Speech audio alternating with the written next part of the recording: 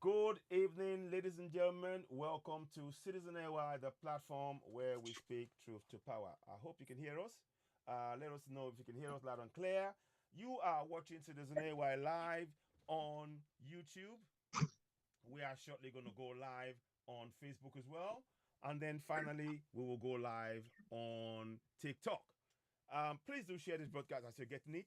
A very Share. important program Yep. tonight. Good evening to you all. Good evening. I've got some special guests with us this evening. And please, yeah, do share the broadcast. I really do Yep. need you to please share this broadcast. What we are going to do is being recorded. Okay, so let me make sure. Um, before we go too far ahead, I'm gonna just talk you through something before we go too far ahead. Let me just make sure we've got everything we need. Perfect, we got it there. So, now and finally, we are going live on TikTok. Good evening, ladies and gentlemen. Welcome to Citizen AY, the platform where we speak truth to power. First thing first, before we go too far ahead, please follow us on TikTok.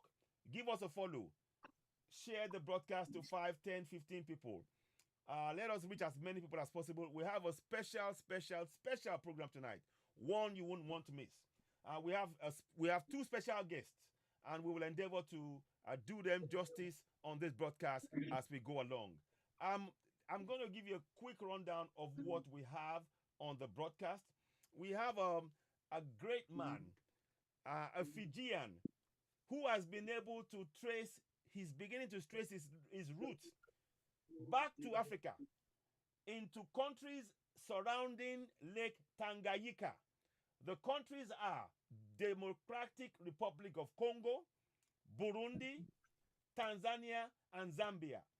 The work that's been done by this our brother, our Kebulan brother in Fiji, has uncovered that their ancestors, the stories that they were being told, their written oral history traces it back to Lake Tanganyika in Alkebulan. Africa is a debatable name, but we know that's what it's called now. But we have to be very, we are going to research that. So when we say Africa, we are really referring to Alkebulan. So, so before we go too far, the story is this. I want to give you the story. Those of you who are on TikTok, please share this. So, Fijian man traces his roots all the way back to Lake Tanganyika in surrounding countries of DRC, Burundi, Tanzania, and Zambia. You will hear him talk. Those of you on TikTok, you will hear him talk to us. Please go and subscribe to Citizen AY on YouTube. You will see his picture on there right now. You can see there's a picture of him slightly in this broadcast on the screen on TikTok.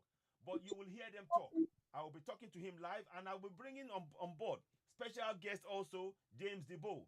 This man has given Peace. his life to reconnecting and making Africans know who they are, and he's actually been able to speak to the great what's his name again, please? I've Dr. forgotten. Renault Rashidi. Yes, Runoko Rashidi, who passed away, and he actually brought him to the UK to do a show live here. I will show you a clip of that show also. So there is a lot to cover, but tonight we really want to cover this particular issue. So with me, I have James Debo, and of course, Thanks, I have brother. Micah Moroka, Assistant Fijian Teachers Association head. So now, let us begin. Before I go too far ahead, I showed a picture there. You may not understand. The picture, you see the map there. The map above that you see there, that is Fiji. Those of you on, again, on you, if you're on Facebook, you won't be able to see this, but join us on YouTube. You will see exactly what I'm saying. The map there shows Fiji. That is where Micah is currently. He's in Fiji. But the oral history that their ancestors have been telling him traces them back to Tanganyika, and he will tell us the story how they found out that story, how that came about.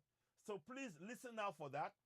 Please share this broadcast. You are, of course, watching Citizen AY, the platform where we speak truth to power. May our ancestors continue to guide us. We have the connection. Every African on this planet, they are waking up. Africans on this planet, not just on Africa, they are waking up. And that's the story of Micah. Let us bring him in. Now, okay, so you see the map above. That's Fiji. And the map there, you can see that's Lake Tangayika. You can see that where there's water there. Now, he comes from around that area. The story that, the oral history that Micah has been told from generation to the next is that they came from Tanganyika to, and they were on the boat to Fiji. They came off the boat, but the story was they came from around that Lake Tanganyika. Now we need to help him find that story, establish that. And this is what this program is about tonight. Now let us bring him on. I can't wait any longer. Now, okay, welcome on board, Micah. Thank you so much. I'm grateful that you've taken the time to listen to us. Tell us about yourself in brief detail. People can hear you on TikTok, they can hear you on Facebook, and of course, they can hear you on YouTube. So please go ahead. Micah, welcome, and then I'll come to James. You are our very special guest tonight. It's a pleasure to have you on board. Thank you. Micah, go ahead. Bawani, I hope I'm saying it right. Bawani Ayo, thank you for the opportunity. Thank you for the opportunity to be on air. And I'm going to say Mbula. Bula. Thank you, Bula. So that means hello. Bula James, thank you for the opportunity to come on air and to meet members of our family throughout the universe. I'm so honored. I'm so honored and so blessed to be in the program today. I'm a teacher by profession, and currently I'm a unionist. I'm a unionist with the Teachers Union in Fiji. I had been in the classroom as a classroom teacher for some years, and I rose up the ranks to becoming a school administrator, as a principal, a head of school. And then I was moved on promotion to the Education Ministry as an advisor, becoming a senior advisor, an advisor to the Minister for Education in Fiji and the Permanent Secretary. Wow. In fact, I resigned in August of last year, 2023, to serve as a full-time unionist with the Teachers Union. Yes, Ayo and James, thank you so much for the opportunity to be with you on the show this morning. Okay.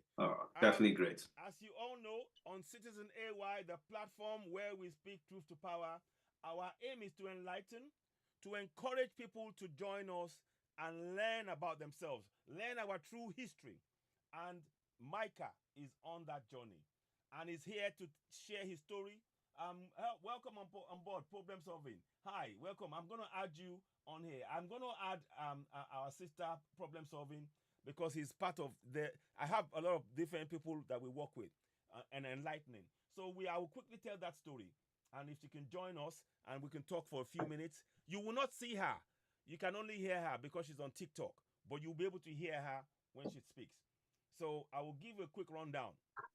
Now, Micah, before we go ahead, what did you discover when, as a teacher, what made you, the story, the history that you are teaching in school, how did you find that history compared to your own history? Was there a problem in how that was coming across to you? Did you have a concern in your mind that the history and your history was not matching? Well, when I was a classroom teacher, I had taught history, and it appeared in the curriculum, in the vernacular, in the indigenous language curriculum as well. So hold on. This thing You said the word vernacular. Why have they called it vernacular? Your indigenous language? No. Vernacular is an English language. Okay. It talks about the indigenous language. Right. You know why I'm saying that now? So sorry to interrupt. In Nigeria, in the whole of Africa, there is a word they use to refer to local languages, African languages. They say it's vernacular. And they say it so that you must only speak French or English. Do you get it? Right. So they made you hate your own language. You had to pay. Yes. If you spoke vernacular in school, you will pay a fine into the tin box. You had to speak either English or French. Do you understand? So, but anyway, carry on. I'm just wanting to put that in there. Go ahead. Yeah. So in our vernacular curriculum in the school system, we had information about Tanganyika.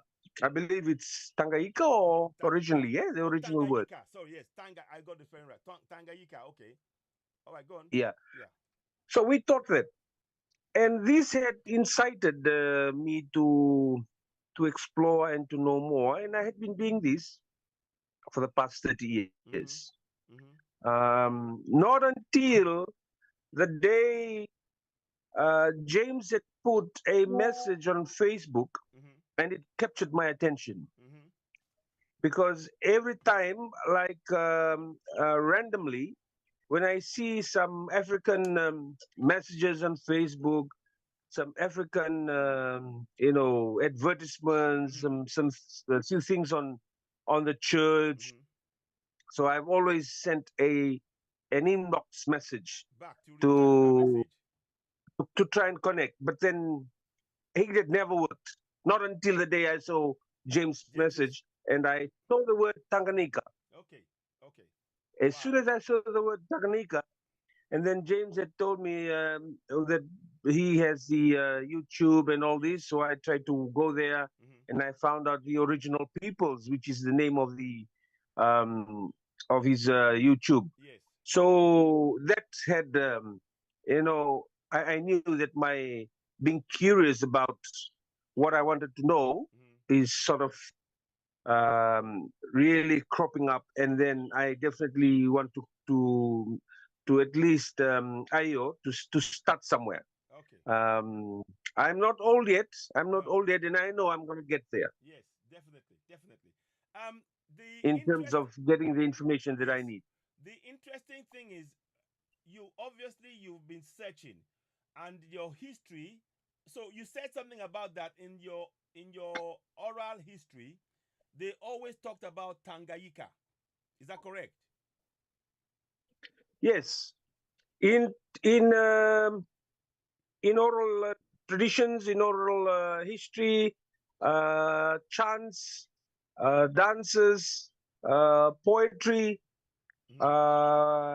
We've had the information about the coming of our ancestors from Tanganyika to Fiji. Wow. They are both captured. They are both capsized. And they had to swim. Yeah. Capsized somewhere near the Yasawas here in Fiji, that's on the western side. Okay. Where James had gone. Oh, this is another evidence. James had gone to the first landing, the hotel. Okay. Yeah. So that first landing is referring to their arrival. Wow. First landing. Wow. Yeah. Wow. I got the story of that. Fantastic. Definitely. Just hold it 1 second there. Let me just quickly bring people up to speed. And thank you very much for explaining this to us, Micah. And again, if you want to watch more and follow us more, you can go to YouTube right now, and we're live right there. But problem solving, welcome on board. I wanted to just give everybody a heads up. We have our brother from the Fiji Islands, and they have been their oral history tells them that they come from Tangayika, that area, around that Lake Tanganyika. Now, around Lake Tanganyika, there are four colonial countries. You have the Democratic Republic of Congo, you have Burundi, you have Zambia, then you have Tanzania. So, the interesting thing here is this.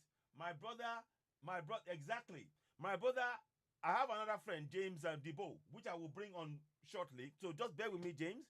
He has been doing a lot of work to really bring together all the people, all African people around the world. And he's actually interviewed Runoko Rashidi. and he brought him to the UK, and that's how myself and James Ibo connected. Because I saw that, and we've been meeting with Runoko Rashidi, following him on his Facebook platform.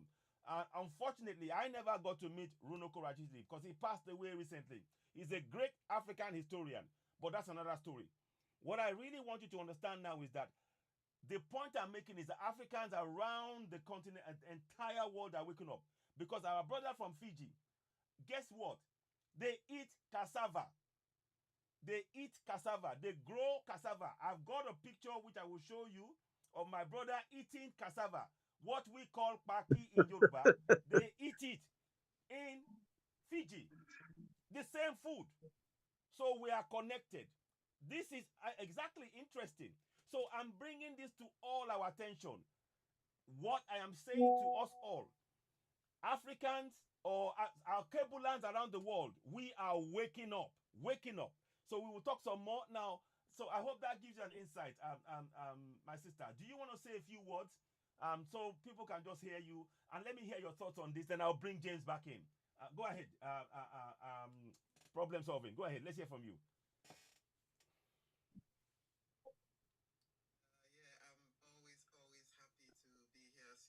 Thank you. Yes. Add my own 2 cents. Please, please. And I appreciate love everybody, because someone is saying that, as we're beginning to consciously look at our words, so they are saying do not say appreciate hate, just say appreciate love. Appreciate love. Yes. So, yes. Yeah. True. I'll write that down. Go ahead. Go ahead.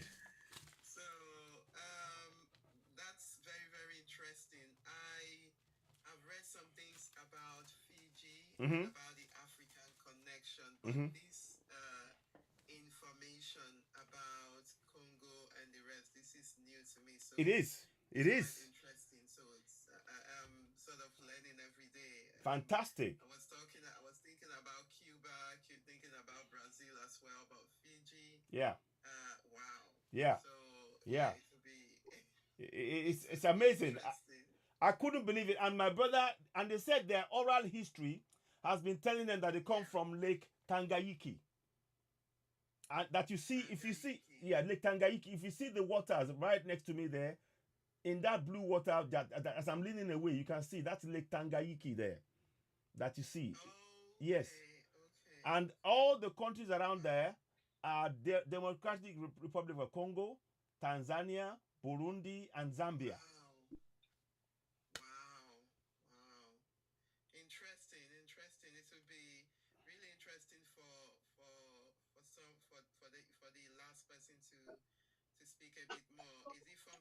He is from Fiji. Yes, his name is Micah. He's from Fiji.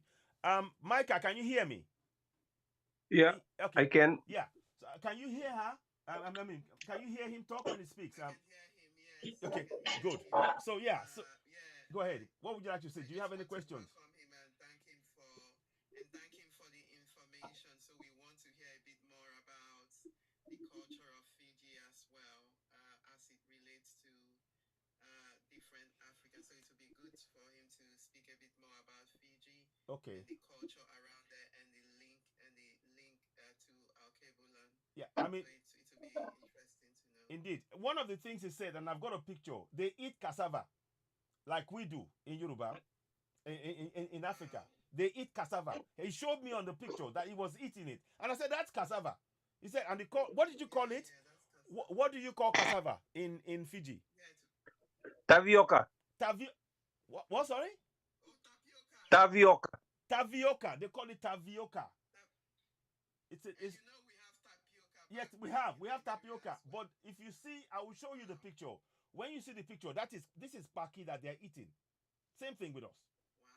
Wow. I'm telling you, this is like so. But he's gonna tell us some more. It's mind blowing.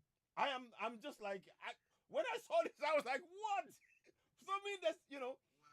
So these are interesting things that we need to discover, and it shows that. What language do they speak? What language do they have? Micah, can you answer that? I couldn't hear him, Ayo. I couldn't hear him. What language do you speak? What language do you speak? What language? What language do you speak? Is it Fijian or what's your language?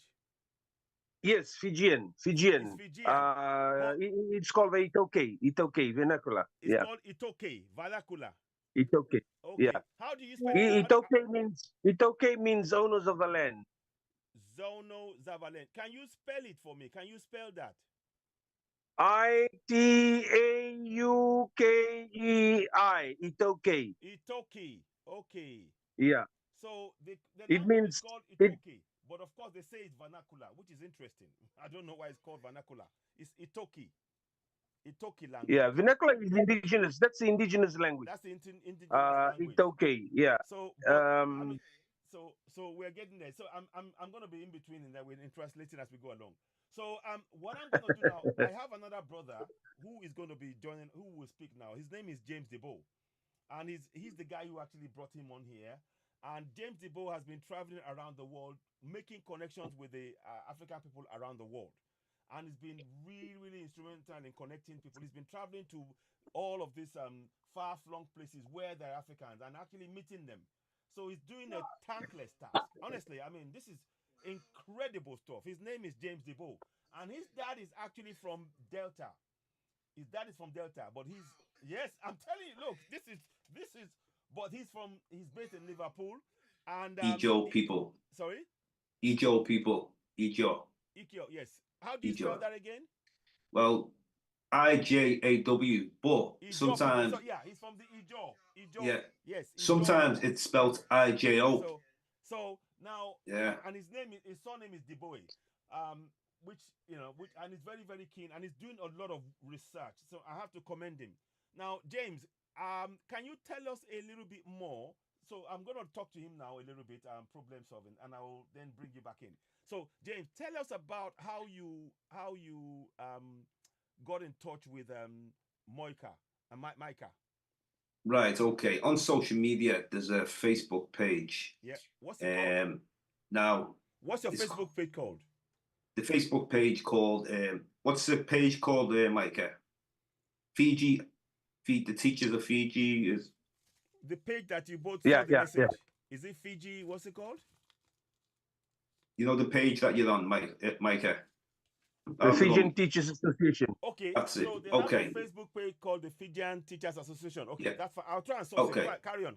Now, my reason for joining because I was looking. I've been speaking to a lot of people in Fiji. Yeah. Ones who I met when I was in Nadi in Fiji. Yeah. Now, I wanted them to come on the show, but a lot of people, they don't mind communicating, but they didn't really want to come on the show. It wasn't as comfortable. Yeah. So now I join this Facebook page you just mentioned. Speak up a little bit more, please. Yeah. So I joined this this page now. Yeah. And I put a post out and I explained about Lake Tanganyika. So what I was expecting is some feedback from some of the people on the group or even people who are following the group. Yeah. So once I started speaking to them, and it was actually Micah that actually came on and replied. He was the only person who actually responded. So through him responding, then we just automatically made a connection from there. Mm-hmm. He messaged me, and then we had a great communication. Next minute, I said, "Come on my show." Mm-hmm. Then he comes on my show. He's been on twice. Wow! And they were powerful discussions. But not only was it it was just about us connecting. It was about the person who he is as well. Okay. I can see he was a person, and we had that deep spiritual connection, cultural connection. And he was a curious man himself. Okay. He's been on the search himself, just like myself. Yeah. And, our birthdays are 2 days apart. Okay. I'm the 5th of June, he's the 7th of June. I think that had a little part to do with it as well. Wow. Gemini brother. Awesome. Yeah, man. But the main thing is I've got to give the man credit. Yes. For being the only person who responded. Mm-hmm, mm-hmm. Some people give little messages in the chat, but he directly messaged me. Fantastic. And I felt that was some ancestral spirit, you know what I'm saying? Yes. That brought us together. Indeed. And that's why we're here now. Fantastic. Listen, I've just gone on the Facebook page. It's called the Fijian Teachers Association FTA official page. That's where you connected. So Yeah, I I hope joined. that some people can joined. see that. Now, Yeah. just to clarify to people, basically Micah has now found out, not found out, they've always had the oral history that they came from Lake Tangayika. But through connection with James, they were able to confirm that this is a real story of their connection with the ancestors. And Micah said that when they came to Fiji and the boat capsized, that was the story, the oral history that they have. Is that correct, Micah? Yes, the boat capsized. Yeah, we can hear you. We hear you. We hear you. Yeah, the boat capsized, and oral history tells us that they came in four ships, 4 boats. 4 boats. Okay. Yeah. So they came And in it 4 was boats. due to rough seas and the weather. It capsized, and they lost some of their comrades. Yes.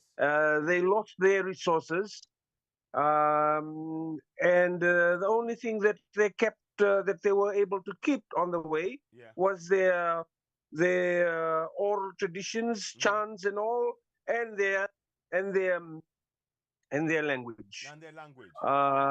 Their language, because they were speaking the language. And that Yeah, language is and what you then call Itoki. Itoke. Okay. Itoke means owners of the land. Owners of the land. Very interesting. Very interesting. Wow. So, yeah. So what had happened, Ayo, was that some of them swam across. Yeah. This is somewhere in the Azores. It's a group of islands in Fiji, Yes, I can see. which is also naturally the route of cyclones. Wow. As per declaration by the Disaster Management Office. Yeah. Normally, cyclones pathway. Yeah. So probably that's how the boat capsized. Wow. The 4 boats. Because of the cyclone. When I was in school, I went to a government school. Yes. And when I was a student, I was the head, we call it here, head prefect, or maybe head leader, or something for student leaders. Yeah. Correct, yes. Yeah. Right. I was the student leader for a house. We call it in Fiji, a house. So the school that I went to, yes, is a government school. Yes. So their houses, the 4 houses of the school where students are grouped into, yes, it was named after these boats. Okay. And what are those And names? What are those names? And when I became, I'll get to that point, Ayo. Okay. When I became a teacher, and I found this connected in the curriculum. The names of the 4 boats was there in the curriculum. And I was teaching. I was teaching the curriculum, the vernacular language, yes, customs and all. I taught that. And that had again built up that curiosity in me to try and find out what's that missing link that I am not aware of, about myself and Tanganyika. Wow. Wow. Yeah. So they are Kaunitoni. Kaunitoni. One boat. Yeah, Kaunitoni. Another one is Kaunitera. Kaunitera. Okay. Another one is Rongovoka. Rongovoka. I'm going to just write it the way I hear it, but then you can give us translation later on. Yeah, go on. And then? Okay. And the last one is Duyambaki. Duyambata. Duyambaki. Duyambaki. Okay. Duyambaki. Yeah. Kaunitoni is K-A-U. K-A-U, yeah. T-O-N-I. T-O-N-I. Kaunitoni. Okay, yes. Okay. Yeah. Kaunitera is K-A-U. Yes. T-E-R-A. T-E-R-E. Yes. Kaunitori. Yes, I got that. Yes. T-E-R-E. Yes. Go ahead. Kaunitera. Yeah. And you have Rongovoka. R-O. One second. They want to ask you a question. Yeah, go ahead. Okay. What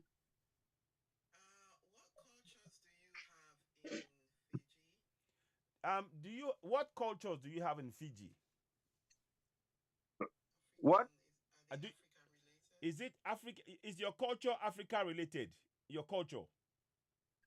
That is what I'm trying to establish. Ah, That is why I purposefully asked my wife to give me cassava this morning to show on the yes, to show you. yes. So I'm beginning to try and Okay, from now on to put things up so that I see whether there is some connection. yes, Because normally, being a historian, being a teacher of history, normally we have connections in the words, mm-hmm. in the vocabulary, Yes, and there would be some slight changes. exactly. You know Yeah. what I wanted to ask So yeah, about that's what I'm currently doing. Micah? I wanted to ask about the Fijian language. Are they closely related to other Melanesian James, one countries? second. James, 1 second, please. 1 second. So problem solving. Does that answer your question? They're trying to establish connection now. Okay, okay, okay. So is that the, Because yeah, that's fine. If they're trying to establish so that, what he's that's doing is great. that he was that's why he was showing me the cassava, because now they're not sure if the oral connection is there just yet, but they know that's the story they've been told. Okay, I see. So now he's showing the food, and as I saw that I food, saw the cassava, I knew for a fact that that is the staple Ayo, diet let of me most just Africans. So let me Yes, just say yes, something. I might answer. exactly. I yeah, might answer his queries. yeah. Go ahead. Okay, so I'll let him continue. One Just thing hang with us. Thank you. Go ahead. Go ahead. one thing that I think for sure that might connect the Itoke, the indigenous people of Fiji, to Yeah. Tanganyika and Africa, Yes. is the tribal grouping. The tribal groupings. Ah, okay. Okay. Yeah, So, we're in Fiji because he's been asking about. Our friend on the show has been asking about culture. yes. Right. In terms of the tribal grouping, we have the chiefs, we have the herald, we have the kingmaker, we have the warriors. Mm-hmm. These are we live in tribes in our villages, so Okay. probably So that's that's the connected to. connection. Yes. Okay. Okay. Problem solving. Similarities there, yeah. Yes, you see that For now. sure, yeah, Good. there's similarities Good. there. Good. Good. Okay. Fantastic. So now, okay, now James, sorry about that. Now James, carry on. So thank you very much, problem Yeah, solving. James, you were going to ask a question, so go ahead. yeah. I'm interested in the linguistics as well. Now, you see the way you have Melanesia, you have Micronesia, Polynesia. Mm-hmm. Now, I can see where Fiji is. That's like the end of Melanesia. Run from Papua New Guinea, Okay. New Caledonia, Solomon Islands, Mm-hmm. and Vanuatu. Map out. Yeah. Is there any shared linguistics that you have with the other Melanesian islands, or even like the Polynesian islands? Or is it completely? I understand you have many dialects and that, but what's your share? And the reason why I asked that, because when I studied about the Austronesian migration that left Taiwan and South of China and this part of Asia, they went into the Pacific, but these were the Polynesians. You see, the Melanesians, most of them were there first. They're the first ones there. So the Polynesians came in more recent than the Melanesians. Melanesians. Okay. But I know they came in with a shared language called Austronesian. Some went to Madagascar as far as there. Some went into Polynesia and part of Micronesia. Okay. So I was wondering, is the shared linguistics there? Because I'm trying to break down the linguistic, you see. These could be connected to African languages as well. Yeah, So I'm just trying to, it could be. yeah. Micah, what would I wouldn't know that area, so maybe Mike can shed some light. Yeah. Do you have the same? Do you have the same language with other islands across in Fiji and Papua New Tonga Guinea. and those Yeah. areas? Do you have this? Are your languages similar? Well, we have slight changes in pronunciation. We have slight changes in spelling. Mm-hmm. I'm not saying that 100% are the same, but there are some Similarities. connections. So Yeah, Samoa, Fiji, there are some Tonga. connections that's reflected in the language, in the dialect. Okay. Yeah. And do they all also ascribe believe have the connection with Africa and with Alkebulan, or I should say, Do they have that connection Well, as well? I can't speak for them because I don't really know their history. But for us here in Fiji, our oral traditions and our curriculum talks about Tanganyika. Fantastic.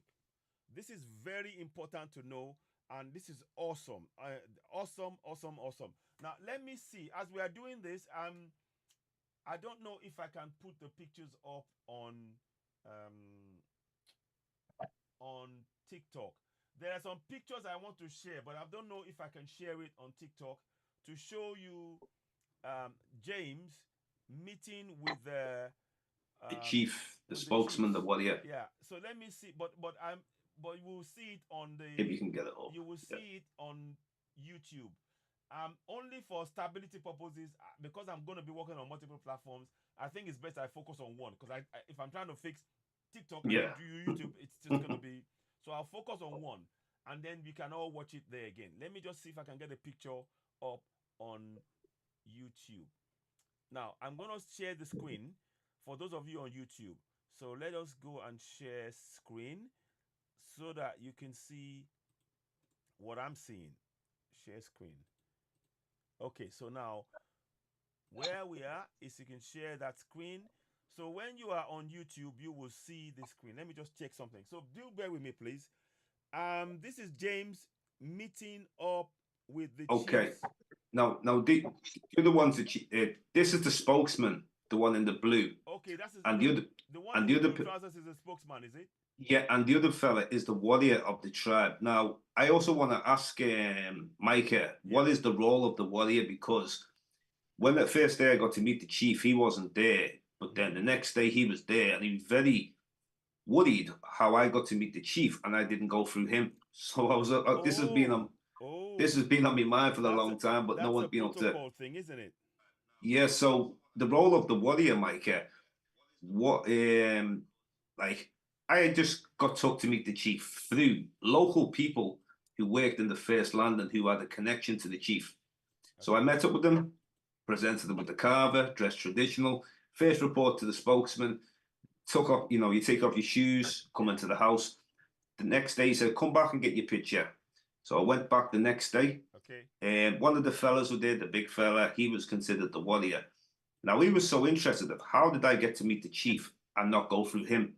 He was very concerned about that. So, what is the role of the warrior? I mean, does he make some sort of rule for the chief? Like, he was very inquisitive about, but he was okay in the end. But he was like interrogating for a long time.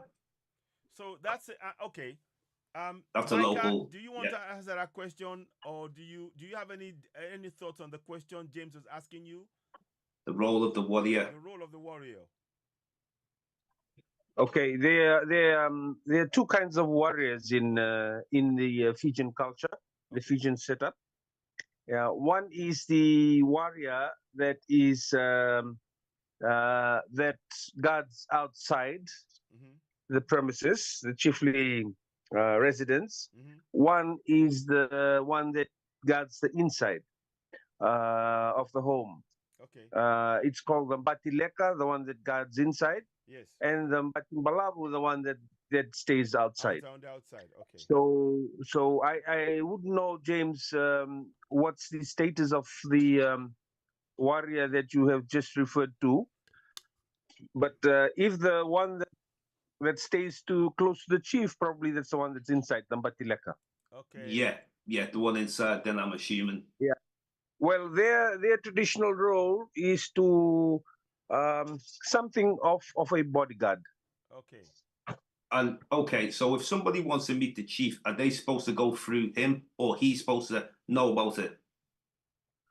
You've got to go through the chief's herald, which is the Matanivanua. Okay. Yeah. I went through the spokesman. That's what I went through. Yeah. That's probably why. Okay. Okay. So if you don't go through the Matanivanua or the herald, then the Mbati, the warrior, the Mbatileka, the one that is responsible for security inside the home, you will find his presence there. Ah. Yeah, I mean, it was really. You see, for me, like it was quite strange because I've just been told to come back the next day to get the picture, and that's all I was going to do. But I ended up being in the room for like 1 hour in the chief's house.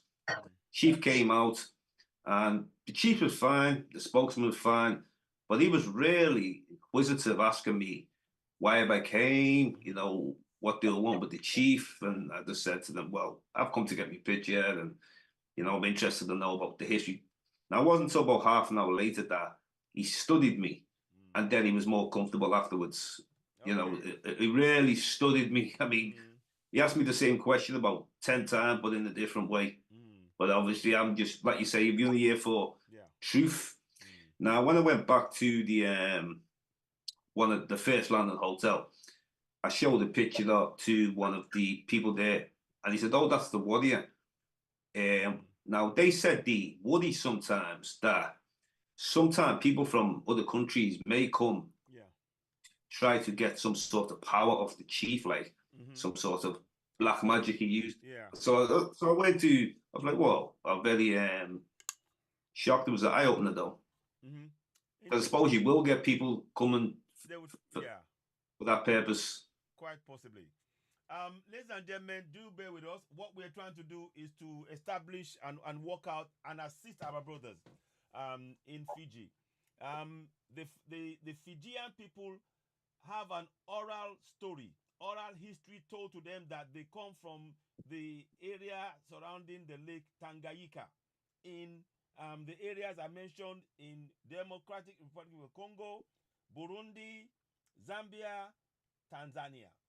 So anybody in those areas, if you have heard about the people of Fiji, if there's a story that's been told in those areas around about people living that area and going out to the world, and maybe even connection via the ancestors about the people in Fiji, please do let us know, because we are trying to help connect the Fijians to their ancestral land as well, the ancestral people in on the archipelago continent.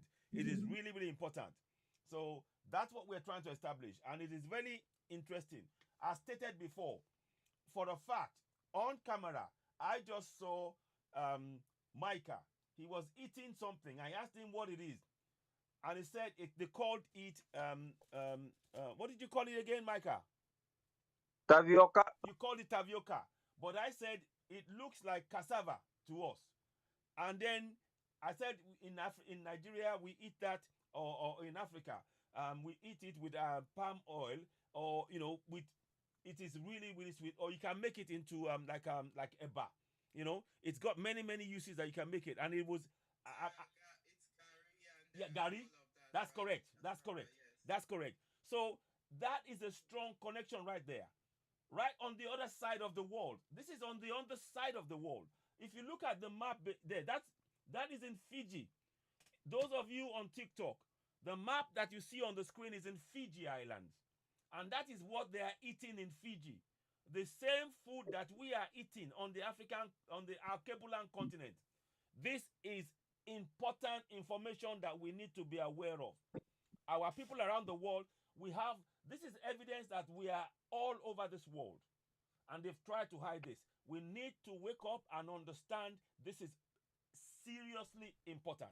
Now, once we go on, could you tell us about the lady here, Big James? Could you tell us about the lady on the screen? Yeah, this was a local market, and like I was amazed when I see them with afros, and afros and considered beauties. The woman there looks just like an African woman. Yeah. You will see on African what do you call it, in the market. Yeah. Exactly the same hairstyle, everything. I mean, this is. And they were very, very welcoming, and they were, like I say, it's not difficult when you're in Fiji to find people who say that they came from Africa. I find everybody seen. There's hardly anyone who didn't know. She looks like an African woman. I wish I could take a picture and show you. I'll see if I can. Can I do this? Yeah. I'm gonna try something, guys. I'm gonna try something. Just see if I can go and get pictures. I don't know if it's possible. So those of you on TikTok, bear with me. I'm gonna try and get the. Unless if you've got another phone, you can take a picture and then show Sure. the phone Okay, picture. okay. I will try and see if I can show you. The There, other picture's the chief. there. Can The you other, see this? the other one I sent you. This way. The one with just one person on. One second. I'm gonna Yeah. try and show them Yeah. on TikTok. You see, there's an African lady there. On that I'm picture. very much interested in these discussions. I'm That's very an much African interested lady. in the Can you discussions. see that? Yeah. So it's an African lady on that picture. Now I will try and show you the other one when I flip. Now when I move it again, we'll move to the. These are the chiefs. No, so this is the spokesman, and the bigger fella is the warrior. Yeah, 1 second. So Yeah. I'm gonna just try and show the audience on TikTok as well. So the Fijians are Africans. Let me see if this will bring it around. Will it do it for me? Yep, there we go. Okay, we're gonna move. So James, what's the color of the chief shirt? No, the chief's another picture I sent him. The man in the man So the one in the that- yellow is the chief. No, the one in the yellow is the warrior. Oh, sorry. The man in the Yeah. yellow is the warrior. And the one at the other end, the one at the other end, spokesman. Which one is the one in the middle? Me. Oh my That's gosh, me. yes, that's you, of course. Sorry. Yeah. So Back in That's the chief. 2013. so 2013. that's the warrior. Yeah. In Fiji, the chiefs. In Fiji, the chief normally sits at the center. So I think for that moment, he's the chief. Well, I'm being the chief of, that's it. But there's, I sent him the picture. In the middle. There's a picture I sent you with the how chief. to do this. Yeah. James, 1 second. I'm trying to just show people so that we have a clear understanding. I want to show one more picture of James. That's the chief. Yeah. So this is the chief. So this is the chief again. I will show Yeah. you the clear picture with the chief without the warrior and just James. James is coming from, of course, he's in Liverpool, and his dad is from Ijaw people in Nigeria. But he's got very strong connections with Africa and trying to establish all of that. So now, there you go. So you can see this. I don't know if you can see. 2013 this was, so it's a very long time ago. So that's James sitting down in the middle. That is the. And that's the chief. So this is the chief. Sitting next to him there. So this is the area we were speaking about, Micah. So begins with the letter V. What we are trying to establish is that for people to know that Africans are in Fiji. They are Fijians who speak African language. They call it Itoka. Now, Micah was telling us about the names of the 4 boats that came to Fiji. They're called Kaunitoni, Kaunitere, Rango Voka. Is that correct? Rango Voka? Go ahead. Sorry? Go ahead. Yeah. Rango Voka, and then Doyembaki. Yes. Okay. So that's the 4 boats that they came with from Africa or Alkebulan to Fiji. And their oral story always connects them back to Tangayika. So these are the reason I'm saying all of this. We need to be encouraging and researching all of this. These are things that has been hidden from us. Now, Micah,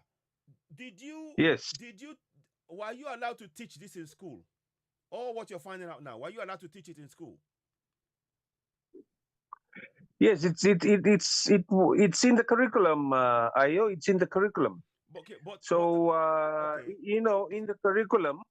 In the curriculum, we have what we call the learning outcomes. Mm-hmm. So at the end of every term, school term, Mm-hmm. or at the end of every unit, Mm-hmm. there are certain learning outcomes that students need to acquire. Okay. And that's it. We have been teaching those things for students' knowledge from years and years over the years. Wow, very fascinating. Yeah, let me just get back to that photo, the bottom one. Can you just get back to the bottom one? He's asking me a question. The third one, is it the third one you want to look at? The one with the chief, yes, or the yes. one with the I'll be back to you. Right. This the chief. Okay, James is sitting there Yes. with one of Fiji's paramount chief. The paramount chief. Okay. Yeah. He is one of the high chiefs in the Western Division. Okay. Yeah. Ratu Kitione Tawengia. That's the name. Mm. You know, one special thing about Runda, about Vesise, the village of Vesise, where the chief is from, and that's where the first landing hotel is located as well. Okay, so that's where the first landing is located, and that's the first landing is the Kaunitoni. Is that correct? No. The first, that is where. Sorry, that's the boat. That's the boat. Sorry. Yeah, sorry. Carry on. That's me. Sorry, I'm excited. Go ahead. That's where our ancestors first arrived and got to the shore. Okay. That is why it's called the first landing. Okay. I stayed in the first landing, and that was the story I heard. What he just said. Wow. That's what. And I was told that you came and you did your camping tents when you first came to the first landing. Okay. What is the name of the first landing? Is it just called the first landing, or does it have a particular name? It is the name of the hotel where James went to and stayed. Landing. It is connected to the first arrival of our ancestors from Tanganyika. Wow. A lot of history. Okay. Now, problem solving has a question. Go ahead, problem solving. Go ahead.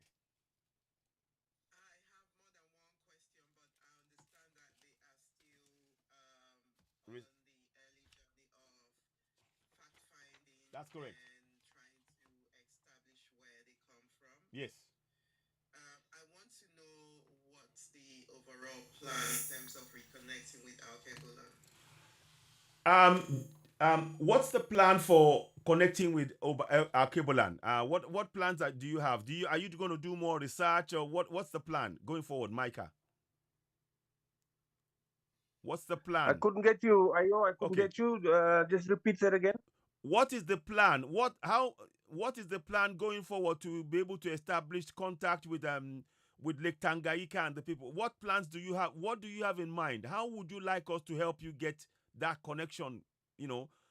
Between Fiji, and the people of Fiji and Tanganyika.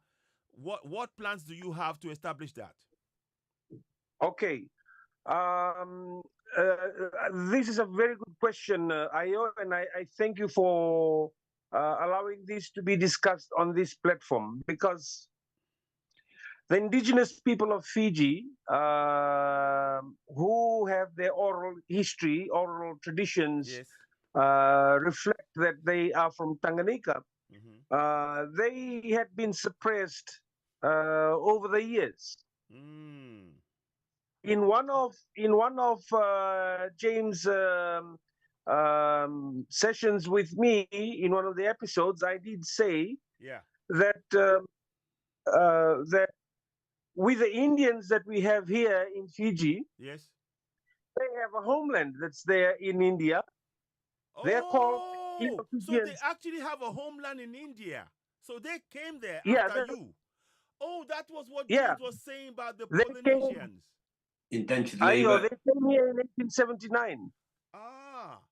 So the Indians came in 1879. Are you guys hearing this? Yes. Wow. They came here in 1879. They came here in 1879 to look after the sugarcane plantations. They were brought in. They were brought in by the British colonizers. So they were. They did not want to come. They did not want to come. They were forced to come here. Wow. It's like when they got sent also to parts of Africa, the indentured labor. At the time when slavery was ending, one second, Trinidad, Guyana. Please give me 1 second. Very important. Problem solving. What did you say again?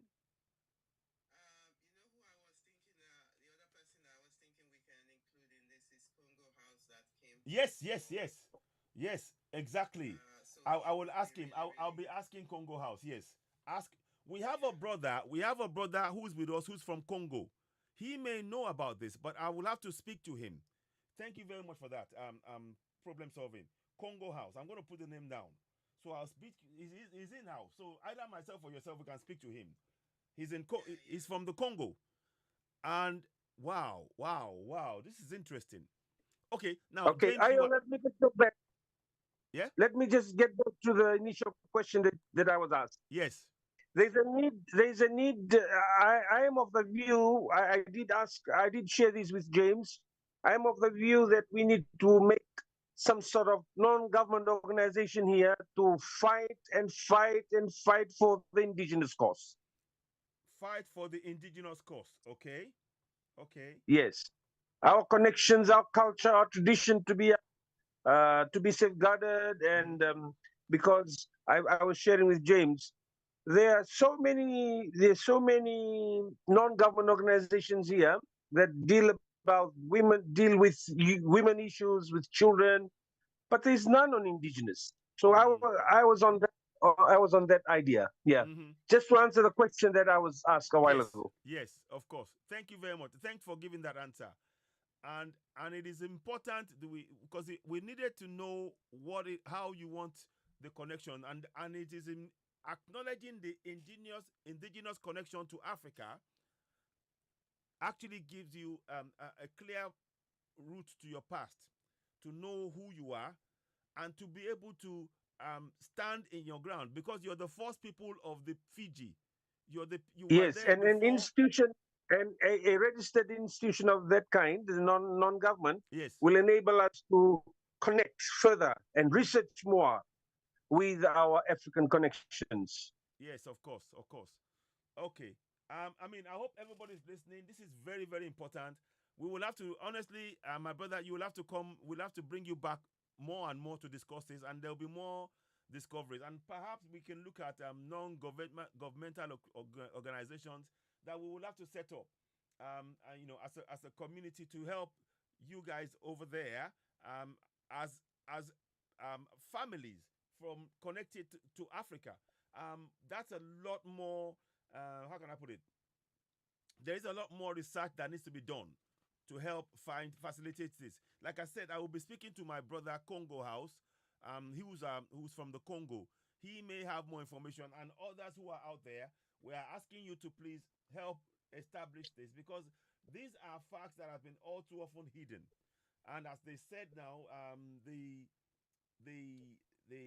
people who are the Polynesians are trying to sort of tell the Melanesians who are Fijians that no, we have control over you, and all of that. And again, it's similar to what is happening on the African continent, in the sense that the colonials are imposing things on we the people. So it is important we know our story yet again. That is explained. That is what highlighted. That is what is highlighted with the story of what's happening in Fiji right now. I'm really grateful for that.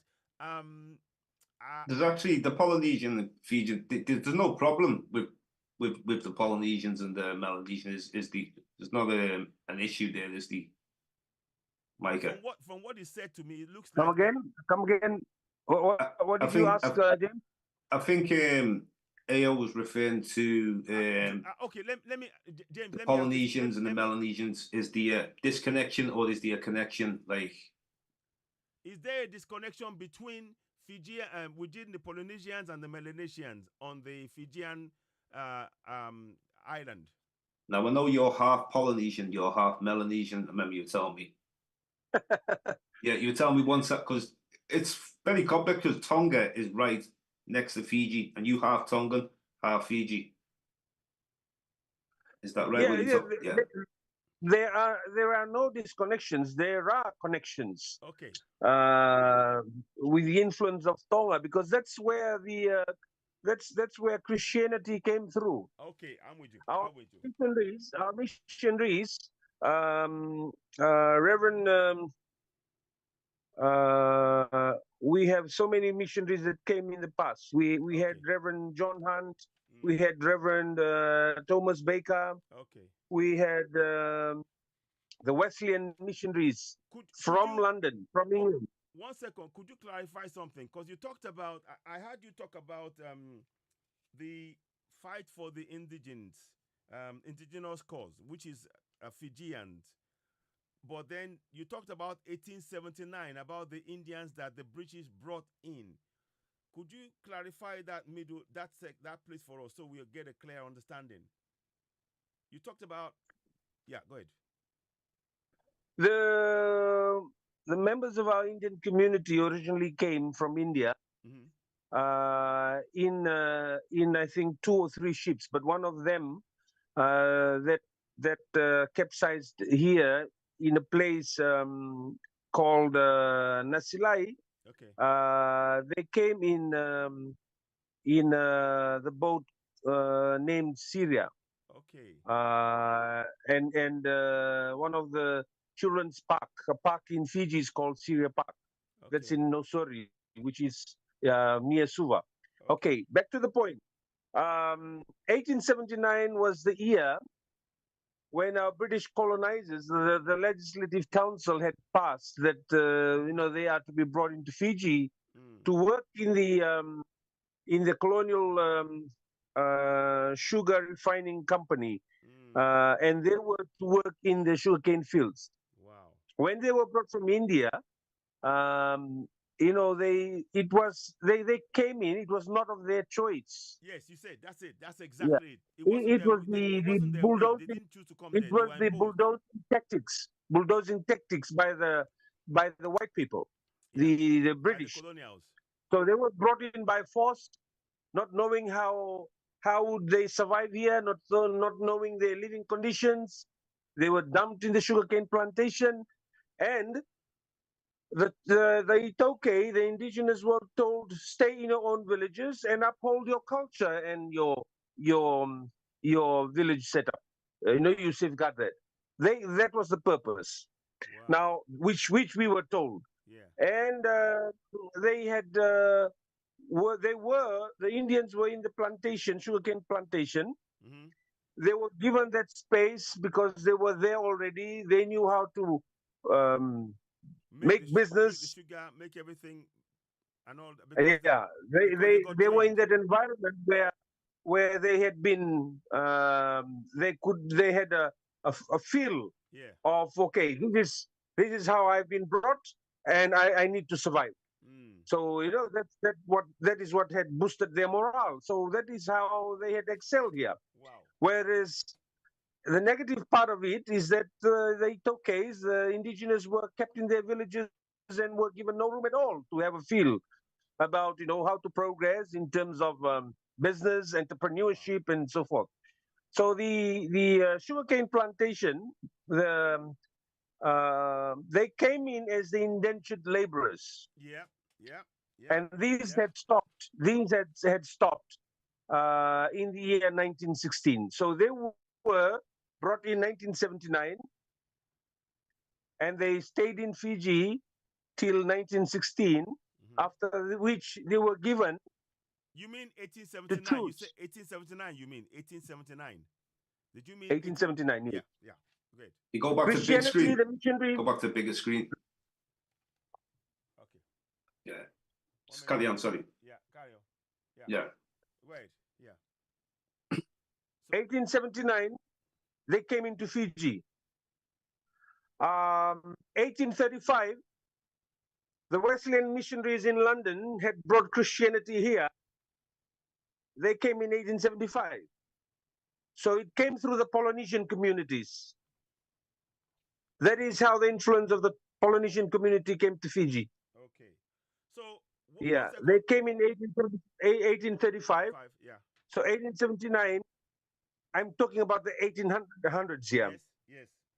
Yeah, 1835 Christianity came, missionaries came. 1879, the indentured laborers came. And 1916, the indentured system stopped. And the Indians were given a choice to go back to their homeland or to choose to stay by the British. They gave the choice to them. In 1916? 1916, yes.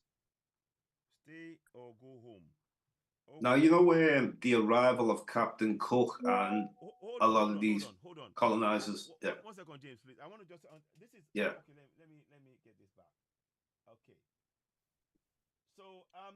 So the thing is this: it seems as though the colonials decided to create division in that on the island of Fiji. So they brought in people, trained them, and they left the Fiji people untrained. Is that correct, Maka? Yes. In our opinion, that is what had happened. No matter how much they try and defend, what they did to keep us in the villages, to safeguard our tribes, our culture, but they had failed because they did not allow us, to give us they did not give us that exposure into becoming an entrepreneur. They had shut us away from the limelight of development. Wow. That sounds like divide and rule to me. It sounds exactly like, okay. And that is what that is what is happening on the continent of our Kebulan. Divide and rule. The same thing, different tactics, the same ploy. Very interesting. Now, James, I'm sorry to I held you back. Chip in now, please. Let's hear from you, and then I'll bring problem solving in as well. Go ahead. Okay, so see these times he's talking about the indentured labor the Indians brought over. The same they brought to Trinidad, Guyana, and parts of Africa. You know, in the Amin times and that. Yeah. Now, there was something called blackbirding, what we spoke about. Now, the blackbirding, this was I'm assuming that this was before the Indians were brought. You know, you told me that they brought slaves from the Solomon Islands. Micah? Micah, are you there? Micah? Yes. Yeah, yes. You were speaking about blackbirding, where they were taking people from the Solomon Islands into Fiji, into slavery. Yes, they brought people from the Solomon Islands, Melanesians from the Solomon Islands. Now, they brought Melanesians from Vanuatu. Was this before they brought the Indians? Was it before they brought the Indians or after? Before, during, and after. Oh. Okay, because before slavery was legal, because you see. They were here. Let me just finish, James. Go on, they were here as colonizers. Yes. Yeah, they were here as colonizers, and do note that Fiji, before Fiji was ceded to Great Britain in 1874. That these dates are very important. Fiji was ceded to Great Britain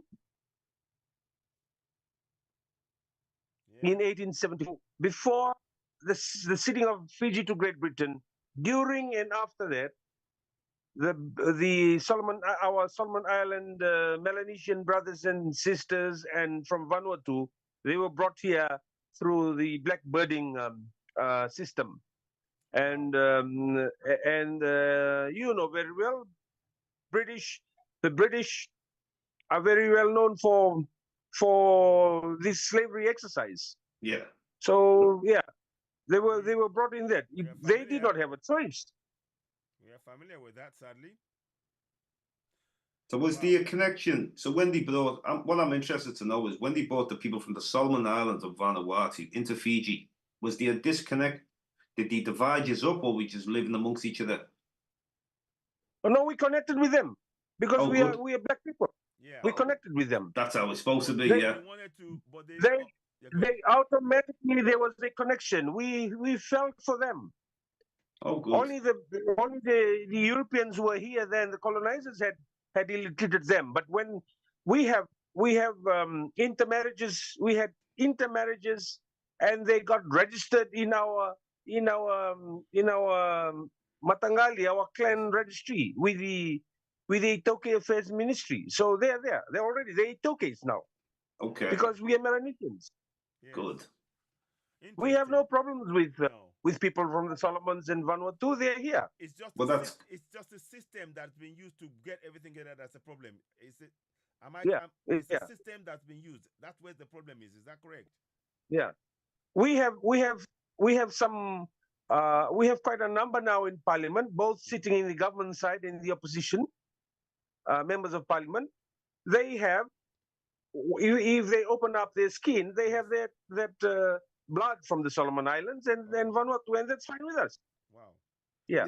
Okay. Now I have my just to finish up on this point Yeah. on blackbirding. I have my dad's younger sister who is married to this group. Okay. Okay. Fantastic. And one of the son is my namesake. So Wow. that's it. Wow. Very fascinating story, Micah. Really fascinating. And no doubt we are going to come back and really talk about this some more. We need to really speak about this a lot more. And we will be doing some more things. I want to just play. Thank you so much, Micah. Just hang there. I want to just touch on the work that James has done. And Micah, thank you so much for taking the time to explain this to us and really bringing this to our attention. And I think the world needs to know how interconnected we are as Africans all over the planet. And this is a perfect example of that. People in Fiji, they have oral story that connects them to our Cableland continent. And that is something that we should be proud of. We need to tell this story. Clearly, they have some legacy colonial issues that has been brought on as a result of the colonials, upsetting everything. But be that as it may, we are going to assist. We are going to do some work in terms of, I will be in touch with a guy that I know of in Congo. We call him the Congo man. And he will be able to discuss things on ground. And I will tell him the story. I will send this video to him to look at. Because it's in fact, I'm going to put it in the group right now so that he can actually see it. Because I believe that we can't just leave the story like this. We need to start acting on it. And if anybody knows how we can get everything going. So I've actually put it in the group that he is in. And I will talk to him and others as well. I think I have 2 other people that are from Congo. There's another lady. She may know things. Right now, we have to be establishing those contacts. And that's what we're doing. And believe you me, the fact that you are doing this now is the ancestors telling us it's time for us all to wake up. Wherever we are. So this is not only about the African continent now. This is about the entire global African, the Archipelago community world over. Waking up and connecting and solving our problems. So, Micah, I want to thank you very much. We'll be bringing you back. Honestly, I have a brother in you. You have a brother in me. I am your reflection. You're my reflection. We need to work together. And I want to thank James Debo so much for the work he's doing here. Let me just touch on James Debo. There's a video that I'm going to play. I don't know if you will see it on TikTok.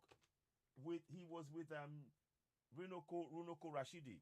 I want to play that. So just hold on there, Micah. I'll just and then we'll probably wrap up in a bit. Back in 2020, this was. Sorry? 2020, January. Yeah, 2020. Okay. Was it 2020? This is when I first brought him to the beginning of the year, January 2020. I brought him to Liverpool Caribbean Centre. So it was wow. Okay. So there's a short 10-second video clip of James Debo with Runoko Rashidi. Let us play that and I will bring it on. I want you to just see this. This is very important. Sorry. How do I do that now? Okay, I think I've got it. It's going to come up in a minute. Okay. So I'm going to play that and you will see James Debo with late Runoko Rashidi. It is very, very important because this is a great man. Runoko Rashidi is a African historian who has done a lot of research on a lot of things. Global African presence. Africans from the pyramids, from the Kemites to everything about Africa and all of those big carvings that you see around the world. Now let me just bring that in, and I will show you as we go along. Sorry, 1 second. So I want to make sure you got this. Bear with me. Bear with me. So where am I? Let's share this one here. Share screen. Share screen. Yeah. You're a lot better with technology than me. I'm not too No, good it's at okay. these. No, it's okay. Now Yeah. it's just about trying to get everything functioning. So we're a little Yeah. bit bigger. Okay, so now you can see it. I'm gonna try and show you those of you on TikTok here, so you can see him. If it's only 40 seconds, because he brought him to the UK, and I have to commend James Debo for that work. He brought him in 2020, and that is a fantastic work. And before, not long after, Runoko Rashidi passed away. So let us get this out, and I will show you on the screen. This is 2 months before COVID-19, Yeah, so I wasn't able to bring them back. So luckily I got them then. Yes. So we're gonna do that now. So I'm gonna play it. So just bear that in mind now. Now we're gonna play this now. It's important anyway. Thanks for all coming. Global African presence. I got onto this man because I'm doing a lot of traveling around the world. And then when I was studying, researching, I was going into the rainforest. You see a lot of people there in Asia, Australia. You see all the black people. But then in the Philippines and Thailand and all these places, you got to go into the rainforest and you see the indigenous people. But like, they try to like portray all lighter skin, like different features. You don't want to put the truth out there. So brother Ronaldo, thank you very much for coming anyway. And I appreciate you all coming. Cultural illusion.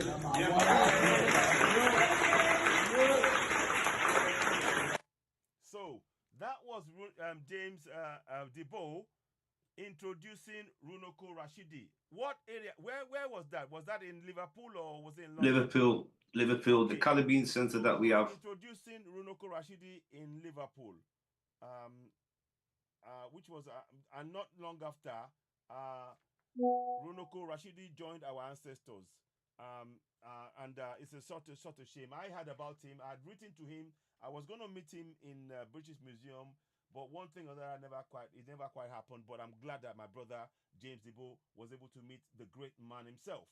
I got to interview him. I got to interview him at the end of the year before he passed. We did it on Zoom, which is on my channel. Okay. So we'll have to come and I'll have to share that. I'll have to actually. I'll bring you in, and we will come and do a program about that.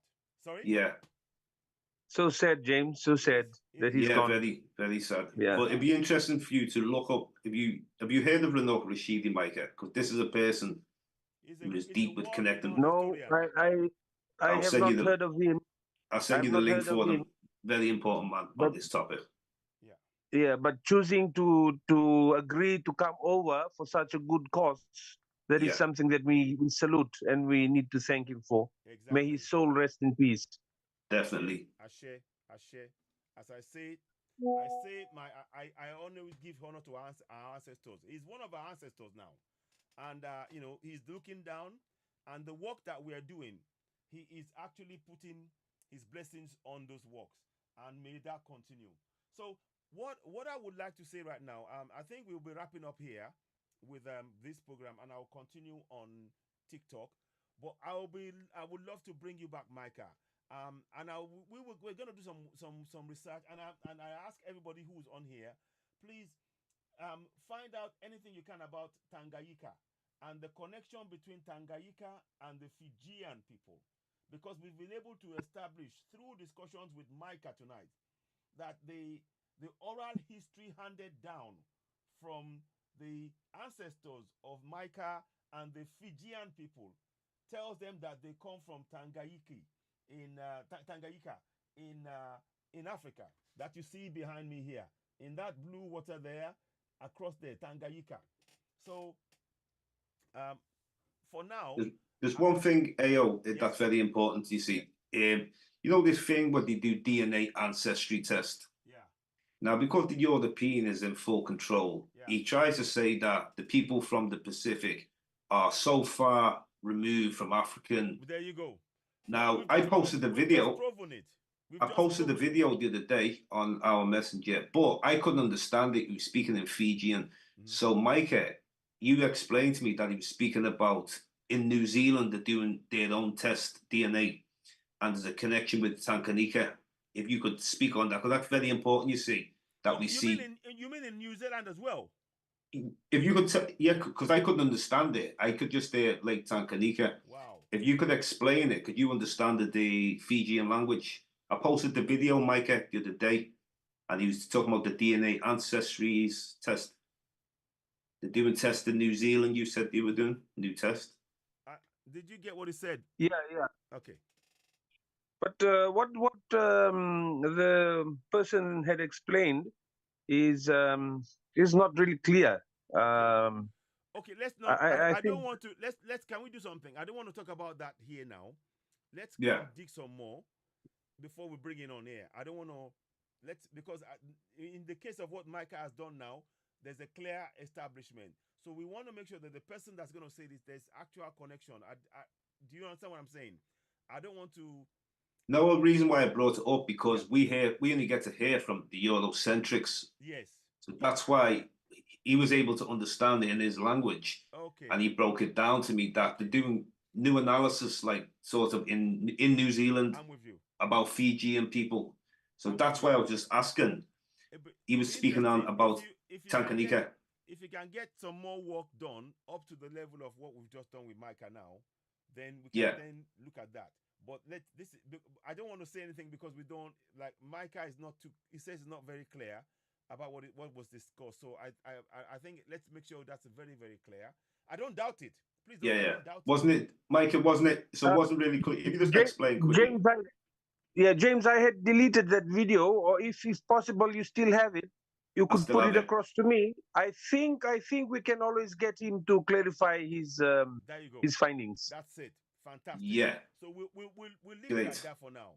Yeah. What I want to say to you all is problem solving. Is there anything you'd like to add to the discussion? Please let's hear from you. Just for the sake of everybody else listening. And I thank you for being for always being part of the discussion and joining in this. Problem solving, are you there? She may be busy. Oh, no sound. No sound. Oh gosh. 1 second. Okay, I'll be back. Okay. I've resent the video to you, Micah. Okay. I've sent the video to you. All right. Okay. Can you hear us now? Can you hear me now? Sorry about that. Sorry, can you hear me? Okay. Now, sorry about that. I do apologize that we lost the sound. But we've been talking to Micah and to James Debo for some time. And you've seen the video of James Debo with with Runoko Rashidi. We are going to bring back Micah. And according to what we just discussed, you mentioned about Congo, the Congo man. We will discuss with him. Now, the question I wanted to ask you, problem solving. Is there anything you would like to? We're wrapping up with Micah now and James Debo. Is there anything you'd like to ask them, or suggestions you may want to have for going forward, and a general comment if you have? I think it's more of suggestion. It's a great news that this has come about, and it's really good that they are doing this work to help the people of Fiji, to help the Afebulan children to reconnect. So I think you said it to them already that there's still some more research work. I would like to know where I was listening to what James and Micah was saying, but some of it is kind of I'm just trying to make sense piece it together from my own perspective. To listen together. So we just want to understand the line of migration. So from India, so this is just bringing me to the concept of the fact that the world was one, this Pangea. Yes. Great Pangea. So yes. It's bringing the concept or the ancestor. Yes, the ancestors are reminding me of that. This is going to be, as well Sounds as quite low. Path, it's going to really, really help a lot of people to come into understanding themselves. It's a great work. So Yeah. I just feel like, yes, the written story, we need to get that going. We need Mm-hmm. to have that as well. We need to circulate that. Mm-hmm. And of course, their plan of migration in Mm-hmm. terms of, I mean, their plan of reconnection, as we've mentioned. Yes. So it's a great work. They've started a great work already, and I'd love to hear more. Absolutely. Thank you so very much.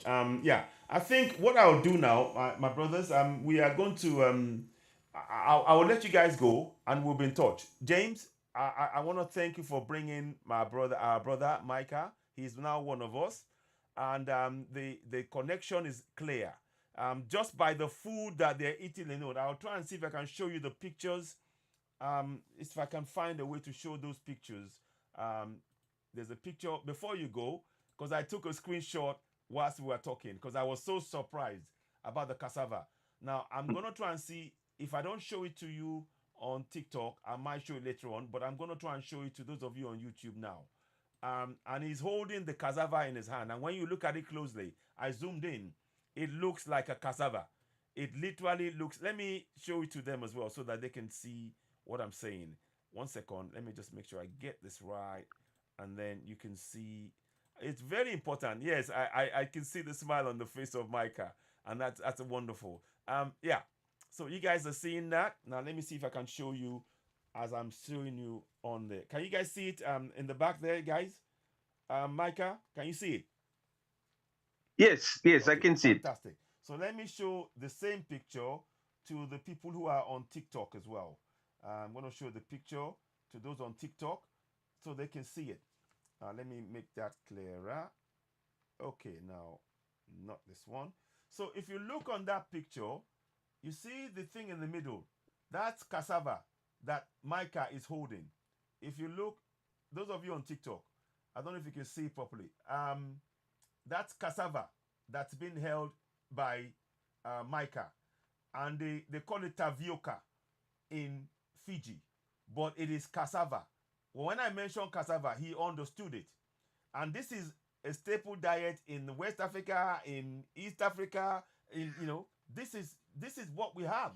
So right there, you know that there is connection through food. Our food is grown in many parts now, and our people carried it with them.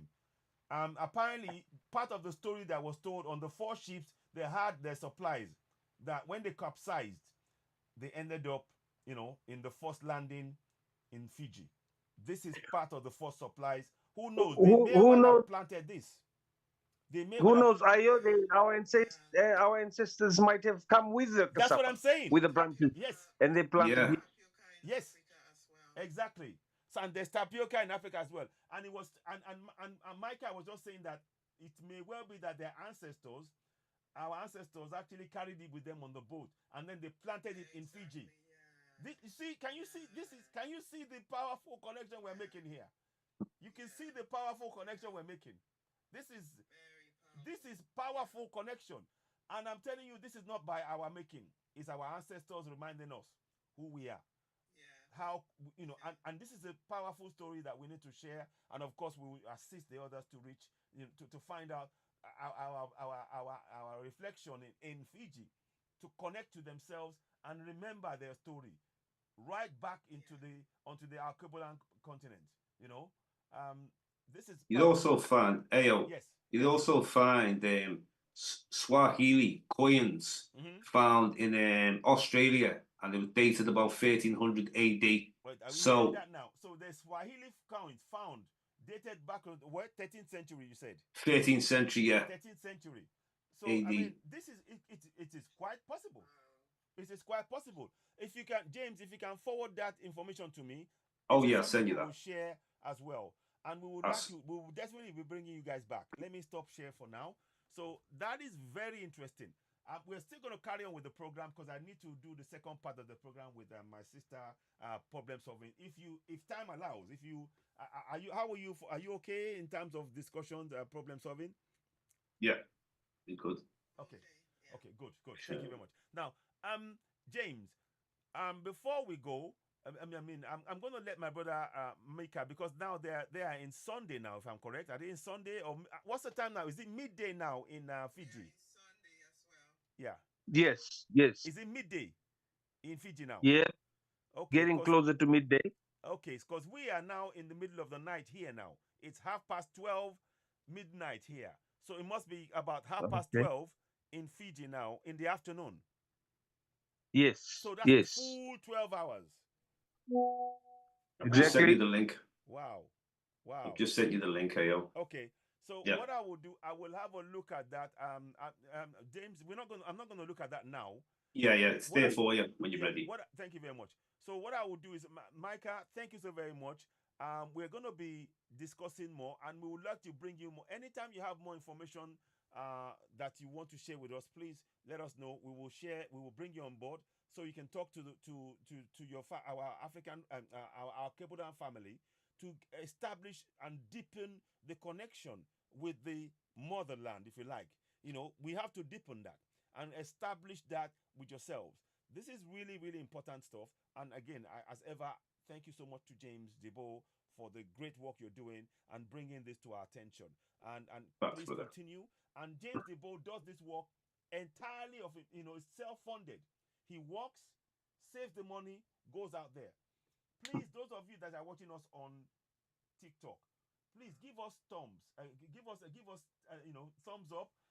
Gifts, whatever, because what we need to be doing on the platforms, the more you help do this, the more it reaches more people. So we really do need your support in helping us by tapping the screen, giving us, and share it, like and share, to reach more people and let more people follow, because this kind of information, you will not get it on the mainstream media. This is very, very important information that you will not get on the mainstream media. But we will definitely be bringing in James Debo and Micah and any further updates. And of course, we encourage you as well. This is why we talk about us doing research as Africans. It is obvious to us that we can no longer rely on the information that's been provided by the colonial system for us. We need to go and research our information ourselves and bring it to the public and work together. And again, the second part of the discussion now is going to go into the continuation of the awareness program that we're talking about, i.e., making us know our rights in our local languages. There is a lot more evidence of why we have to do this, and I will talk about that. In fact, wait there. I want you guys to hear this. I need you guys to hear this. Back in December, you may have heard this. Back in December, there was a Frenchman, Thierry something Breton, who was panicking because Africans are waking up. And these are the words he said. He said, former French economy. He said this on the 15th of December 2023, not too long ago. He said, it is the imbecility of Macron, French president, that opened the eyes of Africans. I want you to listen. This is connected to what you are trying to find out, my brother, Micah. You need to understand they've hidden a lot from us. They know our story more than we know ourselves. That's the point I'm making here. They know our stories more than we know ourselves. And we have to know more than they know. This is not about being angry. It's us knowing. Absolutely problem solving. I wanted to ask, why do you think they've been averse to us? Why do you think they've been committing all of these atrocities, suppression? It is. Against the Alkebula, because they know that if they leave us to our device, they know that we'll find out a lot of things. Indeed. Anyway, the revelation, they can't stop it now. No, they can't. They can't. No matter what they do. Yes. Thank you, Ben. Thank you for that comment. Now, so let me read to you exactly. We said it's the imbecility of Emmanuel Macron, French president, that opened the eyes of Africans. Well, we have to correct that. Africans, our eyes are open not by President Macron, but by our ancestors. Our ancestors opened our eyes, not any president. They don't have that power. Those powers are within us. Our ancestors are switching us on to begin to question the world around us, because the world that is around us is a world of make-believe. It's not based on reality, and it is crumbling before their eyes. Nothing any of them can do can stop what our ancestors are undoing. And that's the fact. Ashe, ashe, ashe. Now, one thing is sure. If I was just wanting to ask, Yes. Ayo, I was just wanting to ask a question. Yes. How qualified are these people to pass judgment on us? How qualified are they? They're Fantastic. not part of us. Let me put that question there. Problem something. Did you hear what he said? Say that again. Repeat the question. He said, how qualified are the colonials on actually questioning us about our own history? How qualified are they? How qualified are they to pass judgment on us? To pass judgment They're on not us. part of us. You know what? I wanted to say that. If I could just add something to that. The cries of the Alkebulan Yes. children, it's a clarion call. So It this is. has been a long time. It is. This has been a long time coming. The ancestors have heard. Yes. And they are rising. They are rising. Indeed. Indeed. Groans, Indeed. So that's something that we will talk about. So Yes. when you're ready to come back on this, we will talk about who. Indeed. Yeah. Now, let me just press on a little bit more on that issue of Thierry Breton. He now goes to say our children and grandchildren will go to Africa to search for their livelihood. Immigration will change direction. We got to be the tellers of our history. Immigration will change direction, which means they know. What's important, Teo, is Go ahead. I've watched many of your shows as well. Yeah. And you've been trying to get into the minds of Africans and Africans of the diaspora of like the language, keeping it really intact. You spoke about Esau.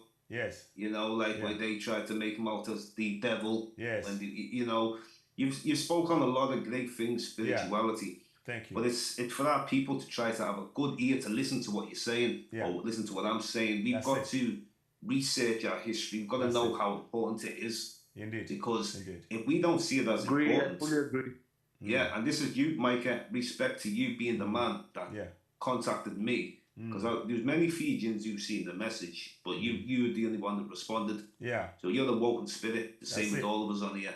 And we're trying to, connect. But the ancestors will make it happen. Ashe. I'm very confident. Ashe. We will make the past. Yes. The past, the future are all one, but we're going to perfect the past. Ashe. Because we learn from mistakes. Ashe. Thank you. We learn from mistakes and perfect them. Ashe. Problem solving. Yeah, you are going to say something, chip in something. You wanted to chip in something again. Go ahead. Let's hear from you. Yeah. So, no, I'm just. Are you downloading? I'm just replying to this brother. Okay. So, this is really, really good news. Oh my gosh, this is good news because when James and Micah was talking, everything that the ancestors were pointing me towards to this Pangea, this when we were all one in this united Pangea continent, right? This one continent before the audio's quite low. Began to move. Yeah. So the audio's low. In the way that they've sort of taught, in the way that Africans or shall I just say Alkebulans have been treated thus far, the seeds of the ancestors can you hear? No, it's going lower. Okay, no, you carry on. You carry on. Yeah. I'll translate it because it's That's probably better. That's better. Okay, go ahead. Carry on. The seeds of the ancestors have cried out.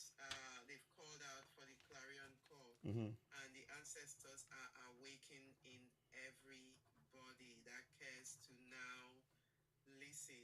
That cares to now listen. So there's something there's a reason why they were pointing me to Pangea because there's this form of unity. This form of unity of the children of Alkebulan to come together to finally that spirit of Ubuntu, the spirit of connectedness, the spirit of together. Exactly. It doesn't matter whether you are in the continent of Africa itself or whether you are in the diaspora or whether you are anywhere. So I feel that the DNA, the DEA/DNA Yes. beginning to pop up, and our ancestors, we carry those ancestors within. Mm-hmm. And this is why people are now hungry, Mm-hmm. hungry for things like that. That reconnection, that Indeed. Ubuntu, because they are, there's a need for it now. Is the soul calling. So this is a deep Yeah. soul calling. It's not the calling of the mind, which is why they are saying that the revolution will not be televised. It's an inner awakening. So this is what's actually happening Fantastic. now, and Yeah. I'm so happy that our brothers and sisters in Fiji are sort of awakening to that. It's interesting with the story of Fiji, because and the Indians too. I also want to understand. Yeah. I'm sure there are some of our Kebulan children in Yeah. India, Yeah. in Asia, Exactly. and all of those places, and Yeah. I'm even questioning the Native Americans There you in go. America, There you go. though the Americans are saying, Yeah. even though the Americans are saying The- they are the indigenous of that land. There's a story. There's a story about that. There's a story that I had that there are some Indians that are actually Europeans dressed up as Indians, so-called Indians. That's the story Yeah. I've had. They've changed some things, and there was a sort of a young girl, an African girl, that actually was having a lot of land with a lot of wealth on it. They disposed of her, and then they came and then they dressed up and all of that stuff to get that land, and they actually did get that land. But that story is out there. So look, there's so much more that look, this is a kind of worms of what has happened, but it's all coming out. So that story, it's all coming out it is. every day. I just say every day information is coming out Yes. every day. What you think you knew last week, Yes. it's going to It's be different, because the awakening is fast. It's very, very things fast. are there's a quickening about this. Exactly. There's something. I just feel something is in the air, and Yeah. that's why there's a quickening about it, that people want to connect to who they are. Exactly. Innately now connect to who they are, and by doing so, the first step is through things that James and Micah are doing. Yes. In terms of reconnecting the spirit back. Yes. Because the spirit will not rest. The ancestors will not rest. Exactly. There's a restlessness in the soul to connect, to find out who you are. Thank you. Thank you so much. Thank you. Yeah. Let me just quickly chip in and translate to them, because I'm not quite sure, because it's on the phone and I'm on YouTube. It's not picking up fully, but I'll translate. I could hear a little bit then. Sorry? You could hear a little bit then. Oh, you could? I could hear. Oh, you can hear? Then I could. Oh, But that's it was good. going lower, higher, but then I Okay, could hear. Good. Fantastic. The ancestors, yeah. Yeah, so it's basically talking about the fact that the ancestors are waking all of us up, and that it's actually about Pangea, the time when Pangea was won, and the connection that is now established starts from there. So when Micah is talking about Tangayika and all that, it is all connected to that history of the oneness, and that is why we're all trying to reconnect ourselves and center ourselves to to know what was done and to be whole again. We are all restless because what has been done to really disperse us all over. Now we are trying to reconnect and be whole again. So yeah, in a sense, that's what she's talking about there. Yeah. One thing I want to say, I think people need to research enough African history the same way they research their Bibles and their Qurans. James, 1 second. She said, say that again. Say again. Say that again. I mean, I don't know whether it's going to happen in my own lifetime, but Pangea is going to come back again. And this is why we are doing the spiritual work in terms of reconnecting on the soul level. So as we are reconnecting on the soul level, the land is following as well.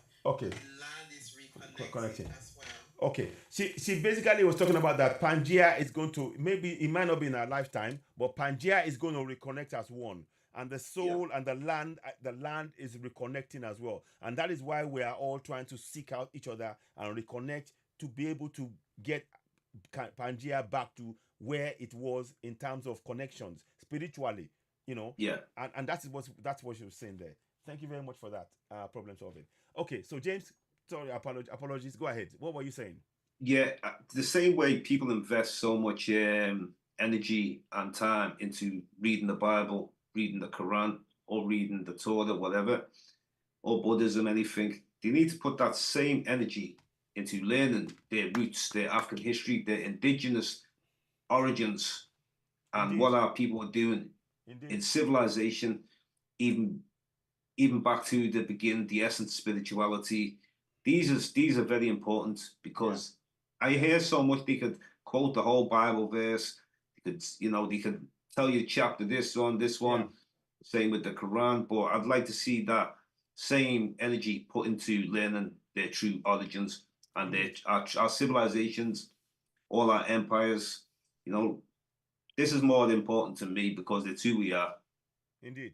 Indeed. Nothing wrong with religion. At the end of the day, it's if it's righteous, then good. Yeah. But what I'm trying to say is you want to know the beginning. Yeah. What you call Genesis. Exactly. Study African history, man. Thank you. Thank you. That's Genesis. Well, I can't put it any better. Africa is the beginning, or our Kebulan is the beginning. And that's the thing we have to really understand and appreciate about who we are. And it's not about boasting, but it centers who we are. Once we know who we are, then we can fulfill our role. Let me just read on what you just said there. Let me just read something about this. Thierry Breton said. He said here. He said, if France loses its colonies, our children and grandchildren will go to Africa to search for their livelihoods. Immigration will change direction. That means that they're going to be coming to Africa rather than us going out.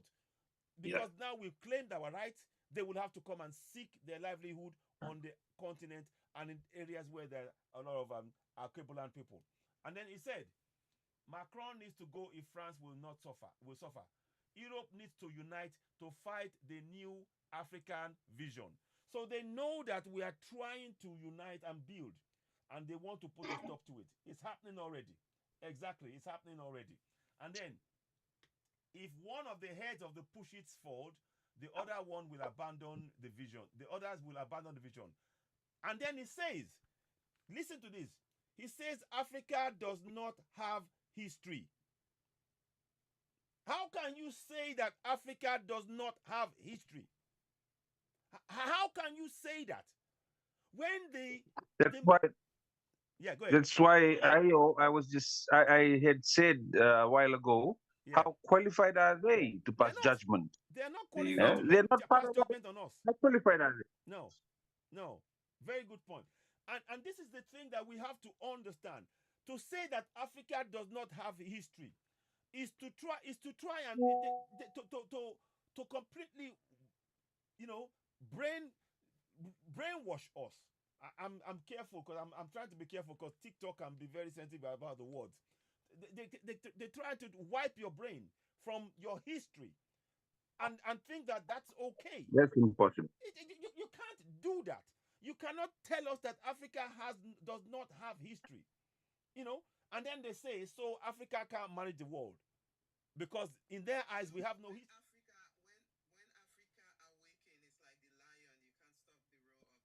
Yes, you can't stop the roar of the lion. It is. He just wants us to teach us about the transatlantic slave trade. That's our only history. That's what they want to try and put on us. Thank you so much. Yeah, brilliant. So yeah, it's just that, like you said, it's the defeatist talking. They have to say something because they got nowhere else to come to. I mean, in our African history, just look in their museums. Go and look in their museums. Everything in the church museum, in the government museums, it's full of African history that they've tried to hide from you and me. They tried to hijack like I went to Egypt, and when you go inside in the museums, you'll see pharaohs with dreadlocks, and the locks are still there. You'll see depictions. Even going into a lot of the temples, you see people like clearly black people with afros. Wow. They're not Arab. They're not Europeans. They're not anything else. They're nothing but Africans. Yes.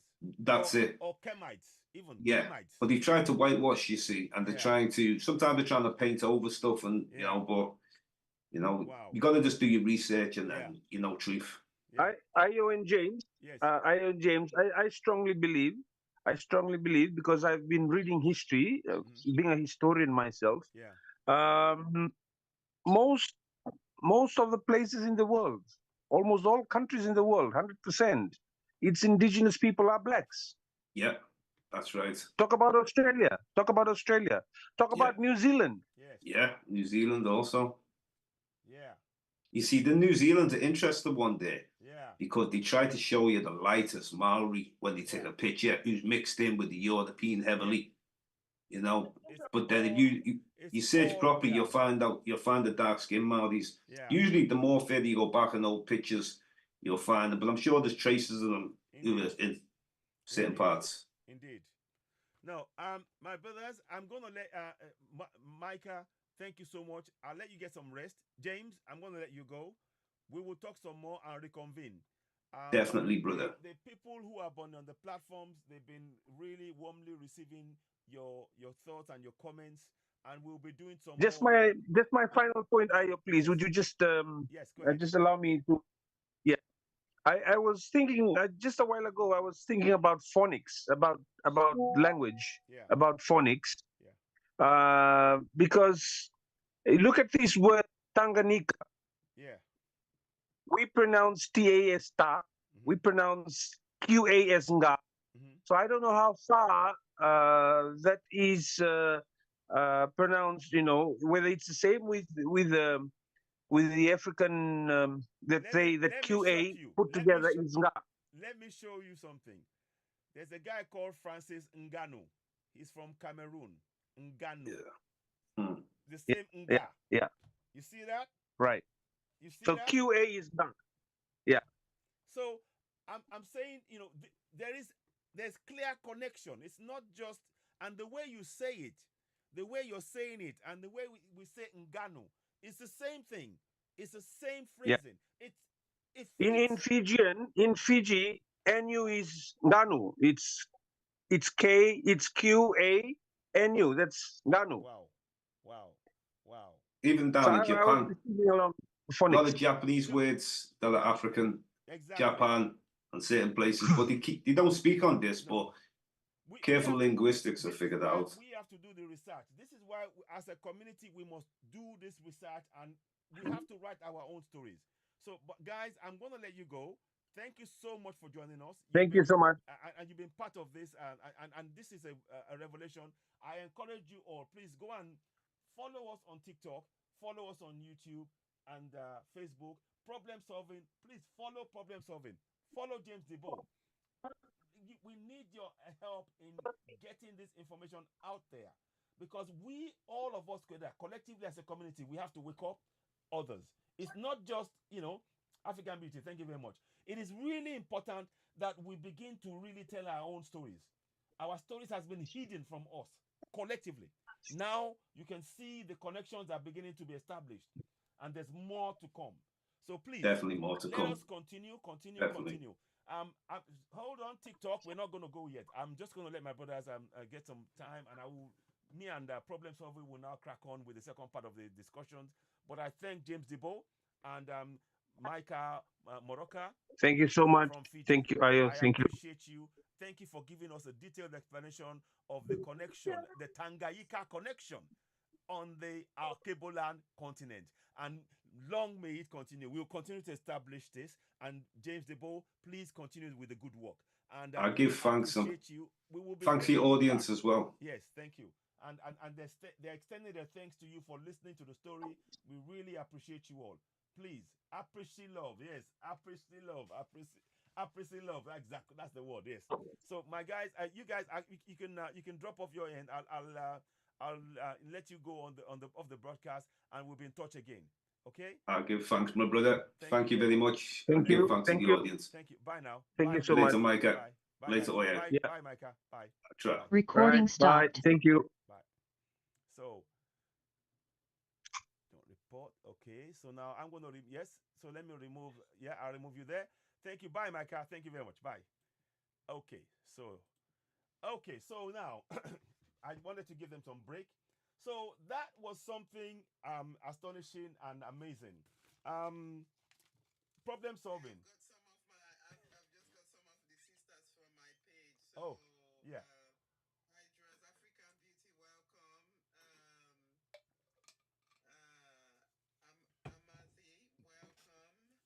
Thank you. Some other people are just there as well. Thank you and Thank you. welcome for joining. Yes, thank you. Thank you so much. And also, this is a revelation with Fiji. Yes. Fiji. Yes. Wow. Yes. It's a huge. You know, my brother. It's a huge one. My brother just contacted me. I've been in touch with James for some time now, and he does really go and do that leg work. You know, you need some people that will do that real leg work of finding out things. He goes to far-flung places and establishing the things that we've been hidden from many of us in terms of our African connections right around the planet. And then when this brother came and he said, "Look, let's do a program on this," and I said, "You know what? I today's been very busy," and I said, "Okay, 10 o'clock today, we will do it." And boy, when we started doing this discussion, it was like, whoa, you know. Before I came on air, I spoke to them for about like half an hour. And because I always like to do a bit of research behind the program we're going to bring on air, just to get, so I have a heads up and be sure of, how it really fits into what we're trying to do, and make sure that there is a clear link to the overall plan that we have. And in doing that, it became obvious. And as soon as I looked at my brother, Micah, it was like I'm looking at an African. And then when he started eating the cassava, and I was like, what? You're eating this cassava? I was like, so I took a picture straight away, because you need evidence. So the point that we're making here is this. Please, collectively on the African continent, this is not about hating Europeans. This is not about hating the Arabs. It's about loving ourselves. It's about loving ourselves. It's about ourselves. Thank you. And I will say this: wherever you are in the stratosphere of things, wherever part of the awakening that you are in, it's fine. You will get to where you need to get to. And Can I tell a story? Yes, please go ahead. When you finish talking, I want to say something about this years ago when I saw this coming. Yeah. Okay, go ahead. This was like in 2016 or 17. I had a dream, and this dream was really, really very, very peculiar dream. Why I said it's peculiar was that I was abducted in that dream. Wow. I was abducted in that dream because what happened was that in the dream I was kind of like standing in the middle. It's just like a city center setting, and I stood there, and the clouds. It's like the clouds were closer. The clouds began to change color. The cloud, and everyone was running. Wow. Everyone was running away, and I was the only one standing. So where I was standing, there was this hefty person that just abducted me, just kind of held me, and I couldn't escape. Protest. Yeah. I couldn't escape. So where this person took me to, so we passed through a cafe, just like Starbucks cafes. Took me past Starbucks cafe, and we went to the back, and he opened this door. It's almost like where I was abducted to. I was abducted into a clinical setting. Wow. So, and there was this big injection, this big, massive, fast injection. That was all I remembered. Wow. That injection was placed. Well, this person was going to give me an injection to kind of just knock me out. Yeah. So that I didn't know what they were going to do. Yes. When I woke up in that dream in the setting of my room in 2016. Wow. And I said, what happened? I asked this person, I said, what happened? And what this person said to me, said, sorry, your governments are the people that are selling you guys. And this was what he said. So I said, what was done to me? I remember the neck, and there was this barcode. This barcode, and what was written on the barcode? I said, what's written on the barcode? It said identity. Wow. So that barcode was stamped. The barcode was stamped on my neck, and that's all that I could remember. So fast forward to this year and in the recent years, it's pointing to the severed identity. We forgot that. So that's it. Yeah. Yeah. Wow. Wow. Wow. Wow. We come back full circle to that dream then. Yes. Wow. And that's like what, 2016? How Yes. many years ago Yeah. was that? That's about 8 years It's ago now. taken me this 8 years long to ago. decode. Yes. It's taken me this long to decode that that's what that meant. No. Because our identity, our spiritual sovereign identity, the spiritual identity is the sovereign identity, Yes. in other words, Yes. which has been severed. And this is the biggest thing. As I am listening to this program, as I'm engaging in this program, I'm reading my own ancestry, even listening to YouTube videos about my own ancestry. The what is, it's like I'm feeling this reconnection every time I engage, physically engage with my ancestral history. Yes. So this is really, really big. I can imagine what the people of Fiji are feeling right now. Exactly. Completely disconnected. Yes. And most of our people, because yes, we have been severed. We have been severed, and that is why Totally. even those on the continents themselves, those on, and that's why the motherland, that's why our cable, and that's why Africa is now, I will call it Africa because it's the dry land. Yep. The reason why it is dry is because the soul of the children of Alkebula has, it's been frozen. Yeah. Basically disconnected. So we're now seeing the reconnection. As we're now seeing the reconnection, the land will be coming alive. Because then the spirits of the children of Alkebula is now reconnected or reconnecting. Exactly. Exactly. No, it's I'm fantastic. I mean, like I said, I'm looking at that story when he started telling me all of this story because I had to check, and I was trying to find out, and he said the words, and I was like, "You sure?" Do they now we need to establish which part of Lake Tangayika, and which part of the land and all of that, and that will take a lot of research work. And they will look at the food. There will be more food and maybe the clothes or something or what they say. Something will. It is definitely there. There's no doubt about that. And these are the kind of thing we need to do. We will never. This kind of work will not be done by those who colonized us. It just simply won't, because they don't want you to know who you are. They don't. They don't want you to know your connections. But we are doing that on the show. And that is why I keep saying to people, our language is the key to freedom. Our language is our key to freedom. Our local languages. The more we are speaking in our languages, the more we are waking up as Africans. I am happy for Arabs to speak the Arabic language on the Arab, land. Europeans to speak European language on European lands.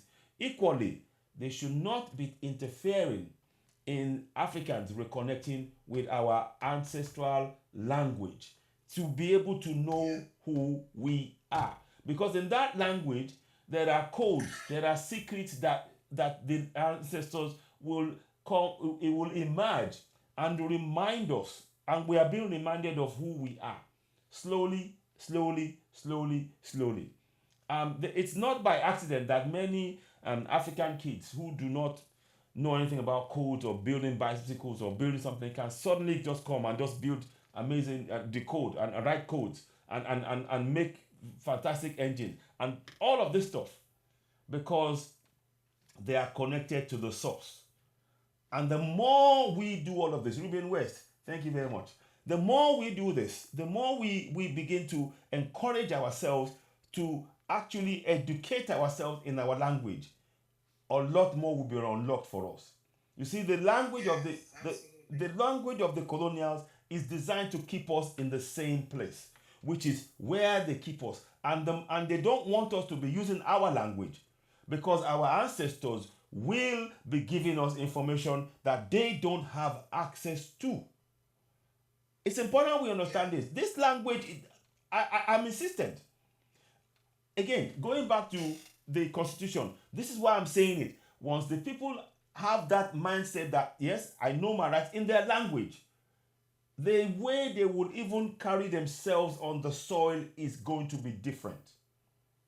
And that will manifest the need for the things they require, the infrastructure that we need, the roads, the water, the light, the community working together to make sure these things are in place.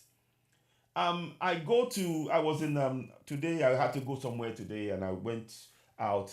And as I was going in, as you all know, I have a disability because of my chronic back problems. So I have, so I can walk around. I can stand up. I can do that. But if I have to walk for very far, it becomes a problem because I have a metal plate in my back.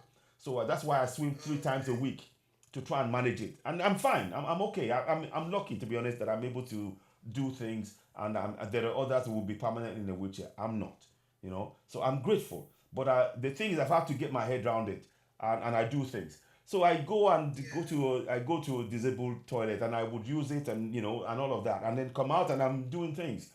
And I'm thinking in Nigeria or in Africa, we don't have such facilities in many countries, and yet there are a lot of disabled people around.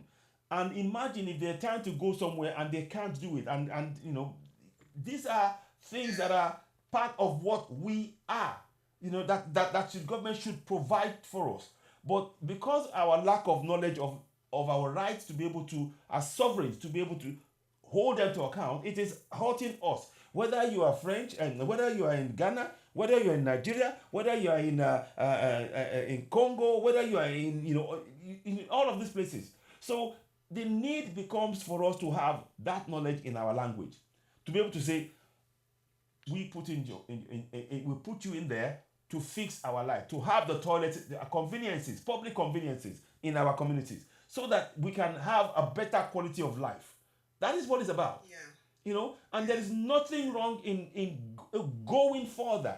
So that alone, when you have the ability to be able to feel relaxed in your community, that the simplest of things you can get done without having to what's the word, depend on or struggle. Yeah, that's the word. Or struggle. You will be like, wow, you can achieve so much more.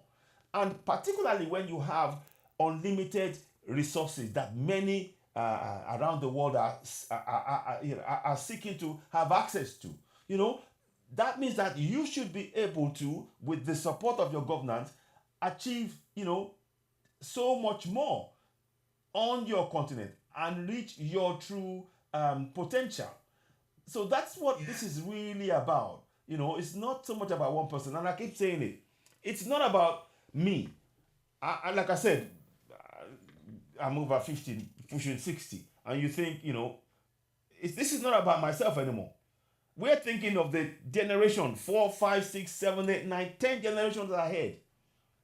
What future are we living for them? And how are they connected to their ancestors? So these are why we come and do shows like this and raise awareness and make people know that you have the power to make that change. Now the system doesn't want you to realize that you have the power to make that change. I mean, you had Micah saying, what right do the colonials have to pass judgment on Africans or our history, to say that we have no history? What right? And it's a justified question. The reason why they were doing that was because for years they've been controlling our history. They've been controlling who we are. They've been telling us this is who we are. Ignore this, hide things from us. But it is impossible to hide from us anymore. It is all coming. It's all unfolding before our eyes, and they are worried. They are worried that we are waking up. And you heard him say it. This is their biggest nightmare. Right? Yes. This time is their biggest nightmare. Yeah. They are now, these people that we've had control of. They are now finding their way. Yeah. They are now, we must see. But they will try everything, because they will try until the last minute. Yes. But the ancestors will keep pushing them Yes. away. Oh, they will do. Diverting their attention. Yes. Yes. But this time, like you said, this will continue. Um, and the awakening is going to be quickening, like you said as well. It is quickening, and it is something that they cannot stop. For They another, can't stop it. I mean, they can't stop. Look at the Fiji today. They can't stop no, they can't stop the revolution uh, because people are doing their own thing. exactly. People are researching, and he's a teacher. When a teacher is going to say, okay, this is my story, where does this go? And then he remembered their own oral stories. And if you remember, on the Archipelago continent, our ancestors, our oral stories is part of who we are. They hand it down from one generation to the next, and that is connected in Yoruba land, certainly through Ifa as well. So a lot of these things are all interconnected.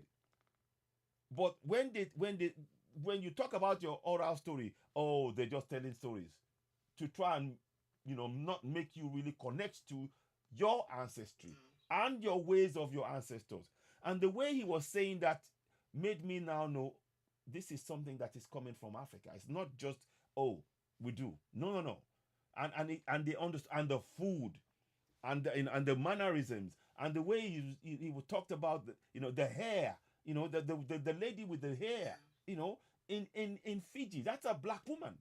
You can't say, Polynesian or Melanesian alone. That's a way to hide the fact of that of Africanness. So there is a lot of work for us all to do collectively, and I'm hoping that we are not going to. We will have, I think on this program we will have things like that where people are coming to certainly get a connection to Kebula. So this is one of the this is one of the place. What do you call it? I think Cuba and Yes, Cuba. Brazil, Cuba, Brazil, Venezuela. Even in Argentina, there are black people in Argentina. I'm not surprised. Wow. I mean, this is how deep this thing has gone. And it points to, and of course, in Australia, there are black people. Black people were there. Oh yeah, the Aboriginals. So this is the planet. This is our planet in many respects, and I'm not saying that as I hate, but it's for us to understand what was and what they've put in its place. It's been hiding what is, and we have to just uncover that as people, and then begin to reconnect. Is the deconstruction. That's correct. I was just looking at the process of deconstruction. When we talk about deconstruction, when things begin to happen, deconstruction is where you have the person, the individual going into psychosis of all of these confusion. So the confusions that there is an event that happens with the soul, and the soul, it triggers the individual into searching, seeking, asking questions. So this is what is happening, what I believe is happening, because this is the process of deconstruction in order to come into that restoration, reconstruction in a proper way. Let me just we can help people. Yeah, let me just pause 1 second, please. Problem solving, please. Everybody working, please. I need you to show some love towards problem solving, gifts or whatever that you can. Her way, because she works tirelessly for us collectively, and we need to make sure that our platforms, certainly, that you give us the support to be able to do the research that we need to do. We will need support, and by you sharing it to as many people as possible, that's all we need you to do. We don't need funds from you. We just need you to support in making it to reach more people, followings, and all of that. Tap the screen, share it. That way it reaches more people, and that alone will give us that support we need to be able to do some more research and bring it to us collectively. Some of us, I want you to know that we all have roles to play in what we're saying here. It's not just about just us alone here, myself and problem solving and James and Micah, coming out and giving that information. This is something that I need you to know our ancestors have chosen each and every one of us, including yourself, for a task. And it is important that we actually tune into that so that we can work together. Yeah, everyone on this life Yes. is important. Very, very important. On this life, if you're here listening to this, so you can also look at the aspect that you can take in and perhaps do life, set up your own life. Thank you. Yes. In the deconstruction process, because we are in the deconstruction process Yep. right now. Yep. So any topic that you are interested Thank you. in that is raised here, so please go and do that in your own country, in Thank your you. own way Thank as you. well. Yes. Start to waken people, particularly to see from Yeah. the eyes and mouths and hearts of the ancestors. Yeah. You Yes. know, so we are all listening to the ancestors. There are people who are vastly experienced in, the core hardcore research. Exactly. Exactly. The ancestral, I kind of act as the ancestral mouthpiece Mhm. as well, the oracle. Mhm. Yes, so that's where I am Mhm. getting my own information from when I speak. So when they tell me to mention certain things, I'll just mention that. That's it. That's it. So yes. We all have a role. Love everybody. Yes. We appreciate love everybody. Yes. Not appreciate. Yes, we appreciate love. Appreciate Yes, love, appreciate love. Thank you very much for that. Actually, it's you. Appreciate love. Yeah, because it just sounds close to the word hate. You're right. Appreciate it. Yes. So appreciate love. It's very, very important. Now, going forward, we need to make sure that we tune in, start looking for African authors, looking for African Africans that are speaking up Africa, that are providing solutions. We need to become solution orientated. I am sorry, the church is not providing a solution. They are providing an illusion. The mosque is not providing solutions. They are providing an illusion. And that is what is holding us back. When you separate those bodies that are holding us back from us, when we are on our own as entities, on our own in our communities, we achieve so much more. The kingdoms of Africa they thrived for thousands of years. And many of those successes has been carted off into museums as we speak today. That is where we need to connect to. Again, I'm going to say it. Those religions, it's not about hating it, but I'm saying it is blocking you from the innate powers that you possess within you, particularly within your communities. What we are trying to do is to make you understand that you don't need those things because they are actually blocking you from solving your problems. We are problem solvers in Africa. The irrigation system that we use for growing food in the desert was designed. A woman was talking about this some years ago. I wish I remember her name. And she talked about it was the system of our ancestors that they devised thousands of years ago that they returned to grow food in a desert area. The design of our ancestors. Look, I'm not just saying this. So, and that you won't find in the Bible. You won't find it in the Quran as an African. You won't. But when you go and you can get that download, there are some people that can get that download from the ancestors and they will just tell you what to do. Because they will connect to via in the spiritual realm and via our Ifa divination, and they will get this information out to help the communities. There are reasons why they change they rotate the food in the soil to nurture that based on the sayings and the plans of our ancestors. Let us not ignore who we are. There's nothing wrong with Europeans following their ancestral belief. But there's nothing wrong in us in embracing ours as well. We need to get comfortable with that. And our ancestors were full of solutions to their problems. They always had solutions. And our women were not looked at as not part of the society or somebody to look down on. Our women, they knew they were strong, powerful women. I've got stories about Queen Nzunga, Queen Amina, Ashantewa, Ashantewa. I mean, so many women on the African continent that were warriors. We have to really retell our own story in our own image. We have to embrace who we are. When we do programs like this, problem solving should be sleeping now. I should be asleep now.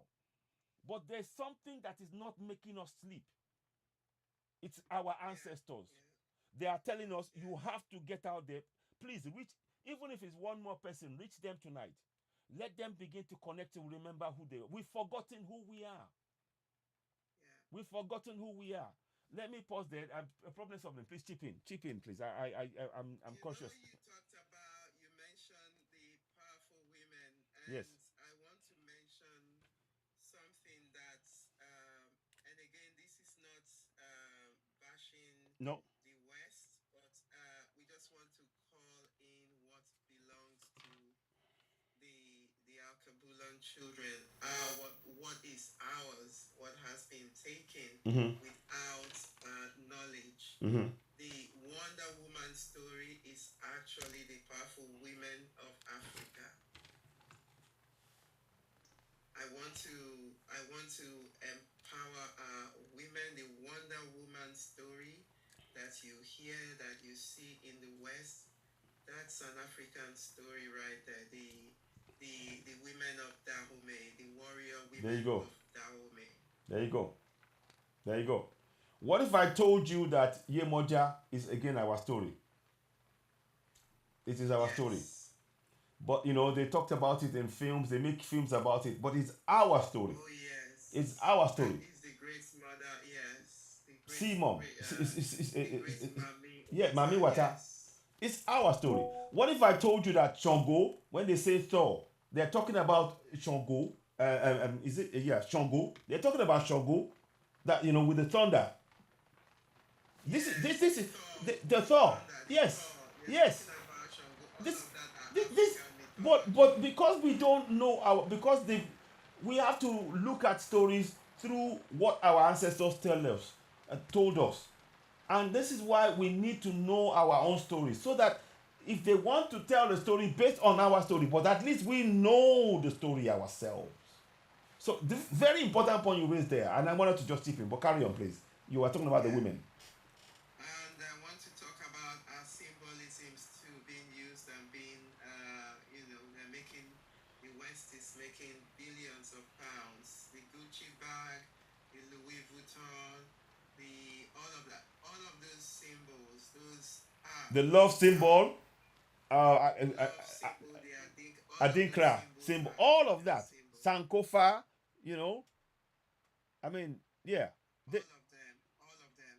And the reason why we are not doing anything, and these people are repackaging symbols to us in, how much is Louis Vuitton bag? How much is Gucci bag?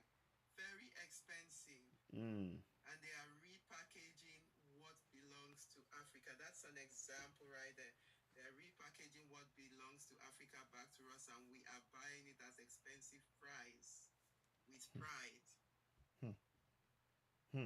So the reason why do we not see our own things, our own stuff, our own culture as valuable? Because first of all, we hate ourselves. It's only through self-hate that you can do that. So what we are doing here is reconnecting us back through the language to appreciate, love ourselves in the African, the Alkebulan Ubuntu way. Yes, absolutely. Because the language is the most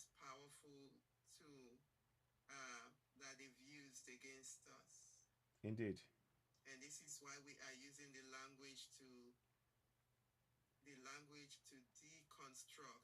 deconstruct what they have done to our minds and Absolutely. our consciousness, and using the mode of language to reunite back.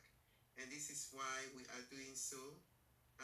The work that we're doing here is using the native language, our native language, to reconnect us, the mother tongue, to reconnect us back to who we are.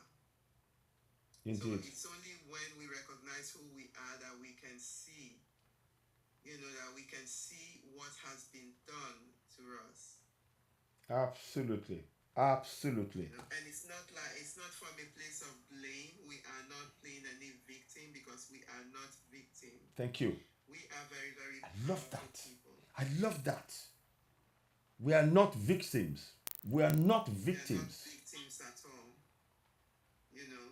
Though people will come in and say, "Oh, Africa is so poor. Africa is this." We're not poor. Let's go. We are not poor at all. That's another lie. That's another lie. Oh. We are not poor. This is another lie to keep the mindset in lack mentality. The lack mentality, where they give you arms, they give you what do you call it? Charity. They want to treat Al-Kabulan as a charity case. Yeah. No. Whilst they are taking their resources from under the feet of Africa. Exactly. They want to treat African people as charity case, while they take the diamonds and the gold. Indeed. Speak on that, please. Yes. Right now, a lot of us are waking up and we are seeing through the cracks. We've seen through the cracks. Yes. And this is why the time is now. Absolutely. Absolutely. To add more to what my sister, what Princess Problem Solving is saying there, we have to know that every single system that we're looking at that is being used on Africa is designed to make us believe in the lie that Africa lacks.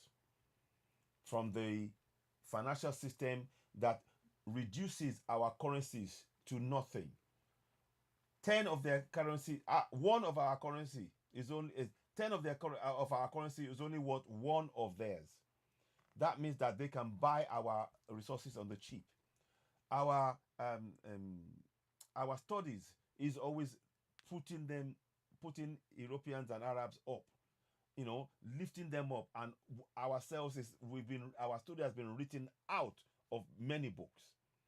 Our museum stuff, they've hidden it from us, so we're not going to be able to connect to who we are.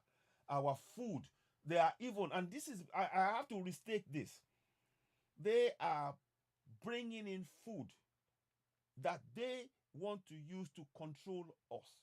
If you control the food of a society, you control that society. Yes. You have to be very, very aware. When we're saying what we're saying, Africa is the bread basket of the entire world. They know it. But if we do not begin to put a stop to all of this modified food that they're bringing into the continent, we are going to be dependent on yet again. And we cannot allow that to happen. No. We cannot. Thankfully, there are many parts of Africa where they still have the seeds in the food. And the seed is a sign of purity of the food that you eat. It's not bad. It is a sign of purity. That seed, you finish eating the food, you plant it, it gives you more. This is what this is nature working. Yes. Anytime you remove seed from something and you put something else there, you are trying to stop nature from taking its natural course. And I want us all to be aware of what we eat, whether we are on the African continent or around our Caribbean continent or around the world. We have to be conscious of what we are eating. When there is no seed in something, that food is not meant for eating. But you know, I don't want to. I've got to be careful because I don't want it to. But it's important. Yeah, I know what you mean. It is Because the seed itself is the continuous nature. it's life. Seed is life. It's continuum. It's continuous. It's life. Nature doesn't stop. Exactly. So if there's no seed in a fruit, that they want. It's a mirror of nature, but it's not there's no continuation there. Indeed. If there's those fruits without seed, there is no continuity of life. It's a dead fruit anyway. That's it. That's it. And we have to. That's why I keep saying to us, our communities, they have everything we need. They literally have everything we need. But what we need to do is to start putting the belief back into each other. Like I said, I am your reflection. You are my reflection. And we are a community-based people. We don't exist in a vacuum on the African continent. When you go and you see a vibrant African society, people are everywhere, young and old, in the market. It's noisy, it's loud, it's happy. People are joyous, they are helping each other out. You know, it's vibrant. It's vibrant. And that is part of who we are. Now, some other societies have a different structure. There's nothing wrong with it. But that structure must not be allowed to destroy our structure, because in the destruction of our own society's stable structure has destroyed and has held back our development as African countries. So, I mean, as Akebulan, in Akebulan, sorry. So, our culture, the food, the clothes, the language, all of that have significance. The seasons, they have significance in the ways of our ancestors, and they are meant to have significance in our lives. If you remove the seasons in the way the cycle of the moon, if you remove that, you are separating us from the natural order of things, the connection. You have to go and put, yes, I know the way my sister put it, thank you. You have to go and connect and understand our ancestors and why they did what they did. Please. We are living in two parallel type of worlds, and I want people to know that, because this is something that I've just come through. So we have, just like you mentioned just now, brother, that's the Alkebulan culture is based on cyclic. It's based on continuously reproducing itself, continuous reproduction, and the continuous reproduction, that is the feminine, the great mother of Africa. And then you see of Alkebulan, that's why they call her the mother of humanity, right? Garden of Eden. Yeah, when we look at the attributes of Alkebulan, the mother, you find out that she is nurturing continuous growth, it's continuous life. And we have the other life that we have running parallel. And this is not to, degrade the West. We have the finite life alongside it, and the finite life will give you everything. It's like, it's very, very clinical environment, right? It seems very, very clinical. Things don't grow there. Not like in the barren land, but things are not meant to grow because they are mechanical, right? They are mechanical. They are based on mechanics. They are based on machines. Okay, so this is why you see a lot of the foods in the West coming from different countries, and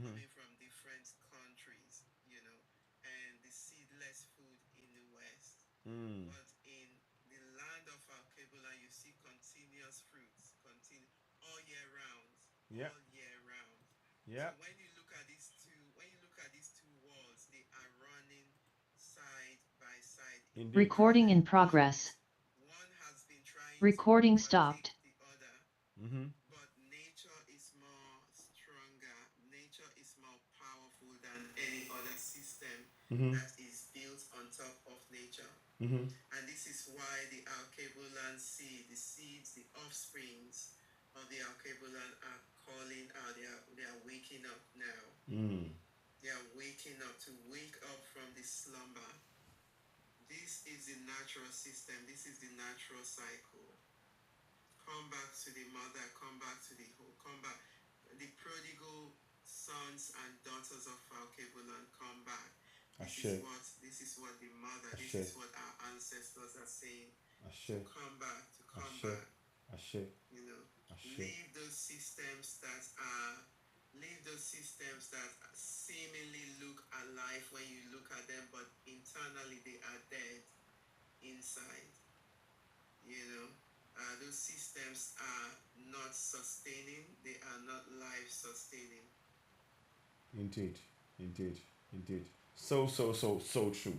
And again, I want us to always visualize that on the African continent, again, I'll say there is no I in we. We are a social, community-based society. That's what our ancestors used to build the kingdoms that we see, the kingdoms that are mentioned, the kingdoms that they changed the names and put back to us as though they are foreign from us. They are part of us. When I talked about the Garden of Eden, that they talk about, it is Africa. They change a lot of the stories, and make it into something else. It is us. It is us. Everything that they take away and they hide and everything else, it's what is in us. And we need to understand that. We have to understand our own story. We have to immerse ourselves in our story, embrace it, learn how the ways of our ancestors. Good evening, sir. Good evening, Akogun. It's a pleasure to have you on board. Thank you. Not bad.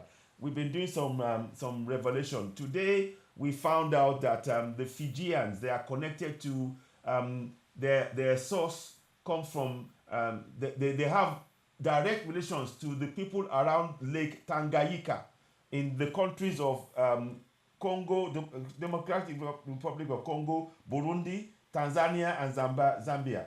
They said the people of Fiji, they have connections with the people around the Lake Tanganyika in the areas in Africa, well, Alkebulan I call it, but in Africa. And I just spoke to a brother this evening who was telling us that their ancestors were telling their stories from that they came that they came from that area, and they're trying to find out more about themselves. And in fact, they're eating cassava in Fiji land. They were showing, I got a picture. They eat cassava on Jepaki Bitiwa, So the food that they're eating, and they said that it's very likely that food was transported on the ship, on their boat to Fiji, and they grew it there when the ship when it overturned, and then they called the place the forced landing. I mean, today was just like I was blown away when our brother was telling us this, and it looks like an African when you see them, So this is really interesting. There is a lot of information out there that we are not privy to, or we weren't privy to, that we should be sharing among ourselves. And as our Alkebulans, Africa is another word, but anyway, we'll use it for now. But it's Alkebulan for me. The connection, the places that we've reached around the world is amazing. I mean, this is in Fiji. It's 12 hours now in Fiji. It is 1:44 midnight. It is 1:44 in the afternoon. 12 hours. 12 hours straight. What continent is Fiji? Fiji is in the Pacific. What's it called again? What's that area called? It's in the Pacific area. Yes. Australasia, exactly. Yes. Yeah. So it's right on the other side of the world. On the other side of the world. So And it has connection with West Africa. by boat. They said they gave us. He told me that they used four boats to go across, and they had supplies. And he even gave us the names of the boats. He gave us the names of the boats as well. Did he say that they went to India first, right? No. The Indians came over in 1879. All right, the Indians came. Yeah, they came. That was under the British rule. That's when the British sent them over from India to come and do the sugar and all of that stuff that he talked about. But the boats. Can you go through now that you've got the note right? Can you go through what they said again in terms of how they got to, please? Yeah. For the purpose of those. Now, what he said was that when they left Tangayika, they went on 4 boats. Where is Tanganyika? It's between it's in the place between DRC. Democratic Republic of Congo, Burundi, Congo here. Zambia, and Tanzania. I believe it's Tanzania. Africa. Yeah, in Africa. In Africa. So they left there and they went on a journey and they ended up in Fiji. Now, when they ended up in Fiji, 4 boats, they capsized, but one of them, I think, landed, and they call it the first landing. There's a place called the First Landing Hotel, and the oral history that they've been told is that they come from Tanganyika. So they are trying to establish which part of Lake Tanganyika they come from. Because all the countries, obviously, it's been changed by the colonial names and everything else. So we're trying to establish that contact. So all of this tells us that our history, everything about us, we need to connect back to our history to know who we are as people. And even it looks like from what is being said, there are Africans are all over, or our Cape. Exactly. The woman, there's a video. Yes. Yes. Yes. Yes. But Fiji people look like Africans. Let me let me show you. I'll see if I can show you a picture of the woman. Yes. I'll show you a picture that they sent me of a Fijian woman. I'll show you again. Because James gave me that picture, and it is quite interesting to connect, to understand that. So that's what we've been discussing tonight. But then, of course, we moved into the awareness within our communities about our rights and waking us up as collectively. So let me just quickly get that up, and I'll show you. You will see it in a minute. Let me get that picture up. Oh, got it here. So I'm gonna see if I can put it up, and you will see it on the video as I'm talking to you. So this is our brothers and sisters on the other side of honestly, I was amazed. I couldn't believe that story. It wasn't part of my plan at the beginning of today to be talking about Fiji and the connection to Africa. Yes, it's this is the kind of thing that we need to be uncovering and talking about among ourselves. So to see how interconnected we have been as people, I think people from Haiti. I think Yes. they're from Kenya. Yes. I think So they're from Kenya. if you look at this woman on the screen, she's a black woman. She's a black. She's African. She's African, and she's a Fijian. It's like if you go to the shops, if you go to the market, you will see a woman looking like this. Her hair, look at her afro. That's her afro. Some of them have afro, yes. That's her afro there. Yeah, You see that? That's her afro there. And they eat cassava, paki, like we do. Maybe we need to contact them. They can come back to Africa. Well, we've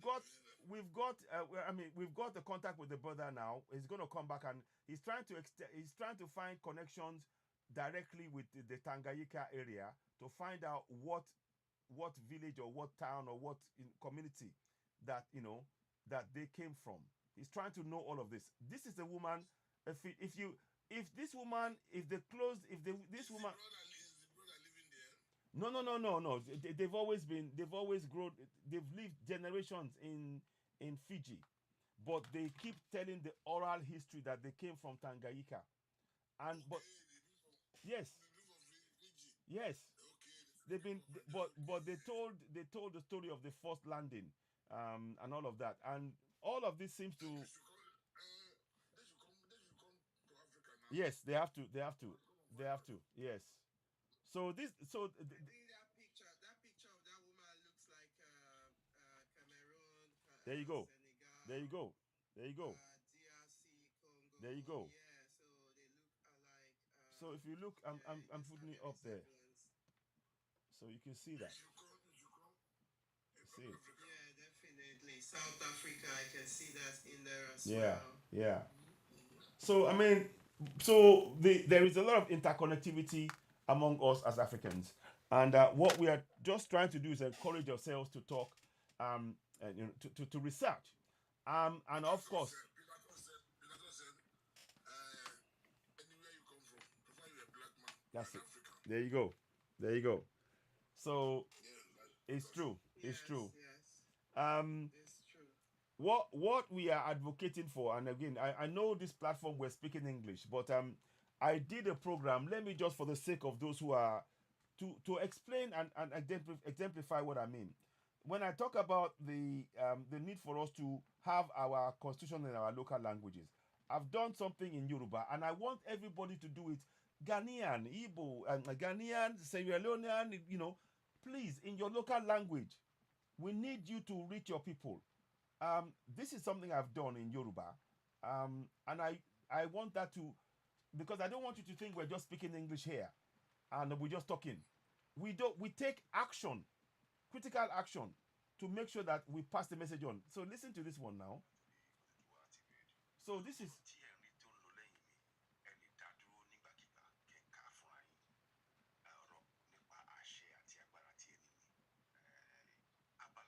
hear anything, are you? 1 minute. The Africa there, the Africa. Maybe you have to use your speaker. Okay. Yeah. How about now? Very well. Okay. Okay, I'll do it with a speaker the next time. Sorry. But sorry? Hang on. Hang on. I got it. Let me see if I can show you. Oh, you can't see the picture because I have to put it next to the speaker. I'll do it another time. What I'm saying, Yeah. you need to play because we have non-Yoruba speaking here. No. The reason I'm doing that is to demonstrate that on this platform we do the program really to help the local languages, and they can do the same thing. Although we're speaking in English, I wanted to demonstrate that the work we're doing is really to translate in our local languages, and everybody must get involved in that process to help waking our people up. So that's what I'm just trying to make an example of that. So that I don't want, because a lot of people will say, oh, you're speaking English, but there's a platform that I have specifically for Yoruba people. So I want other people to have specific platforms for the local languages so that they can communicate in their language. That's what we need to really get the information into the communities, because that's what we will need to really empower our people. Of course, it's good to, we are speaking English, they will speak French and all of that, but in the communities, they don't speak that. And they cannot, therefore, they're not able to participate in their governance. But if we translate it into local languages, the people can begin to hold their governors to account at the grassroots level and say, no, I know my rights in their language. So that's what we are trying to deepen in the process. So I was trying to show that, but obviously you couldn't hear it, and I'm going to try and We yeah. can hear you. Okay. So that's the idea behind what we're saying. And of course, the awareness again goes deeper than that. In reconnecting with our language, we are able to achieve so much more, and we grow faster because there's nothing in between our development and what we're trying to learn. Because when you have a foreign language going in between, you're going it slows down your process, your progress. It slows it down, and yeah, we are very keen to accelerate the progress of Africans on the African continent, and of course to break. Yeah, that like what you said earlier. Mm. When was that? The last program I watched. They said that we should be teaching our people in their local language. That's correct. That's correct. That's correct. And that's the process we've begun now. I mean, I put out a lot of information on alternative platforms like Yoruba platform, and I want Igbos to do the same thing. I want Ghanaians who are from the Fon or the Ga to engage people in that way, and all over Africa. Our government is supposed to enforce it. Yeah, but they won't do it. They don't want to do it because it's not in their interest. They don't want you to. They will understand. Yeah, exactly. They will understand. So yeah. And some people will be asking, why are we doing it now? Why are we doing it now? Mm-hmm. Why has this come about now? And the reason why now, why hasn't it been 10 years or 5 years or 3 years or maybe many years ago? Yeah. Because now there is a need for people to connect to where they come from, to Yes. know who they are. There's that need now. People are hungry. People are they've been Absolutely. starved of who they are, and they are tired of living year in, year out in limbo. Yep. You know, in limbo. So there's this need for connectivity. Absolutely. The Ubuntu spirit, the spirit of reconnection, restoration. So that this is why we are doing it right now, because there's a need for it. Yes, indeed. And Indeed. that's why we are here doing it.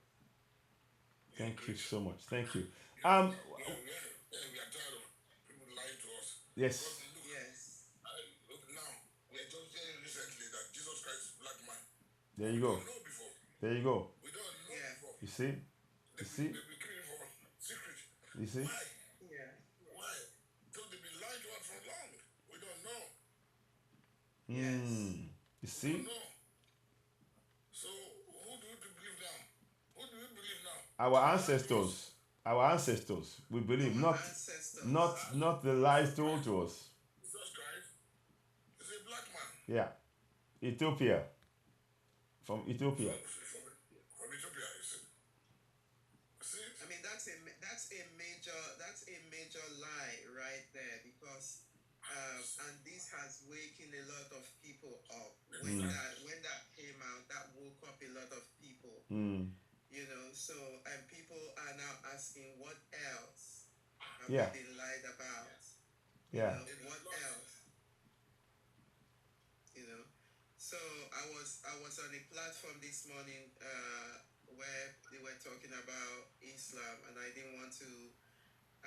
I just want to mention what they said. There was the argument there where an Islamic scholar was there. He wasn't really a scholar. They found out in the end. You see? And he was being asked, what is the purpose of Islam? What does Islam stand for? And the general notion was that Islam is the submission to Allah, you know, and it's not a peaceful religion as claimed. So this was what was proven on that platform, and a lot of people there. There's another batch of people awakening from that as well, that are realizing, you know, what happened in the Islamic world affects Nigeria, even though we are far apart. Yes. So when people are open to that, they are now beginning to question their perceived reality. Now,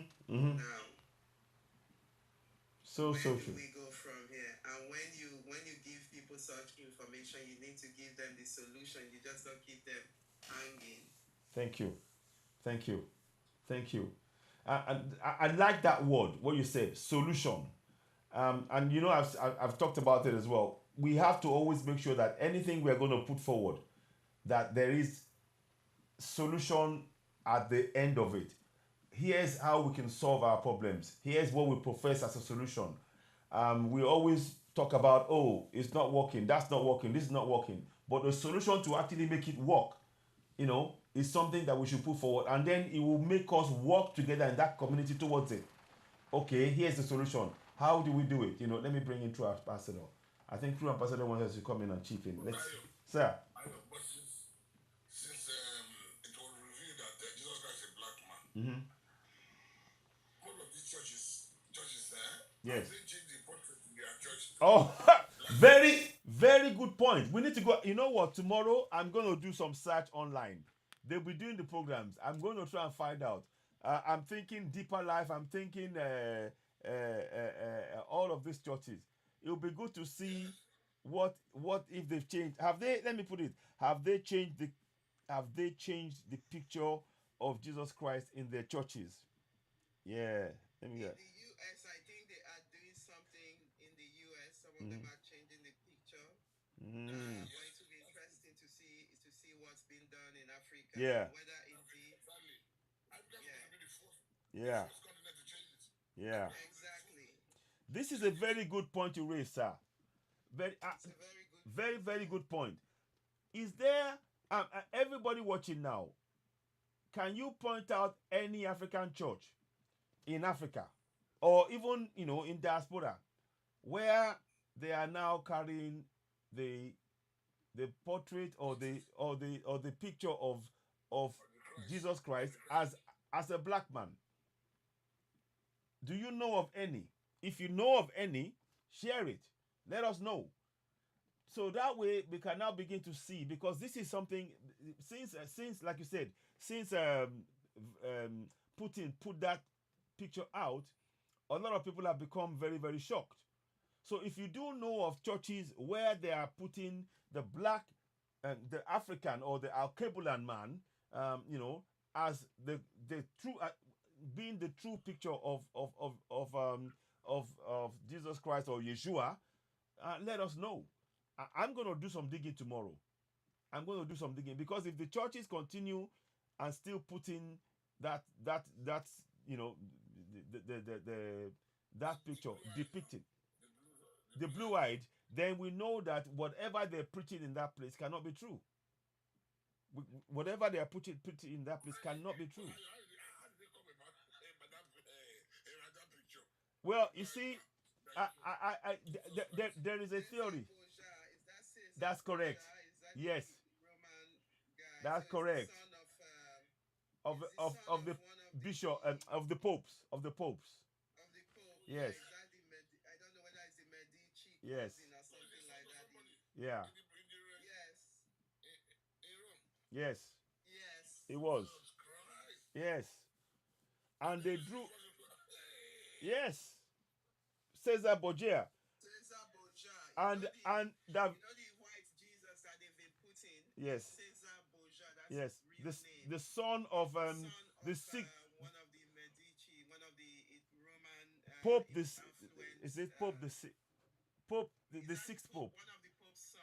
Yeah, Yes. Yeah, it could be. Yes. Let me get that information as I go. I'm going to quickly go and look at it now. I'll read that to you, sir, because these are information. Yes, there you go. You see, there you go. There you go.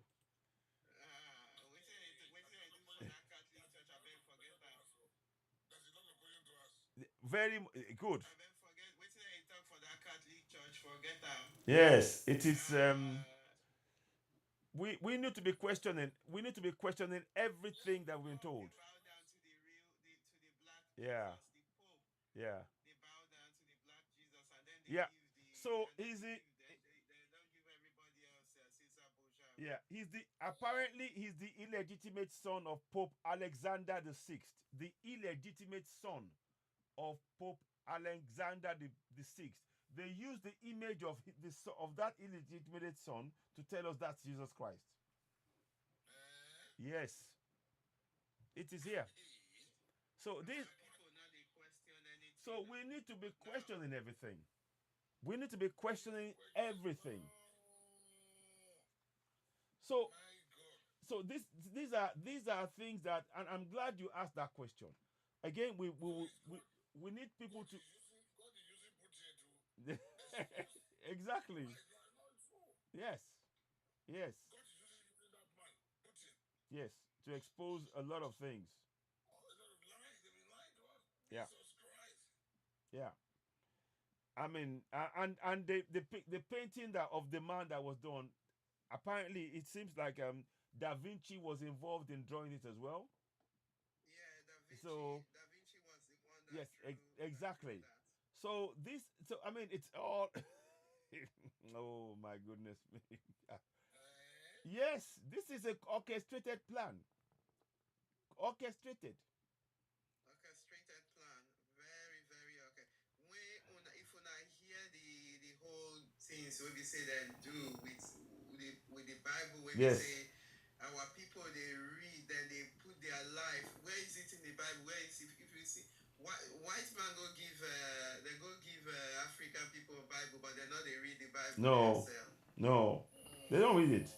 They So do not read it. They do because they no, know what's in there. Why would they read it? yeah, African now our ancestors now then take. You see yes, Oshu so and all of these yes, Orishas here. Now then yeah, their name of our ancestors now then they call here. exactly. You see? Now our people for Nigeria, they say Okay. na devil, na demonic this thing. No, no, no. I can see why Fela is behaving like that. You know, Yes. Fela, I said it. this was revealed to Fela earlier.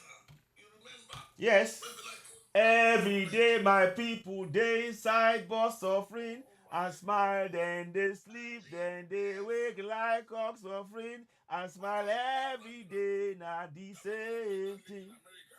Ah, That Fela met that lady in America. yes, Suddenly changed. yes, Everything was open to him. yes.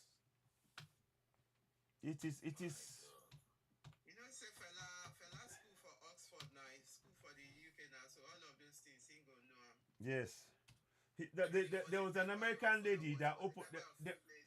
There was an American woman that he got to meet, and that woman opened his eyes, and that was when it suddenly changed. She told him, "Look, do you know? Don't believe in what this thing." Look, and then when he started reading, then he started seeing it. That's why he wrote that song. You know,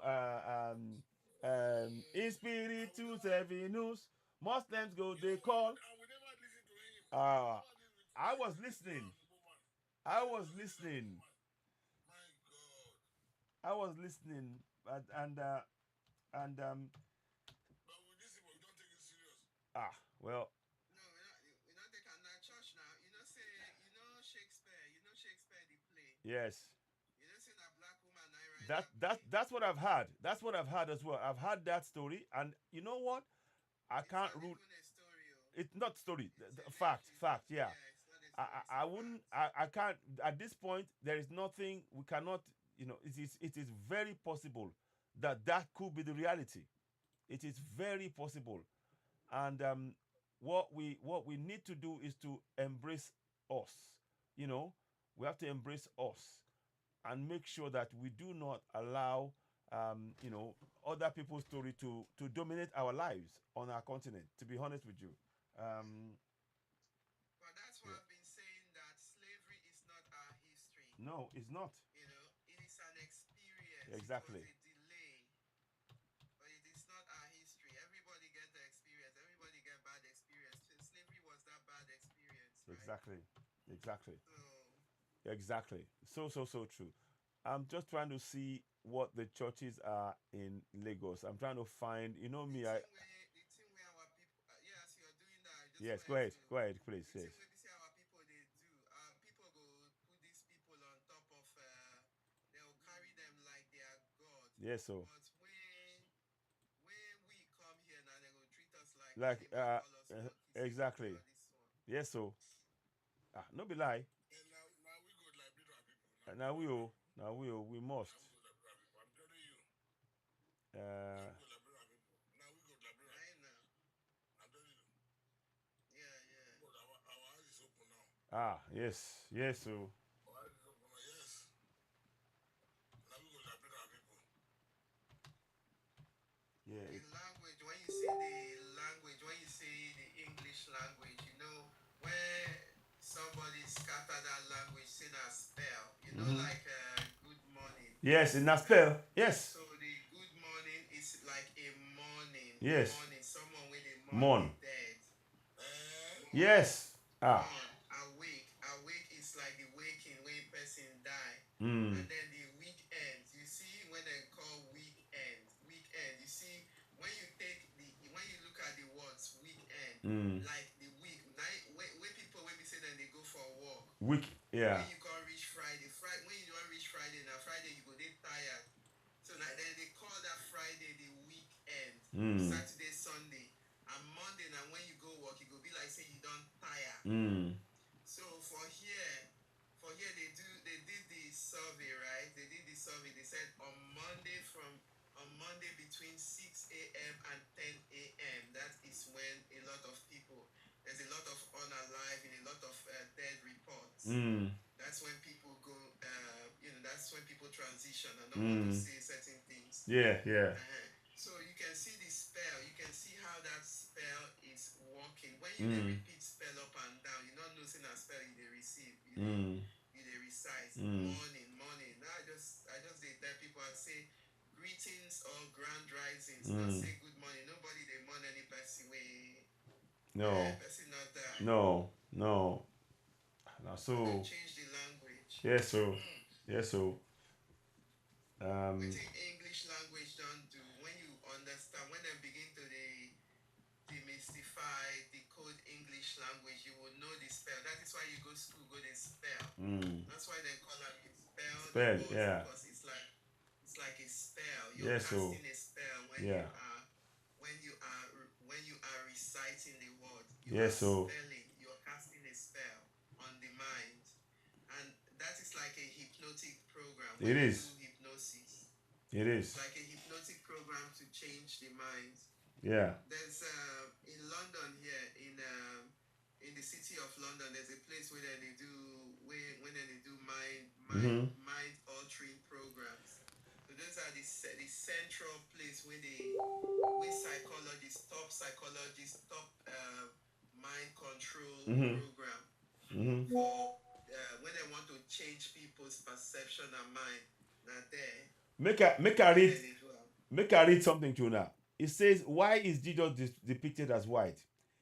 It says in colonial Latin America, called New Spain by European colonists, images of white Jesus Christ reinforced a caste system where white Christian Europeans occupied top tier, while those with dark skin from perceived intermixing with native populations ranked considerably lower.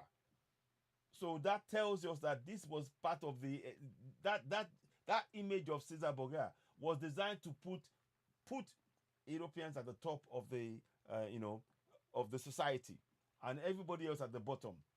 So these are systems designed, to actually control. Exactly. Yeah. But a lot of people, when you say that to them, people don't want to hear those facts because they just go, oh no, my Jesus, touch not my anointed. This is what you will. I'm sorry. I'm not sorry, actually. It's a fact. I'm not sorry. It's a fact. It is a fact. The anointed has been touched over 5,000, Yes. 500 years. Yes. What Exactly. So, but I'm really glad, sir, that you actually you brought this information. You talked about Putin factor, because that is the question we should be asking. And I want everybody that is going to do, if you're going to go to service tomorrow morning, just notice in your church, particularly on the African continent, see what type of Christ is on your wall. Is it the white Jesus Christ? You know, let me just check one place. Chapel of. Yes. Yes. Would they have the courage? Would they have the courage to ask their leader there? Why is he still there? Yes, so. This photograph. Would they have the courage? Ah. I think we have to. Yeah, I think they have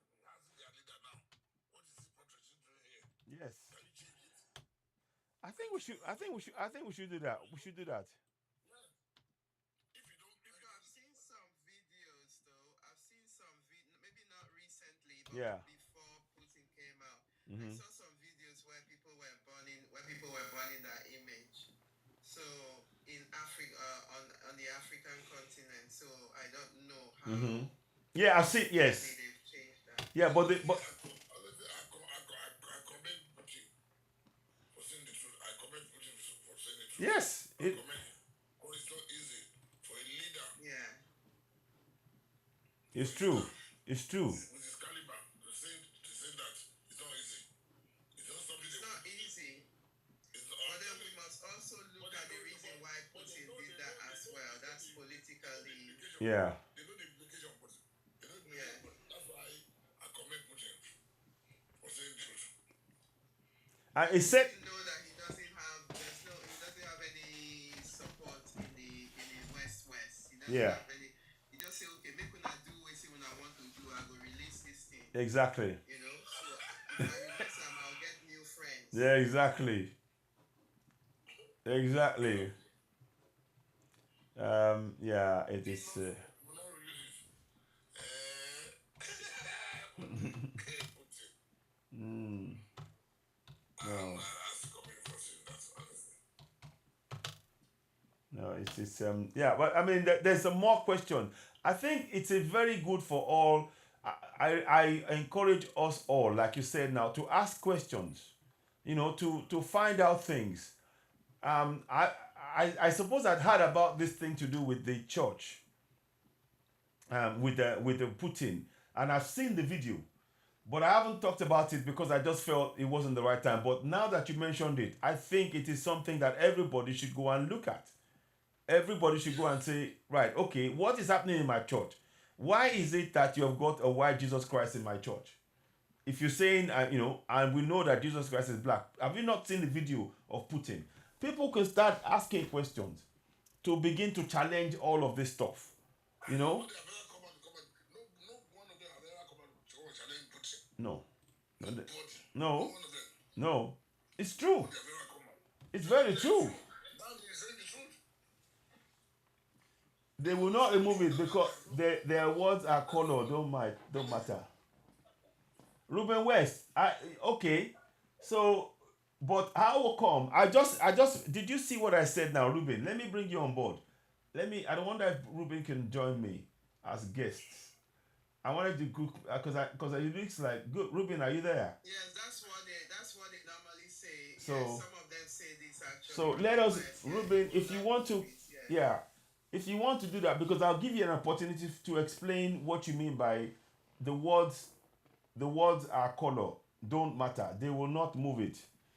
Because Some of their response is what he is saying. Yeah. Because when you tell them, they say it don't matter whether not black, red, or what. Exactly. It don't matter. Exactly. This is their response. Yeah. You don't have to say it matter. It It matter. it is really There's no be spreading lie. They have to know it matter. yeah. It matter. Mm. When you see somebody we don't live in lie in all their life for life. Yes. They hard for them To change though. They hard for them to come out and say, okay, maybe make I look at this thing, Yeah. But other than that, they will bring comment like this. They will put comment like this. Oh, color doesn't matter. Mm-hmm. Color doesn't matter. Whereas we all This is know. what they will say. It's ridiculous. It doesn't matter. Somebody's lying, and you want to continue that lie. Yes. It matters. Big time. It matters a lot. A lot.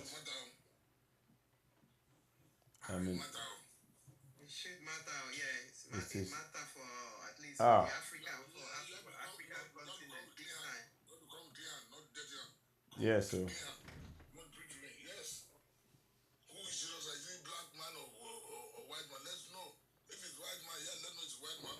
We have said it for long until this everything come out. No, so we have to know. And nobody has ever come out to challenge you that say you are lying. no. Oh. Yeah. No, Ruben, I know that's what you mean. I know what you mean. It's not your Okay. words is Yeah. your Okay. I see what you mean. Yes. Okay. All right. Okay. So, Thank you. Thank you. so, Yeah. As soon as thank you very much, Ruben. Yeah. I know it's not you. Yeah.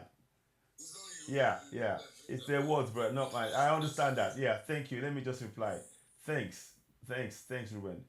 So I thought when you first said it, I read it, but now that you said that, I picked up. So thank you very much, and thanks for clarifying that. And this is what we need to do. You know, we have to just make sure that we call this out in our society because it's damaging the minds of the coming generation. It's damaging the minds of the coming generation. The more we allow this kind of um, you know thing to flourish in our communities. So let me just answer that now. So Ruben, yeah, I hear you. Yeah, thanks for that. Let me just make sure. Thanks for for the clarification. Oh my God.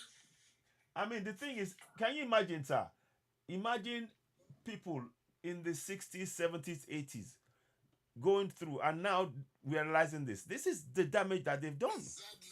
This is the severe damage that's been done. My father and mother, they don't know now till they die. They don't know. This is the thing, and those are the people that would be very, very hard to break their mindsets. This is very wrong. This is very It wrong. and instead of the churches, the churches in Africa should go. They should be the ones championing and say, no, we have to state this now. We can no longer support this because this is what they've done for 50, 60, 200 years since 1852, telling us this is a particular image when it's actually a different one.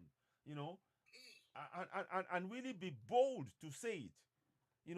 And they should not allow. I mean, I've seen statues that they're putting up in some places in Africa saying, oh, even in Nigeria, oh, Jesus Christ, and they'll put a 50-foot high, you know, image of Jesus Christ white.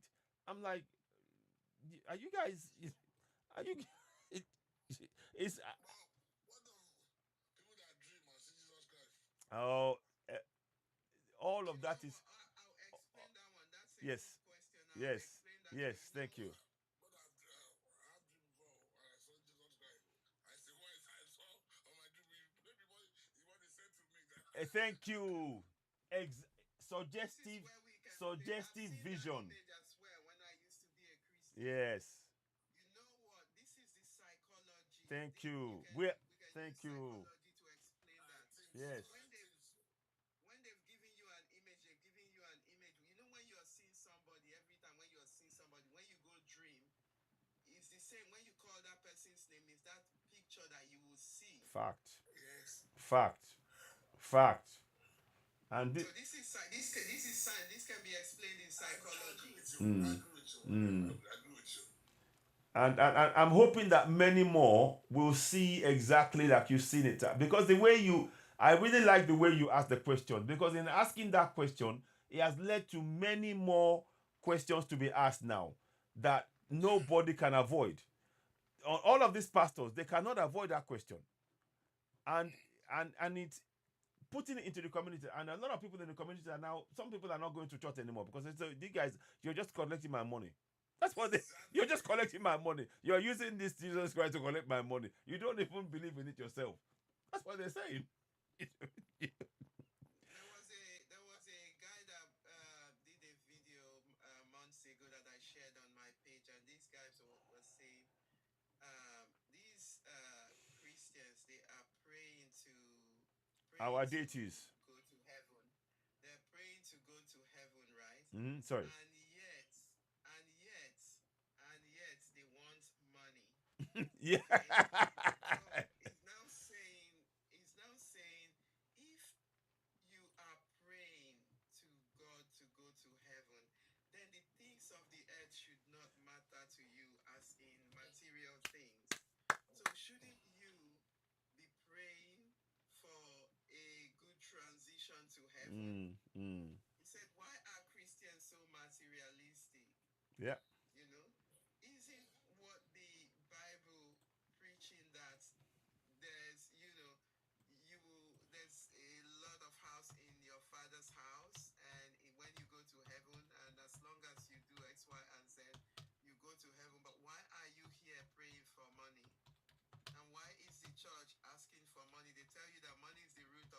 Yeah. Yeah. But then, Yeah. the church collects the root of all evil, right? We are still pursuing root of evil. Ah. Yeah. This is serious. In the Bible, when we're still pursuing the same thing that's evil. Oh my God. It is. Pursue root of evil. When you see people, they ask question. Okay, look at the Israelis, Palestinian. Yeah. Our people, they kneel down, they pray to the God of Israel, and Israel, they bomb people with AK-47. Exactly. They're not using they're not using any prayer. Now bomb. No. So our people Now are weapon then they praying to use. the Sorry, God of weapon. Israel, Mm. right? And Israel are taking matters. They know this in Israel, they know that they are just lying to people. Yes. There's a place to say you cannot preach Christ there. You see? I saw it. You see? One guy from America, when he was preaching Christ, and one of the security man came to him, maybe a police officer or army officer, he came to him and he said he should stop. If he don't stop, he has the right to shoot him. I saw it. I have the right. They give us order. There's a place you can preach Christ there, not everywhere. In Nigeria or where? No, in Israel. Oh yeah. Of course, yeah, true. Now And that is and isn't that the place that they gave birth to Jesus, or where everything went? There's a place you can preach Christ, but it's not everywhere. you see The man was saying the American man said, look, they give what their country. They have the right to shoot you. yeah, it's crazy. Yeah, it's their country. So they know that means they're just tourist. Yeah. Of course. Money. Yes. They know it's not true. Come on, we African, we just go there, they'll be laughing at us and look at this room. There you go. Come and pay your money. There you go. That's exactly it. I mean, the Catholic Church in Nigeria, they built a 9 meters tall statue carved from white marble, thought to the biggest of its kind in Africa, with standing barefoot with arms outstretched. Jesus the greatest, weighs 40 tons. This is in Nigeria. This is built in what area is this? Ukwoma in Southwest. This is and it's there. The Catholic Church. I mean, I'm actually going to do. I'm going to actually get. I have to get this up. This is. I'm laughing. It's not funny, to be honest. But We need more awareness. yes, yes. Funny for me, It is for. I mean, we you and I know. You and I know, and many of us now know. You know. Yes, Ruben is right. Ruben says church is a business. Fact. Let me just reply. Fact. It's a business. Fact. It's fact. It's pure business. That's all. They don't know. They don't know.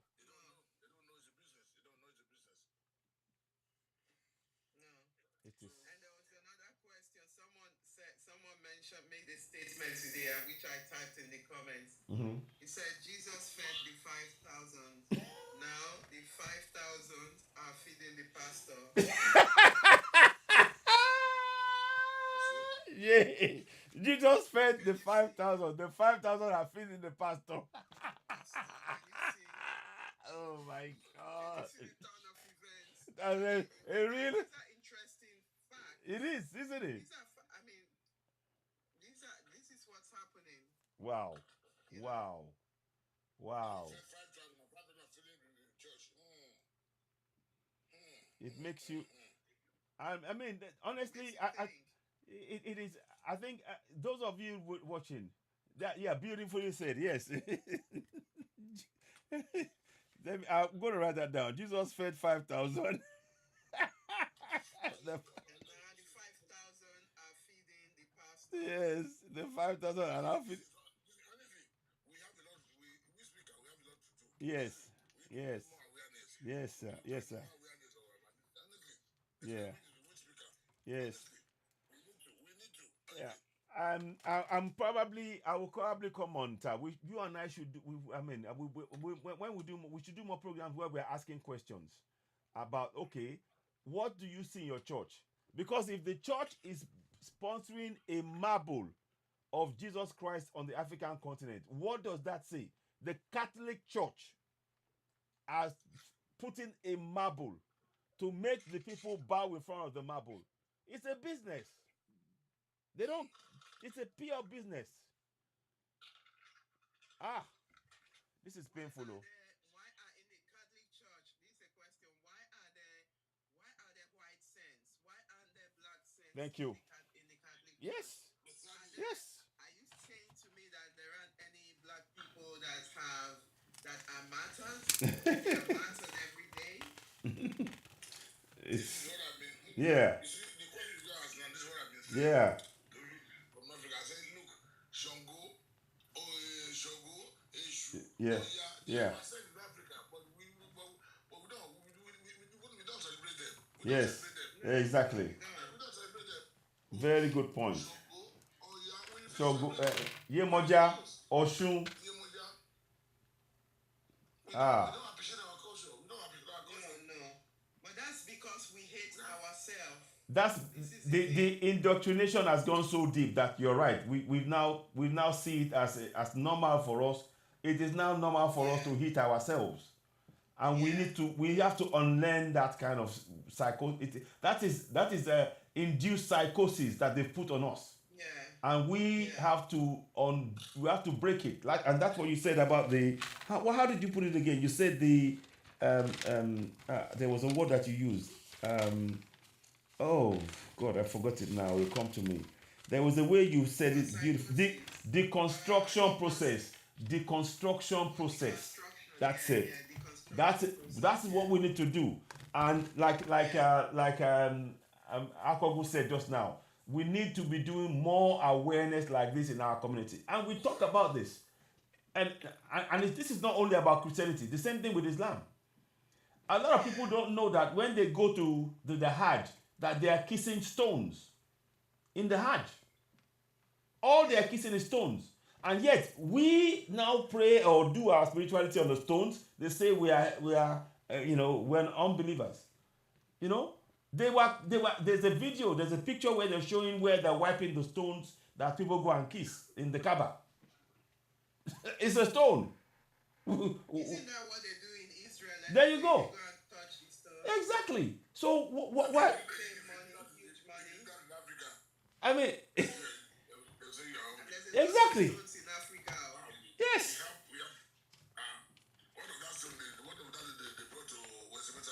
Yes. You see?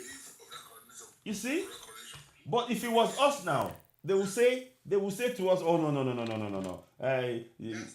That's demonic. We have zero problem in Africa. I mean, we will. I mean, we've begun the deconstruction process, and we just have to make sure that those of us who are in the social media and the media, in terms of awareness, we bring this to the attention of our people. I'm going to be chasing the churches tomorrow. I'm going to look at tomorrow morning when they are doing the services. I'm going to go and be looking at the top of their altar. What is there? If it's a white, we should bring it to the attention. This church, they now know that it should be the Jesus, the Yeshua is actually, and that's not. I mean, the Jesus or Jesus is not even the name they should be called. It's Yeshua. If they're going to follow the right name for this man, you know. But I mean, no, Yeshua. Yeah, that's the name that the Ethiopians call it. Yeshua. There you go. Yes. But you see, it is not the same thing as what what they like to do it here. This is part of the belief system of the Ethiopians and others follow. So it is actually a form of African spirituality, not what these people have put on it. You know, this man walked around, this man helped. Yeah. You know, this is not like how they've done. I mean, I look. I mean, You see, yeah. Go ahead. the Old Testament is our African story. Thank It's you. our story. Thank you.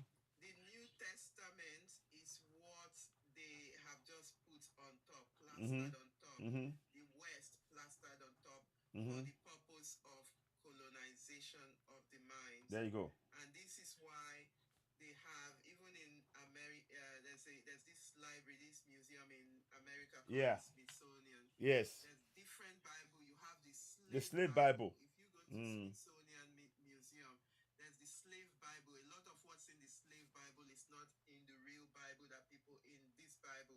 And even the original Bible is a Swiss Bible. Yeah. It's slightly different from the King James version. Mm-hmm. You know? Indeed. So Indeed. you can see where all these are actually coming from. Yeah. When Yeah. you look at the Bible is saying that slaves obey your Masters. masters to the point, Oh. no matter what they are Oh doing. man. No matter what they are doing to you, you obey them. Even when they are beating you to the peme, you obey them. Ah man. How can a race like that, how can a people read that and still continue? I mean, hopefully by the awareness like this that we're doing in all areas like this, it's going to provoke people digging themselves. Google is your friend.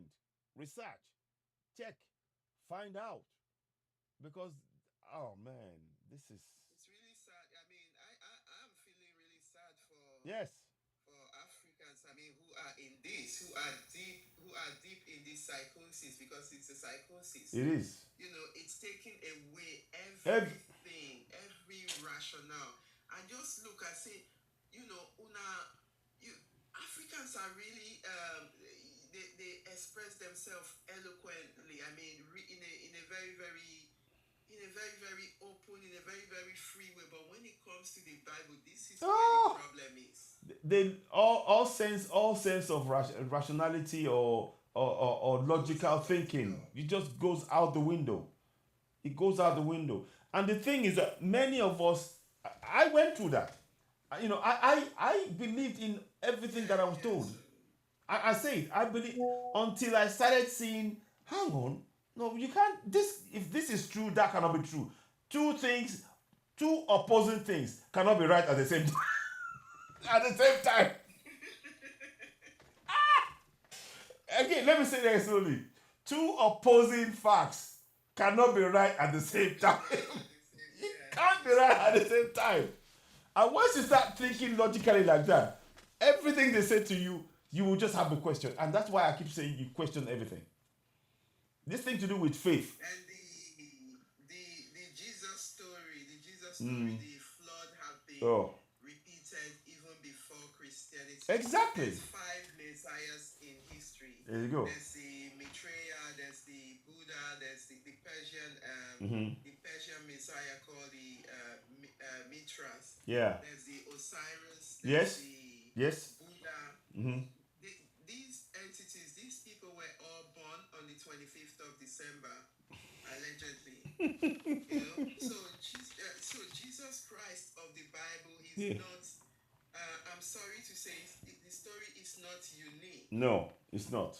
The Noah's flood has happened. The Gilgamesh in Syria, in ancient Babylon. Yeah. That story of the flood has happened many times. Very, very true. Very, very true. I mean, I do hope that many of us listening now don't trust. Hey, I'm not asking you to trust me. You don't even know me, and I don't know you. So why would you be making such comments? Why is that? Sam K. You don't know That me, is really and I don't know you. uncalled for. Why you say don't trust? Do you? I don't even want you to trust me. Go do No. your research. Exactly. Go do your research. Exactly. Don't even listen to what I'm saying. Go do your research. Just go and do your research If you yourself. don't want to do your research, you will not know, and you will forever stay a slave. Now let me help him. Let me help him a little bit. Maybe this will help him because he seems to. Let's have a look. Let me see if I can find this for him. Let this person go and do it because even when you do it, these people. Yeah, you know what? You're right. People, even when you do the Yeah, research, they'll still be arguing. They're still going to be. Let's He needs to. go and do that research yourself before you come here and start making and start. No, it's uncalled for. That you're commenting here. It's really. Me and I don't know you. Yeah, it's not on. Thank you, Raz. Oh yes, Raz. Let me bring Raz. Let's bring Raz in, man. Let us. Yes, Raz can deal with this one right quick. Raz, hello. Yes. Raz, can you join us? I wonder I hope you can join us. If you can, it'd be great. Raz, join us.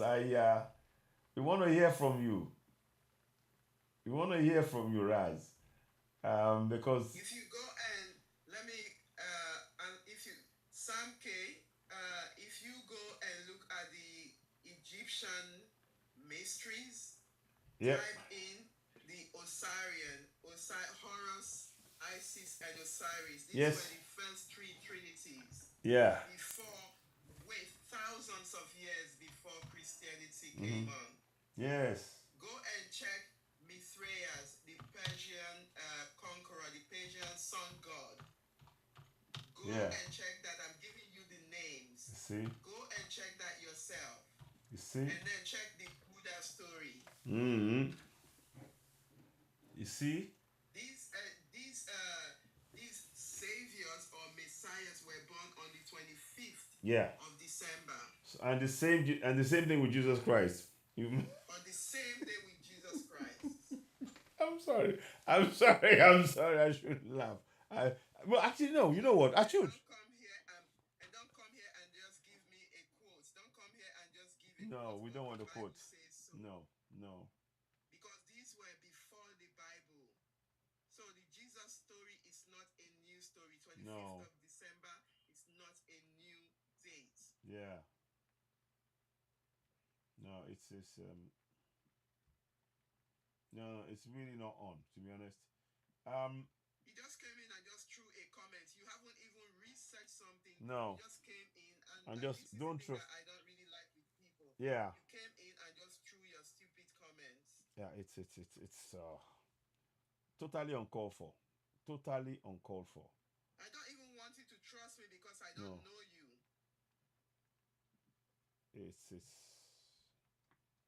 It's I'm really just giving information to free your mind, to free people's minds. Like Ruben West said, we have to unlearn and relearn. And I hope you can, Sam K, I hope you will actually take heed of that. Do your own research. I'm giving you research. Go and research them. Next time, when you see me talking about this, next time, come and tell me about what you've researched. There you go. Yeah. I think that's a fair deal. Yeah. But it's not a fair deal when you come here and throw your sorry comments in the comments. And project what you don't know. No, it is not. Let me see if Raz, can you join us? Let me see. I want to hear what Raz has to say. Okay, join us, please. Raz, I've sent you the invite. Join us. Let us shed some more light on this kind of discussion and this kind of talk. It's not about abusing something. It's about stating the facts. And when we are doing this and then you come and say, don't trust, that's very, very uncalled for. To say don't trust, Falcone, it's not that, yes, if somebody give me problem, I'll give them trouble back. Yes, so. Because me, I know they take anybody trouble. No. If you give me your trouble, I go throw back at you. Yes, so. That's so nice what they do for here. Yes, so. I bet make it lie low, please. I beg. When you know what you talk, these people Yes. don't get Hello. Let's continue the way we are Yeah. for, please. Okay. I'm enjoying your this. Honestly, Okay, sir. I'm really learning from you. I'm really learning from you tonight. Honestly, I'm really learning. Oh wow, thank you, sir. Thank you, sir. Thank you. She is a great teacher. You see some comments when they say, even when I do my life, you see some comment when I talk all these things, so people will come and say, you know what thing they tell me? You say, make I go burn for hellfire. I say, I don't burn for hellfire. I walk in that place like I own the place. You know? So don't tell me to go there because I'm already familiar with that place. Yes. So, Sorry, let me just keep quiet. no. Let's let Razg. Razg, welcome on board. Let's hear from you. Yes, blessings. Blessings. What's the topic? I just came on board. Yeah, we were talking about today. Okay, I'll give you a quick rundown.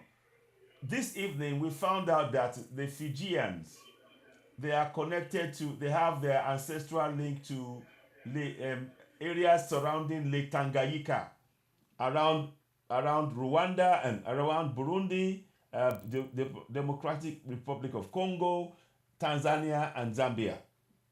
So the brother was talking to us about that extensively earlier on, and then that was an amazing fine discussion, to be honest. And they were even eating the same cassava that we eat. They call it tavioka, but it's cassava, and you know the texture, everything. I even got the pictures of it. So that was a revelation, and they are trying to connect and link back to, to the Alkebulan, and also they're women. They're African women. We've seen pictures. They exactly black hair, afro. It's just like, wow. So that was one part of it. Now the other part of it was that my Egbon and Akogun said that Russia had, under Putin, he had put the picture of Jesus Christ as being black, and that became something that people were looking at, and and we were asking questions, and they said, how many churches in Africa now have changed the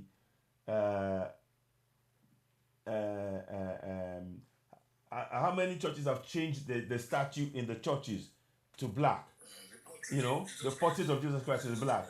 So we were talking about that when this Sam K guy came and started saying, don't trust something, and we don't, that's not how you talk. We shouldn't talk like that. But anyway, so that was a discussion in a quick synopsis. So you can take it from there, as. Thank you very much, Sir Akogu. Yes,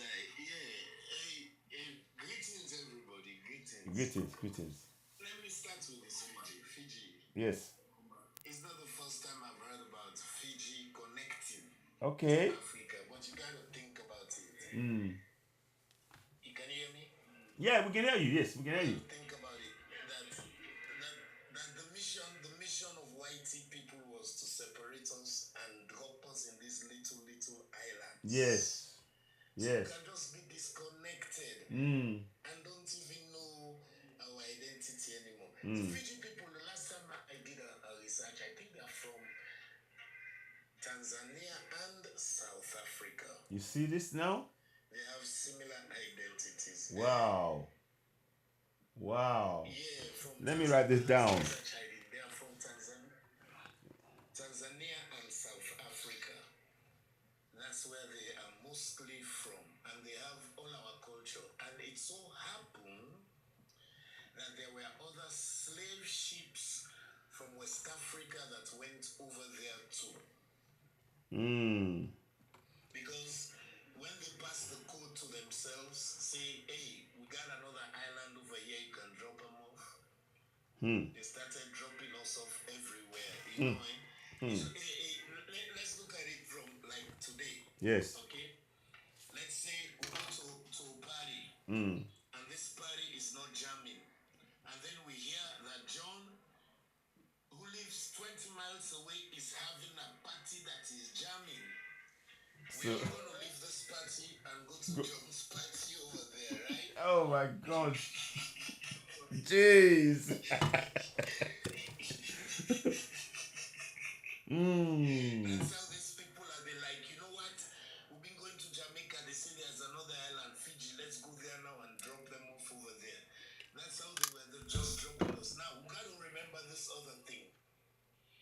these Oh, islands Raz, that you found, Raz, one thing, yeah, one thing, quick. That probably happened during slavery, but the story this guy was the story Micah was saying. He said that they came long before 1879 on 4 boats, and he mentioned the names of their own ancestors. They came with their own food, African food, and they first landing. There's a place called the First Landing Hotel where they landed before colonization. So I just wanted to put that there. He mentioned the four boats. The 4 boats are Canitone, Cariteres, okay. Urango Volca, and then Doyembaki. So yeah. Oh, okay, you're busy. Oh, that was. I mean, I'm just trying to bring him up to speed. Okay, can you speak? Can you talk? Okay, that's new. That's new. I did not know the name of the boats. Yes, there's 4. He gave them the name of the boat. Yeah. Go ahead. Yes. This, I need to do a little research on that. That's very interesting because you see, what you just said is the other reason why Black Americans are claiming that they are indigenous to America. The word they are using is indigenous, which is a mistake. They are not indigenous. They came here and actually met the people. Yeah. They came here and actually met the people over here. There were people over here, and the same way in Fiji, there were people over there. Exactly. When we went over there. Exactly. You see, that's just a fact about it. But then we did not go with hostility. No. Everywhere we went, we never went with hostility. No. We went to bind with the people, to link up with them, to go share our knowledge from the motherland. That's what we even did to the Whitey people. We came and shared our knowledge to them. So this brings me back to Putin and these pictures.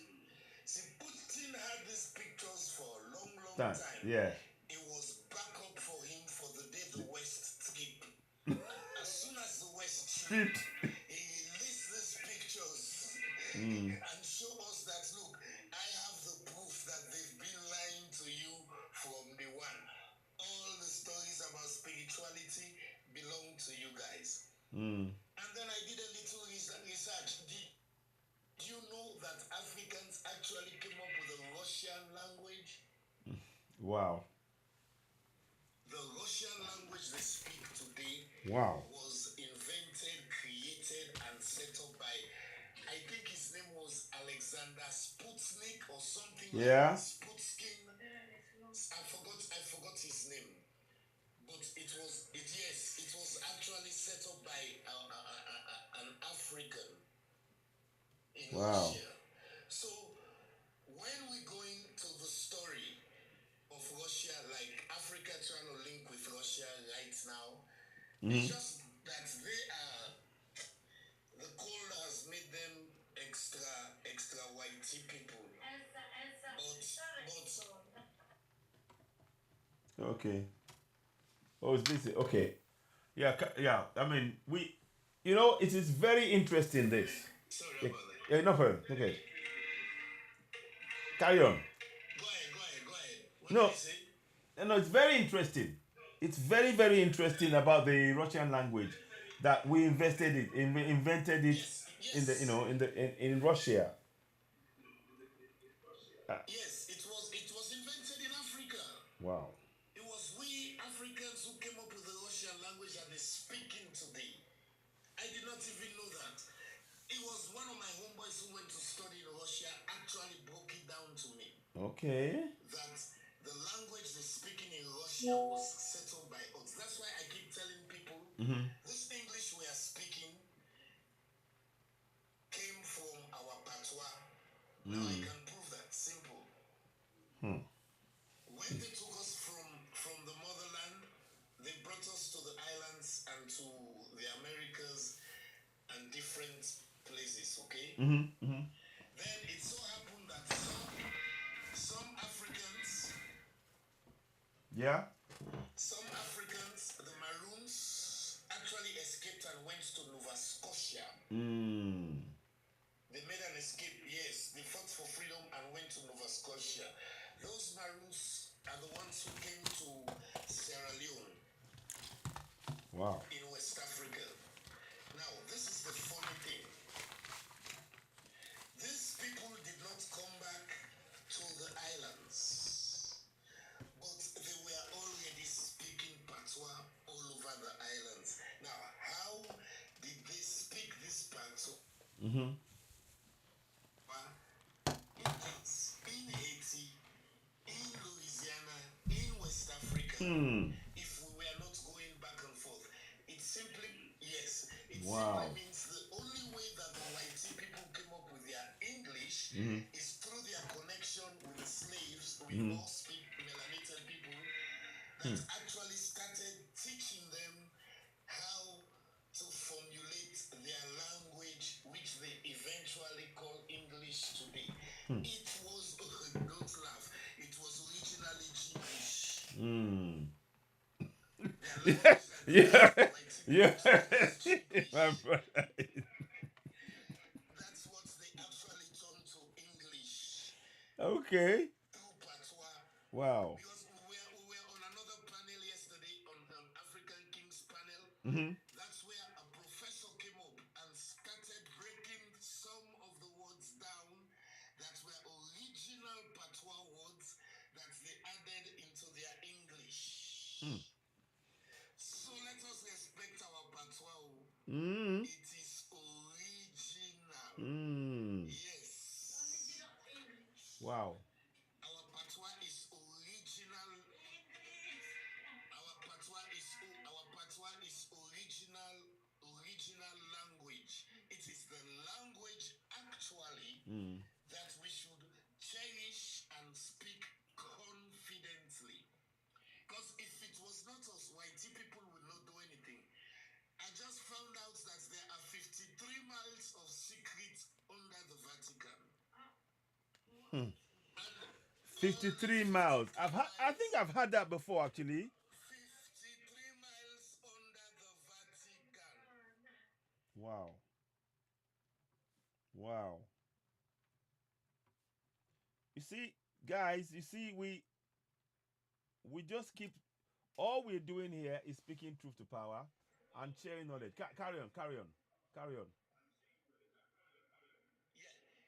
Out of that 53 miles, over 50 miles came from Africa. Over 50 miles of things that they are hiding under the Vatican came from Africa. They are full with African artifacts, African codex. Yes. Hold on say, bro, let me take this call 1 second. Okay.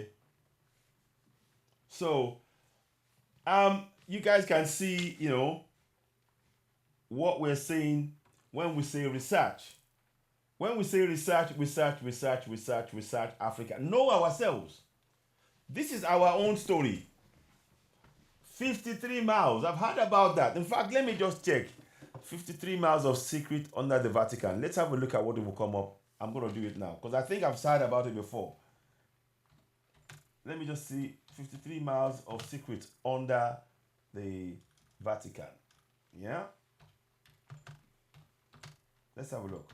I mean, that must be a lot of stuff they've hidden. Just want to try and, because I've heard about it before, but now I'm actually not ignoring that. Under the Vatican. Let's have a look at what comes up. Let's see what happens. Yeah, you carry on. Yeah, go ahead. So I'm just checking now. So it says here. Oh, yeah. It says here. 53. The Vatican Apostolic Archive has been estimated to contain 85 kilometers, 53 miles of shelving, with 35,000 volumes in selective catalog alone. Wow. Yeah. Carry on. There you go. Carry on. Did you see the part where it said majority I'm going to dig into it a bit more. It won't surprise me. It won't surprise me. Okay, well, check this out. Yeah. Let me show you, let me give you guys an example. You see this time that they came up with? Mm-hmm. The clock. Yeah. Call the clock. Yeah. The clock calls at 4, at 5, at 6, Mm-hmm. at 9, at 12, at 1, at 3, Mm-hmm. at 5, 6, and 7. Mm. They use the chicken, Yeah. the cock, the chicken. Mm-hmm. That's what they use to make time and make this time, and they called it clock from the cock. Mm. What is their English word that they say the chicken does? They said the chicken clocks. Clocks. Yes. Mm. So they did not actually use the word, yes, cock on the clock. Clocks. They changed the ad, they use the clock. Yes. That's what they call clock, the time today. Wow. It's from the chicken. Wow. So It makes sense, you know? when you dig deep,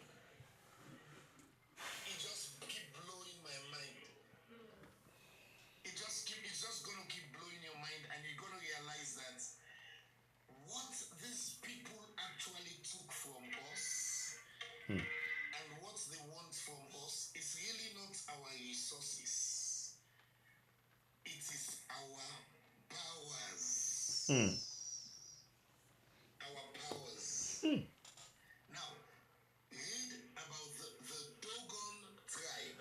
Yes, I've heard about them, yes. The Dogon tribe. Yes. Okay. These people actually found out centuries ago that there are 13 planets over here in our solar system. And they dance according to it. You know what whitey people said? They said it's a lie, and if there are 13 planets, it's a fluke. That's what we figured that out. Yeah. We do it in the caves. If we have our African cultural people dancing according to the solar system, what kind of connection is that to nature, to the spirits? Wow. What kind of power did we harness? Seriously. Serious power. What kind of things did we do? Yes, and this serious power include creating and building things that they went around and destroyed. Let's take, for example, the pyramids. The pyramids were built spiritually. Nobody lifted a finger to put any block in place. It was all spiritual building. And they constructed it just for energy, to produce energy across the whole earth. That's why you see a bunch of pyramids everywhere. Yeah. If you come, you notice that in America, the Mayans, they have pyramids. Yes. But then the Mayans, according to their story, they disappeared. Yeah. And we don't know where they went. Yeah. In the Mexican language, they call black people Mayanga. Or Mayanga, something like that. Yeah. Yeah. These Mayans were West Africans Wow. that were moving up. Yes, they were West Africans that were moving around. And then when I dug deeper, I tried to figure out if there's a relationship with Egypt and West Africa. It so happened that the Egyptians actually came to gain knowledge in West Africa. Yes, West Africa. That's where they came to get the knowledge all from. From Wow. the valleys of Timbuktu all the way down to the coasts of Africa. In fact, the other story that I just found out, bro, everything is just revealing himself back to back these days. That guy, King Saul in the Old Testament,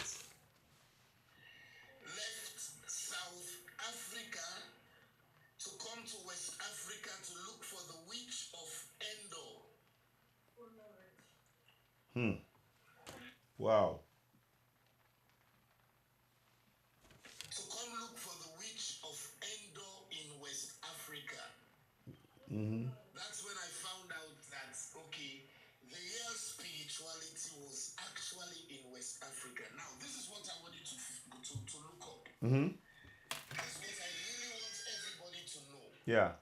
I want you to look up ghost DNA. Yeah, you talked about it actually. Ghost DNA. Yeah. Exactly. When I told you it was from the Mende and the Yoruba tribe. Yeah. It is from the Mende and the Yoruba tribe. This ghost DNA cannot be found linked to any humanoid. This gives us a proof that there was a spiritual being born in the Mende and Yoruba tribe that is not linked to any humanoid on earth. So if you go to the Bible, they tell you there is one guy who's not linked to any human on earth. They call him Christ. He's from West Africa somewhere. From the Yoruba and the Mende tribe. That's his DNA that spread through. Because as long as he was in the womb of Bintu. Oh, by the way, I presume Yeah. either Bantu or Bintu Yeah. is the name. Is Bantu or Bintu? Bantu or is the Bintu? name. Wow. Is the name Either Bintu or Bantu? is the name of the mother of this Christ that we're talking about. Yeah. You see, it's our story that they turned around to make their story. You get what I'm saying? Yes. Yes. We cannot just wake up and say the Bible is a lie. It is not a lie. They said Samson fought a lion. I can break that down. A lion is only found in Africa. Daniel was thrown in the lion's den. A lion is only found in Africa. King Solomon was a rich man, the richest man, and you have Mansa Musa, who was also the richest man. And they were all dealing with gold, spreading gold all over. These are stories Yeah. of the Bible that they're telling us about. You know, Yeah. This is a Bible that they're telling us about. If we go deep inside that book, we're gonna find our story. So when I dug deep, I found out that these people got these stories from our codex. Our codexes, they still did not even get all the codexes. No. Because in places like Mali, they still have the codexes there. In places like, what's the name of this place? Malawi, they still have the codexes there. In places like Uganda, they still have codexes there. Yes, they have not released these codexes. Lord knows what's in these stories when you translate them. Yeah.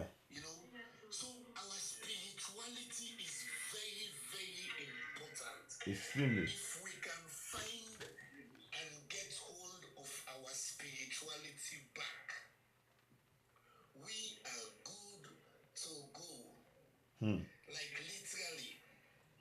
Okay, somebody say that's a lie on the comments. Yeah. Can you bring this person up so they can come explain Let me bring him what on. I'm lying about? Because Who said it? Let me see. Duan Motel. Okay. Follow. Duan Motel. I'll bring him on. I'll accept. come give us Yeah. enlightenment. I'm post for him. Okay. Duan Motel. Welcome on board. Duan Motel. Go ahead. Let's hear from you. Duan Motel. Yeah, go ahead. Thank you very much, brother. Yeah. Thank you very much. Give me one moment. Yeah. First of all, good morning, good evening, and good afternoon to everybody in the world. Yeah, I'm in Yes. London, UK. Okay, good. My name is Kemet Rak Tuamutef, and I want to answer this guy talking about black people, African people, can only find themselves through the Bible. That's a lie. He mentioned something about there being ancient texts somewhere. He mentioned a state in Africa. I'd like him to present evidence of that text. That will only be Hebrew text. That will not be African text. Okay? There is no such thing as a Hebrew. Not even from the first. Okay, I did not use the word Hebrew. I said codex, from the codex. Codex. You can look up the meaning of codex. You're talking about Hebrew text. I said codex. I did not use the word Hebrew, sir. And then you can challenge me after.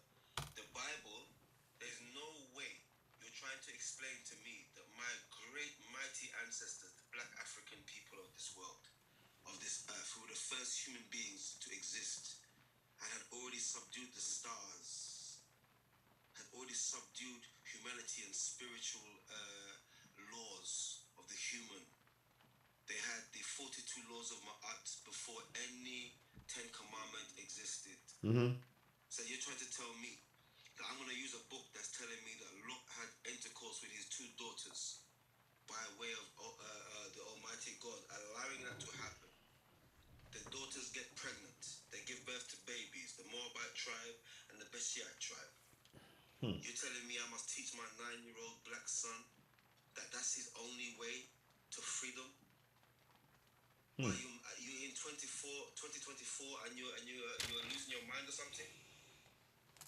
For you to present the biblical text or rabbinic text as the first time that black people were great, you don't know what you say, my brother. The Western world only learned to write, read, walk, and talk in the 14th century, and I can show you that. The reason why they learned that from the hand of a black man. Because the black man was the first genius of the world. It's in all the encyclopedias. It's in all the museums. Pick any museum you want to. You will not find a single Bible character. You won't find his toenail, his afro comb. You won't find his toothbrush. Nothing. They're giving you the book purely based on myth. So anything that comes out of those teachings, I don't want to hear nobody from Africa talking about on a live. That's only okay, bro. Okay. Check this out, bro. Hold on, yeah. And that wasn't personal. Okay. It's okay. No. Hey, I don't take things personal when it comes to knowledge. It's knowledge. We don't own knowledge. It's in the earth, wind, water, and fire. It's out there for us to grasp. Okay. Now, let me talk about the spirituality. When I say the African story is the Bible story. No, it's not. Okay. There is complete evidence that every story they got from the Bible, they got from Africa. Now, there are 99 books missing in the Bible. Look up the lost books of the Bible. Let me finish. One of the main books is called the Book of Enoch. But it's from Africa, you're saying, yeah? Keep quiet, listen. I'm just clarifying what you're saying, that's all. My bad. No, it's okay. Book of Enoch. Yeah, so the brother is saying that the Bible is made up of books that predated. Yes. So let me ask you guys this: are you aware that the Bible? So go ahead. I'll just say this very quickly, but forgive me. Very quick. I want to just say this: the Bible is a copywritten book that is printed by the million, because you can only print a book by the million if it's under copyright of the British royal family. The patentee to the royal family is Cambridge University. I live in the UK right now. I can show you that nobody prints a book by the million unless it comes under copyright. So let me ask you this question. You're totally right. And who do you think got this story from Africa? What were the British doing? We were one of the main people who came and raided Africa, who came and enslaved us and colonized us and taught us English. You are quoting from the book. I'm not quoting from the book. I just asked you a question. No, but We are the British colonizers. They were colonizers, right? absolutely. Okay, so what did they take from Africa? They tried to. Somebody needs to be muted. Say that again. If you move, Say that one. there's an echo. Raz, 1 second. There's an echo coming from you. Yes. Let me turn the speaker off. Okay, can you hear the echo? Yeah, no, stop. Okay, go ahead. That was better. Yeah. What I was saying was this. If the book is copywritten and owned by the same people who were doing the back, There's a noise in the back there. What's that noise? somebody needs to move, man. This is disrespectful, man. Yeah. Thank you, Russ. What I was saying is this. So the book is owned under copyright by the same people, more or less. I'm not gonna try and generalize anybody, but by the same people, by the same man who would slash you in the back 50 times for reading in your own tongue. Now he owns your deity and what he says to you. So I will not be an African man who reads this disgusting book to my 9-year-old king, who teaches the book is saying that they're going drunk, right? Let me tell you something. Let me tell you how they go wrong in the book. Because remember, the beast is not smart. Because you taught the beast to be a beast. Okay. I'm gonna go back to that. All right.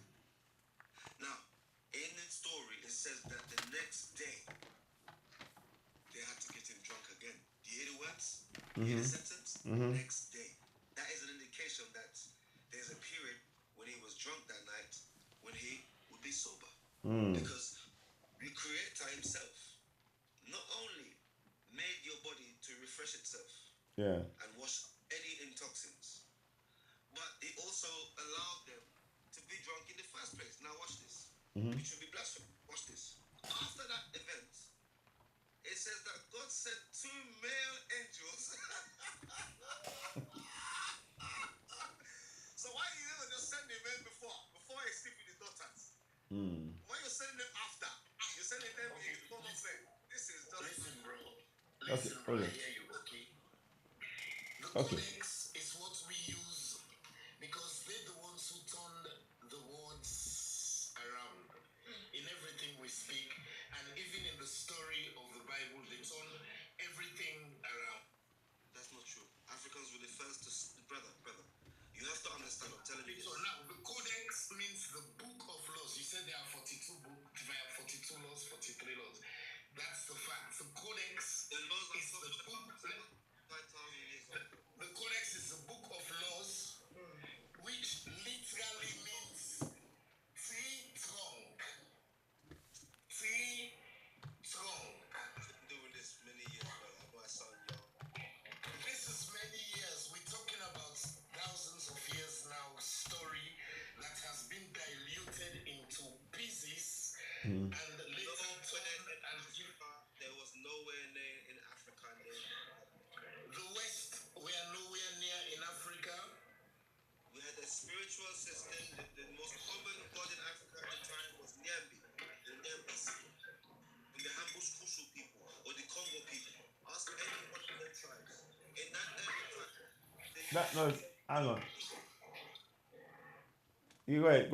Raz, it's a bit noisy your end, so we can't really follow. Just can you move to a place where it's quiet so we can hear you properly? Okay. I'm sorry about that. Okay. That's okay, bro. So what I'm saying is this. In ancient Africa, before you have any Jesus, or shall I say Jesus, or Esau, without the J, or There was no J. It's actually Y-E-S-U. Yesu. Jesus in Spanish. Jesus. Well, let me just go back for a second. Oh. No. I'm gonna show you the link. It's simple, bro. Look, I do a lot of research. Look up the Mandarin meaning of Jesus and see what pops up. And you know that we traveled to China. We established the Chinese. Hmm. The Chinese are actually coming out with the things that they are original people from the motherland, from Alkebuland. And they went with a lot of things over there, okay? In fact, the Mandarin book even have some stories that the West does not even have about our spirituality in Alkebuland, in the motherland. That's Okay? Wow. Hey boy, okay. Did you look it up? What you're doing is you're going into Judaism and you're trying to. I am not going into religion, sir. I don't know religion. I don't talk religion. I don't explain religion. That's not religious. Is the Codex not a religious manuscript? An ancient religious manuscript? Come on, brother. I do this, bro. I'm saying to you that before anybody could speak, walk, or talk, the African could do that for hundreds of millions of years. He left his evidence of his greatness across the plains of the whole entire planet. And even on Mars. They found pyramids on Mars, you know. Mm-hmm. Planets don't shoot. Okay. Stars, they don't shoot. That's your brothers and sisters. What I'm saying to you is, you predate writing, black man. You predate theatrical arts. Gerard Depoudois, the first ballet artist. What I'm saying to you is, how can somebody who I predate his empire? Let me make it simple for you. Go ahead. Russia happened to have all these pictures of African origins of spirituality, and they just released it and showing people about all the melanated people who were the spiritual people. How did they get those evidence? Let me answer you. Please answer that. Let me answer that. Okay. That is the lightweight thing to say. It's not centered in one place. You got to center. You got to notice that they divided us into 54 places, and all those people who divided us took stories bit by bit by bit by bit and scattered it all over the world just to keep it and hide our truth away from us. And this truth is what we are trying to figure out who we are. Now, I'm telling you, okay, let me not say I'm telling you. I am trying to say here that our spirituality is their main focus and their main target. And the best way to knock somebody out is to use their own thing against them. Pause right there. So all right, go ahead. So you're saying that because this Russian boy who never wiggled himself when we were in our 400 years under his cousins and uncles and aunties, you're saying just because he opened some vault in the middle of the land of Oz and shows you a few pictures, you're now becoming so attached to this foolishness? If you had found these, if it was the Western man, the American or the white man who opened that vault, you would accept it, right? No. You got the wrong man. Well, I still don't get it then, because all our stories were taken by the West. Everything was taken from us. You're not understanding what I'm saying to you. You're so caught in emotion of the book and the stories, like most, and I take my time with brothers like you. You're not understanding what I'm saying. You're hearing me, but you're not understanding what I'm saying to you. First of all, I said to you, your people predate anybody writing. Okay? That's what I said at first. From the codex, from the tree trunk. Let me learn, bro. Codex means Tree trunk. But let me learn. What I'm saying is if you predate the man who is now in the 21st century giving you back some writing, that he could just show you a book, and in the book, I just gave you a story from the book. You have stories in the book. First of all, the Hebrew Bible, right, where Jesus lives, because when you close the book, Jesus goes with the book. Don't do nothing for nobody else on the earth. The Hebrew Bible, Hebrew means Jewish, Judaish, rabbinical. Okay? So you're saying to me, the last time I checked, the Yiddish man and the Roman persecuted and unalived the Christ. So you're telling me the man who unalived the Christ is giving you his version of how he unalived your Christ, and you're so attached to this story. It's interesting that he said he's giving us his version. Watch this, bro. So this is his story and our story. Show these house Negroes a few pictures, and they become so entwined that they forget that literally 10 years ago, George Floyd, for 8 minutes, begged for his life. Where the damn hell was this president then, huh? When Tamir Rice was being unalived by racist, hateful people who exist on the earth. Where was this man? Where was this Russian man? When they took away Patrice Lumumba for fighting for a balanced government in South Africa. No. Where was That was Congo. Patrice Lumumba is from Congo. My bad, brother. When Patrice Lumumba was taken, do you know what they done to this man's family and him? Do you know the torture they put this man through? Where was the Russian president with these pictures then? Why? If you have the truth, why are you hiding the truth?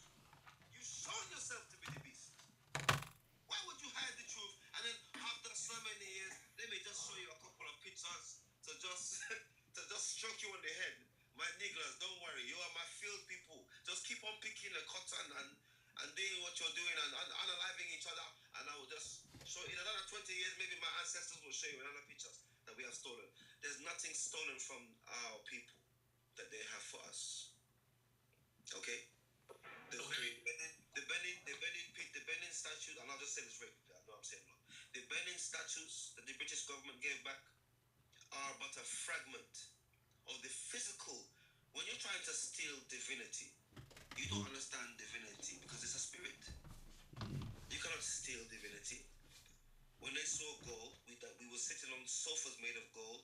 We were eating gold, drinking gold. It was part of our regular diet in Nubia and ancient Egypt and the Huruma-Ket tribes, which the British man called the pygmy, which the Irish man called the leprechaun. Yeah. When you are running around and making greatness and putting stones on top of stones to show the rest of the world, before you, we were, and we were great. And after you, we shall be. Are the Alpha and the Omega, the people of peace, the people of warmth, the people of truth. Now, you can tell the people of lie. The people of lies can't take heat.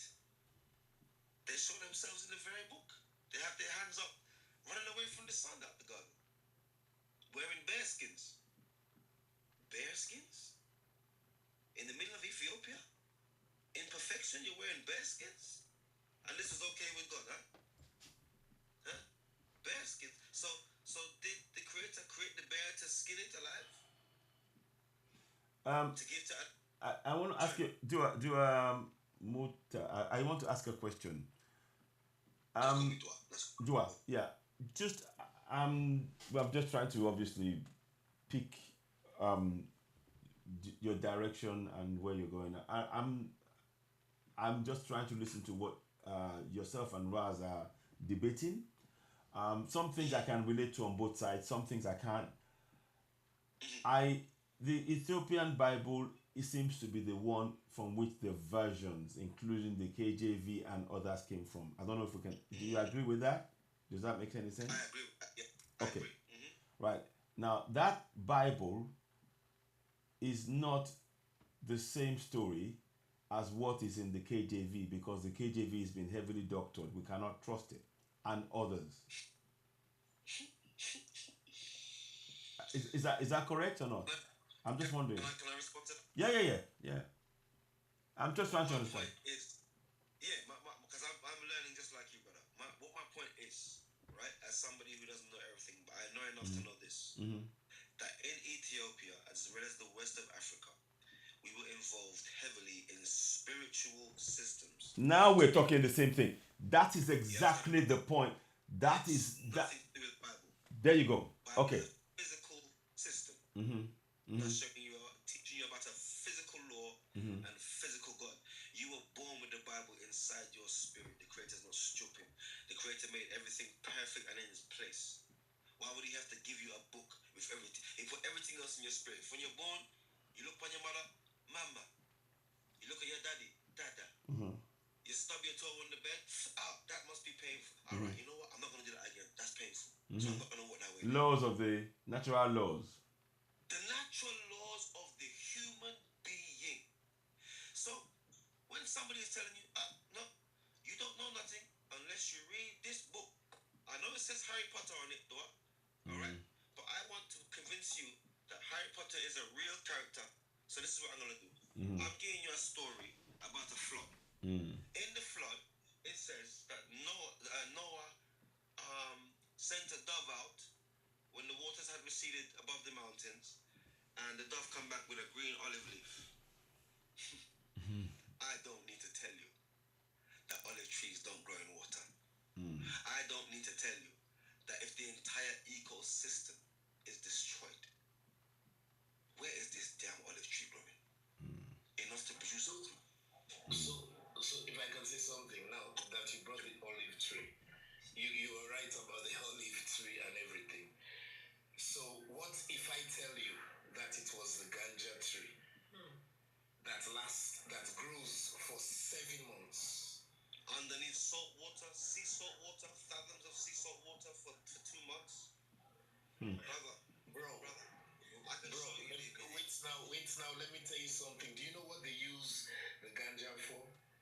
The ganja is the strongest fiber in the world. For every rope for salt, every sail, every fiber that they use on every boat is made out of ganja. Julius Caesar, according to their story, invaded Gaul to capture the hemp producing plant.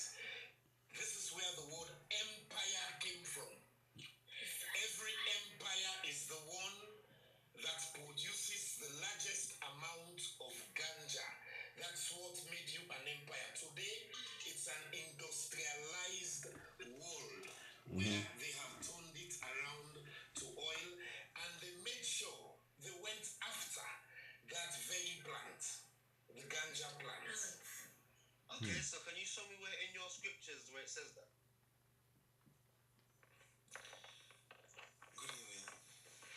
Good evening, host. Okay, Can you good show me evening. where in your Bible scriptures says? Hold on 1 second, please. 1 second, please. Let me just hear from Lucifer. Thank you very much. Thanks. Lucifer, go ahead. I think I'll join your WhatsApp group. Okay, fantastic. Okay. So what the brother is trying to teach this our brother is like the reason, the point of that presenting Rosa bringing some pictures saying that this is the original Jesus is that. Let me say this. Speak louder, bro. Speak louder. Yeah. Okay, it's just a form of to continue for you to remain a slave in based on religion. That is it. For you to remain believing that this thing exists, Jesus Christ exists. But for me, if he then like, may them bring a picture when Jesus was eating with my grandfather in the village. I will never accept him. Right? Because the fact that the religion came force our people to believe in that make it not a good thing for we. It's a bad thing. Anything good, they will not force anybody to accept that. I can see that. Yeah, I get you. So if Jesus Christ was black, why then force our people to believe Jesus in the first place? So that man did the job he do just for you to remain in this captivity of religion, for you to remain there forever. Mental. Okay. Now making out and back. Because you want to come back, colonize Africa, not only colonize your brain again, like what the West do with the Arab. Now the same thing what do we do with the Chinese.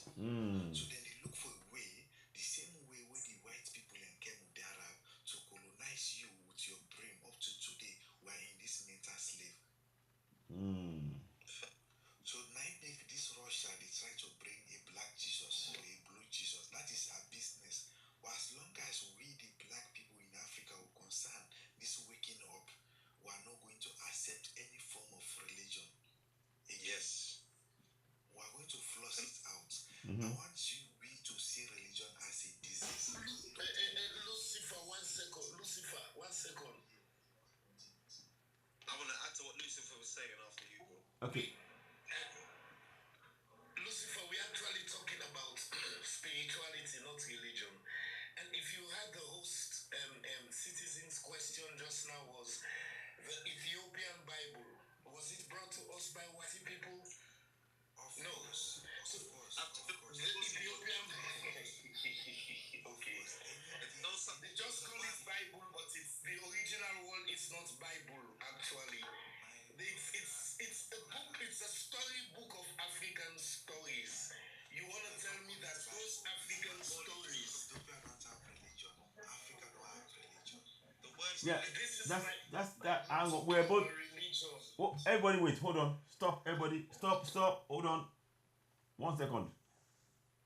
I think we are. Let's try and hear each other.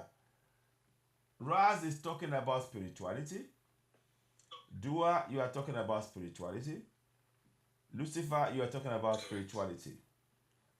Now, when we move into the Bible, as in the KJV, from my understanding of what Raz is saying, it's a reference point, but it's always rooted in spirituality. That is my understanding. Correct? Raz, tell me if I'm wrong. Raz, are you there? About the spirituality, that the book is our stories, which they compile together Yeah, I know what he's trying and to say. turn into their own thing Okay, and that's give it. us.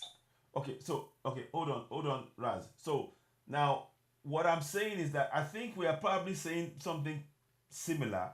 Now, Dua, I think there's a deeper knowledge that you have that you can decide to you can share, and you're trying to tell us, and I want to hear it. Absolutely.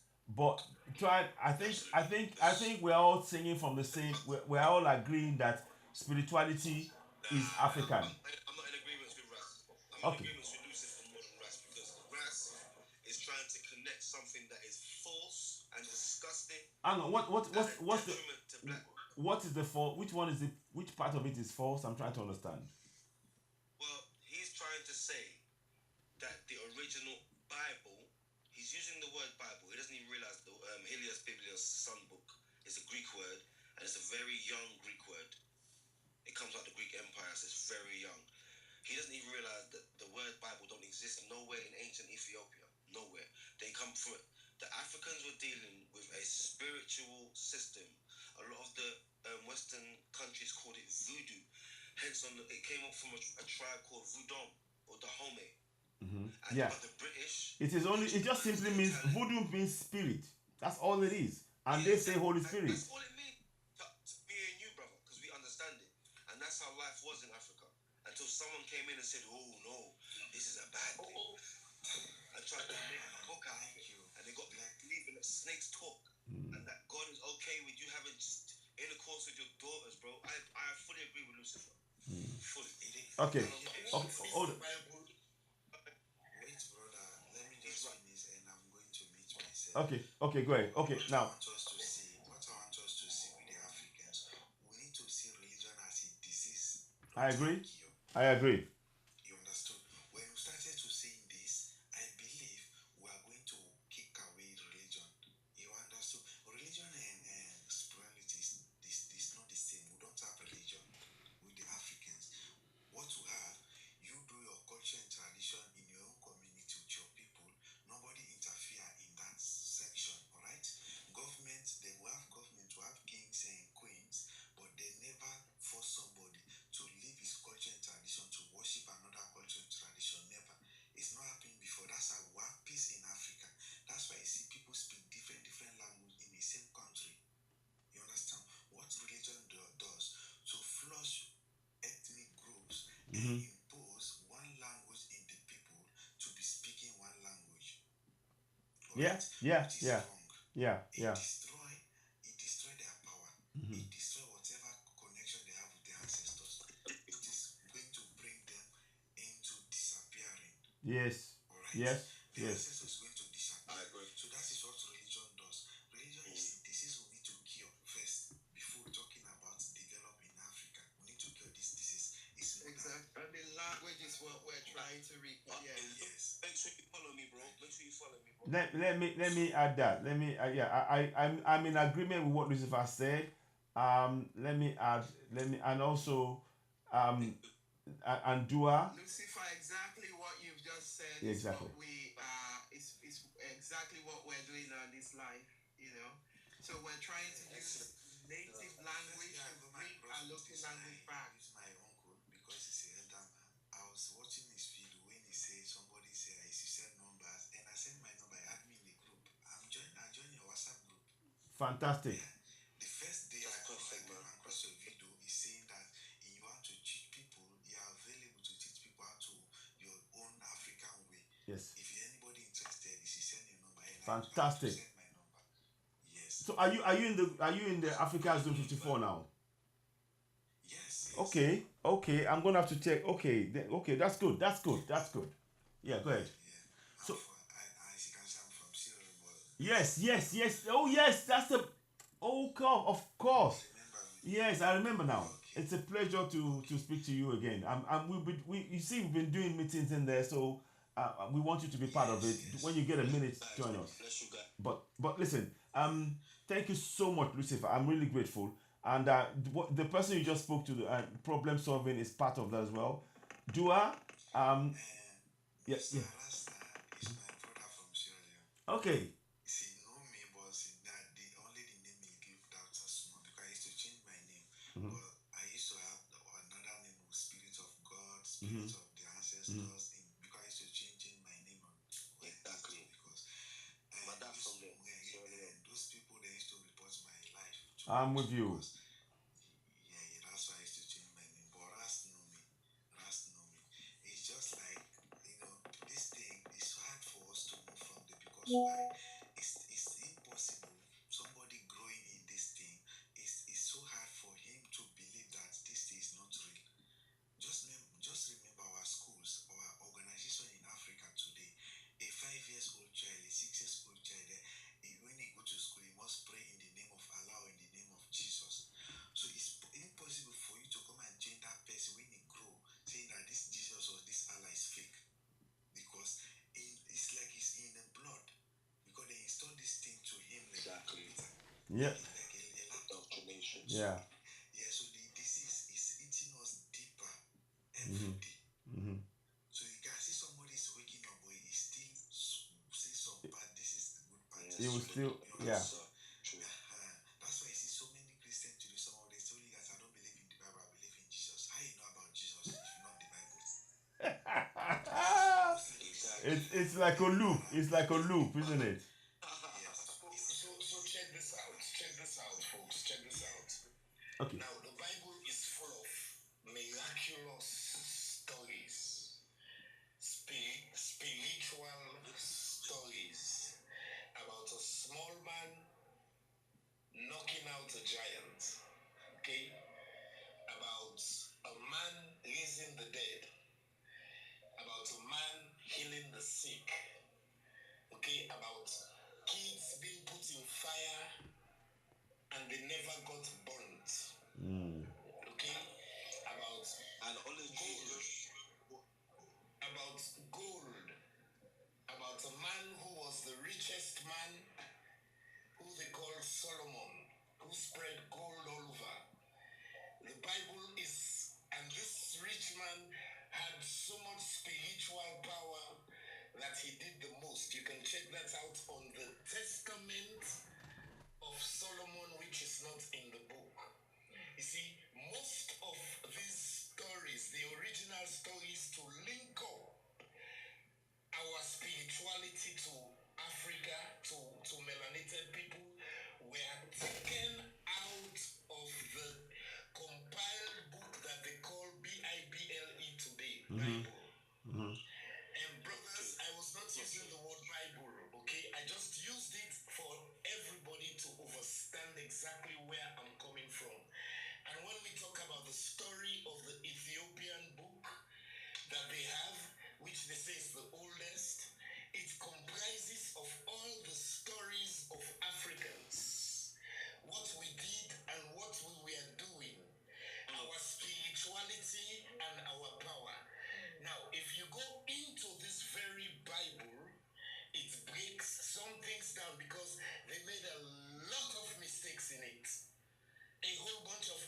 verse which reveals a whole lot of truth in it. Now let's start with the word religion. Okay? This is why I don't speak of religion, right? Religion, there's a story in this very Bible of one guy, Christ, as they called him, who was walking by the cemetery, and then he met one guy who was possessed. As soon as the possessed guy saw him, he said, I know you, I know what you're about to do. But before you do what you do, can you please just throw me to the swines? And then the guy said, okay, but before you go, what is your name? And the guy said, the possessed guy said, Legion, for we are many. Legion, But how do you for we are many. brother? How do you know? Okay, now if you want to do something again, you want to bring things in your life, it is you redo, you remake. If you want to fix somebody to like habilitate them, you rehabilitate them. Okay, then this guy said to these demons that were possessing this guy, you can go. I need you now. He's been distracted there. You can go. Okay. And then when they went into the, she said, throw me to the swines. Now my point is, this guy was possessed with legion. Today they are forcing Legion. Man, I'm being confused over here by my own girl. She just can't hold her tongue. For real. That sound like the devil right there, bro. No, She rolled up like a demon. guys, Man, she can't He wasn't making no sense. He wasn't making no sense. Yes. He's a good brother. I think, guys, we will, guys. You know what, guys, everybody.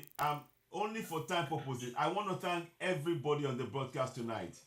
We will come back and do a part 2 of the celebration of African history from religion. We need to separate it, and I think this is very important. That's my mission, to separate the two, to let us find our spirituality that was taken from us, and it is hidden in secret. Everything is a code. These people send codes.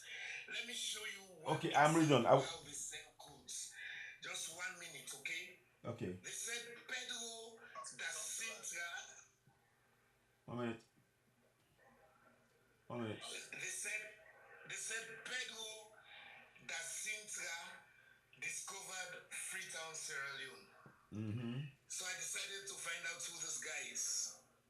And I find out that this guy does not have a birth date. Oh, see? Can you hear me? Yeah, go ahead. Okay. I found out that Pedro da Sintra does not have a birth date or a death date. You know how you look up ancient people and they show you when they were born Yeah. and when they died? Pedro da Sintra. So I decided to go deeper. I looked up the meaning of Pedro. Pedro means a stone, a bright, shining stone.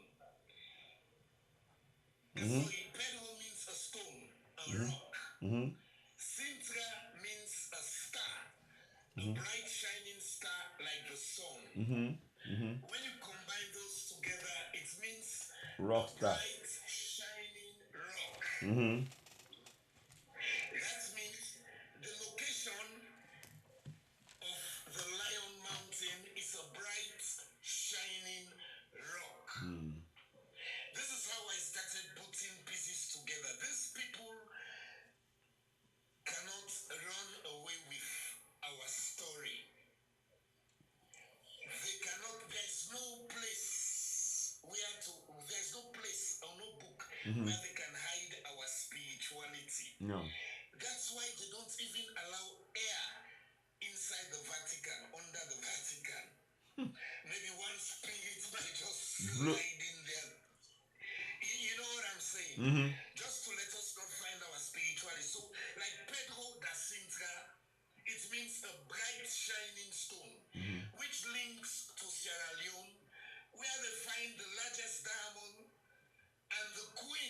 Babylon Queen,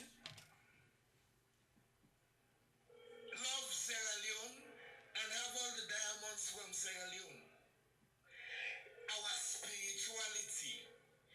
In the same Bible, the same story that they talk about Jacob. When he dressed up as a priest, he has all sorts of stones and gold on his clothing. Yeah. Where did he get all those things from? The diamonds and the gold. This is our spirituality. That's why they're trying to degrade,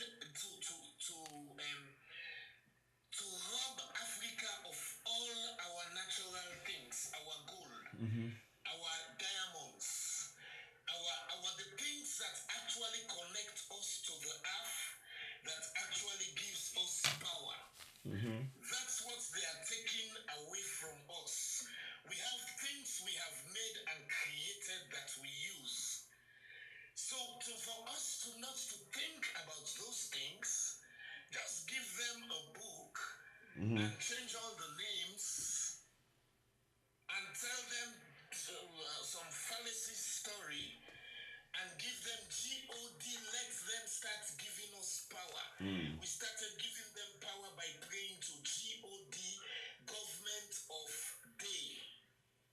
It is in the dollar bill, in God we trust. Sir? Right. Okay.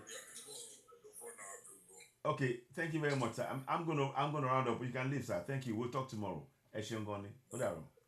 Good night. So yes, I will do that. I'll do that now. Okay, brothers. Nice to meet you guys here. Yeah. And I believe some of you are in the group, so Yes. nice thing, especially Sister Dawn. Yes. I remember Yes. talking last time in the group. Yeah. And it's a good thing. But before I leave, I want to say one thing. We the African, please, we need to respect those people who say that they don't have skill, they don't educate individuals. That's it. Right? Those elders people, we need to give them the respect they deserve. Those people have things we don't even know. They know things can move us from this bondage. Exactly. Right? They know things can connect us direct to our roots. Alright? What they need is respect. Give them time to perform those things to us. Alright? Not be say those things that are lost. Our culture and tradition can never disappear because our ancestors, they are still living in us. Alright? The only thing we need for us to go back to our motherland, for us to say no to the Western things, to go back to our roots. Exactly. That's the only thing we need. That's it. For us to do the right thing what people been doing before. Alright? Yeah. There's no disease we can cure in Africa. No disease. Doctor can tell you that cancer don't have cure, but our people be existing for billions of years. You want to tell me that cancer was not existing before? It exists, but how they cure it? Today, a English doctor, a British doctor told me that he don't have cure. How is that possible? How is possible? Officer don't have the cure. How? No. It's They have cure. We have it only in Africa because we don't value it. We don't respect it. That's why we don't know about it. Okay? Well, who told you that diabetes don't have cure? yeah. They have. Because we don't have respect for those things. We don't care about those things. That's why we can say this thing don't have a cure. Yeah. We are wasting our resources for something we have. Just imagine Muslim pay billions of dollars to go to Mecca. Saudi to go for a stone you have in your backyard. Exactly. This is the high level of the stupidity, the high degree of stupidity in our continent. You see, government remove money, public money, give to the Arab. Exactly. My brother, Lucifer, I'm really sorry. I'm enjoying this. Like I said, we will do a part 2. Before we go, Thank you. let me just bring Razy something, please. Just Rafi. Okay. Blessings to everybody on the panel. Thank you. How's Blessings. everybody doing? We're good, thank you. We're good. Thank you. What would you like to say before we wrap up? I'll give you a few minutes. Before I Go ahead. Yeah. What I wanted to say is I hear you. I caught the conversation when you were speaking about Africa and Ethiopia. So we know a lot of people who try to talk about Africa. Many of them talk about Africa based on their opinion, and they always choose to leave out the facts of of what we can actually prove. Some people kind of venture into thousands of years into history, but forget the modern facts what we can prove today. You understand? So I say that to say, when we talk about Africa, we must always set aside Ethiopia as as the motherland or the jewel of the universe, only because we know in the Battle of Adwa, it was when the Romans tried to conquer the Battle of Adwa. We know it was Ethiopia alone that fought for the integrity of all Africans in the preservation of our integrity globally. Right? Generally speaking, we know this. We know also that at the time when this battle was taking place, we know that it was a Christian empire and it was a Christian king who actually was able to defend off these invaders. We call them foreigners. You understand? Foreign alien invaders. Yes. We know that. We don't have to imagine that. That's what I mean to say. So if this is true, this would give some, I guess, some foundation to what many people try to regard as allegorical, which is the Bible, right? Only because the foundation of the Bible is Israel. And we know Israel had a king by the name of David, who was known as the Lion of Judah.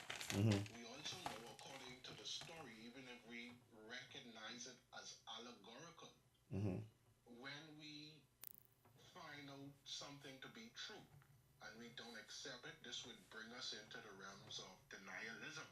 Denialism is a word that I guess identifies anyone that can see something that what is proven to be factual true and deny it still.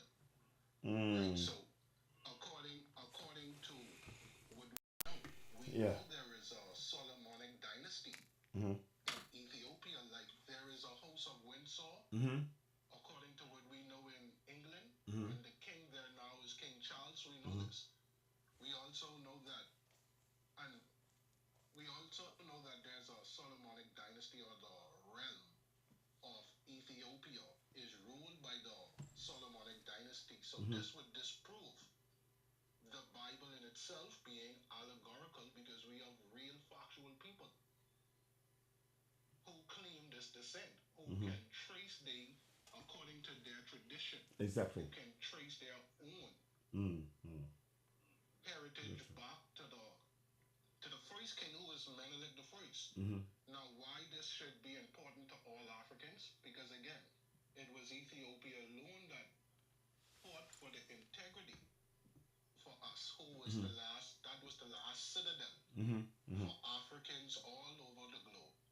You understand? So, and they not only fought off once, but they was able to maintain our integrity as a whole, as a people, because if one African is free, all is free. So yes, so they was, and even still is right now today. So I say that to say this, on a logical standpoint, right, brother? If I'm someone who is searching for authentic knowledge or something, Network.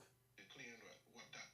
Oh well, Ethiopia was colonized when King Izana brought this Christianity thing, but they still disregard the treasure of untouched, uncolonized, untampered information the main point of the land of Ethiopia. So Yeah. in saying that, if I'm searching for knowledge, I would never go to the Congo, or I would never go to Kenya. I would never go to South Africa to find out real knowledge. I would never go to Egypt, only because, logically speaking, according to what we know and what we can prove, other foreign powers have already conquered these places before. So, from a logical standpoint, I would not count anything as gospel from any one of those lands. Logically speaking, the only authentic manuscripts we can read and vouch for is something that we know was not tampered with. So I said that because this is modern history and this is something we can prove. So going into the ancients of days or ancient times or legends, I would lean more towards the manuscripts of the Ethiopian culture than any other That's place correct. in Africa, only because it was orally, first of all, the tradition there was first orally passed down before it was even tablets and clay manuscripts. Yes, that's correct. That's correct. And then after the oral tradition, it was, it started to be written, but because many people don't even know how that town got the name Ethiopia. There is a king, according to legend and according to tradition, Ethiopian tradition, that is named Ethiopis. He is the seventh dynasty from Adam, according to Ethiopian tradition. He is the 12th king, I think. And he is the one that gave the name. He is one of the earliest reference that point back to Father Adam, according to Ethiopian tradition and culture. And he is the one that gave this land the name Ethiopia. And this is what is taught in the land of Ethiopia today. And this is, if you guys was to Aksum, that's a book of ancient Ethiopian culture. It was one of the manuscripts that James Bruce would have asked the church members to carry. And because you must understand, African culture and history is very important to not just Africans, to everyone, especially the ones that know the truth. Because when I say the ones that know the truth, that's the kings, the scientists, the physicians, so on and so forth. They know how precious the mineral is. They know how precious the origin is, because they already come to the conclusion that this is the place of this is the cradle of civilization. As you know, their science, as you know, just the other day, they would have generally publicized that they would have found the oldest bones in civilization, and they Exactly. named it Lucy. It was found in Ethiopia. That's correct. And they credit, they credit basically civilization to her. So it isn't a coincidence that her fossils was found in Ethiopia, and it also isn't a coincidence that Ethiopia is the only uncolonized African nation. It True. also isn't a coincidence. True. My brother, I need you to come. I'm going to do this as a part 2. I'm going to follow you now. I'm going to do a part 2 because I'm really late. I've been here for about 5 hours now, and I want to hear the part 2 of this. I agree with everything you're saying. I agree with everything you're saying about Ethiopia and the spirituality of it, and I mean, there's so much more. But I'm going to say goodnight to everybody here, and I thank every one of you for joining this live. So, One more thing, and yes. the continent of Africa was called Aetheopeia. Ethiopia. Aetheopeia. So this is how we link and find ourselves back. Good night. Thank you. Bye. Good night. So yeah, so that's right. Yes. So we will do that. So listen, Raz, my brother, we will be back, and Raza, Yes, Raza, I will be back tomorrow. yes. What time? I will. You know what? I will. I can't tell you exactly. It might be. It might be towards the evening. I will find you. Yes. I will find you. Yes, definitely. Thank you very much. I'll be back. We'll do part 2. Good night, guys. Thanks for the time. Thank you. Good night. Blessings and thank you. Thanks. Blessings. Blessings. Bye. Bye. Oh gosh.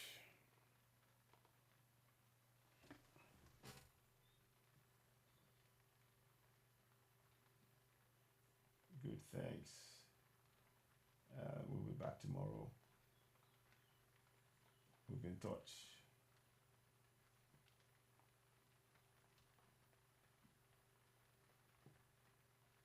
I'm tired today.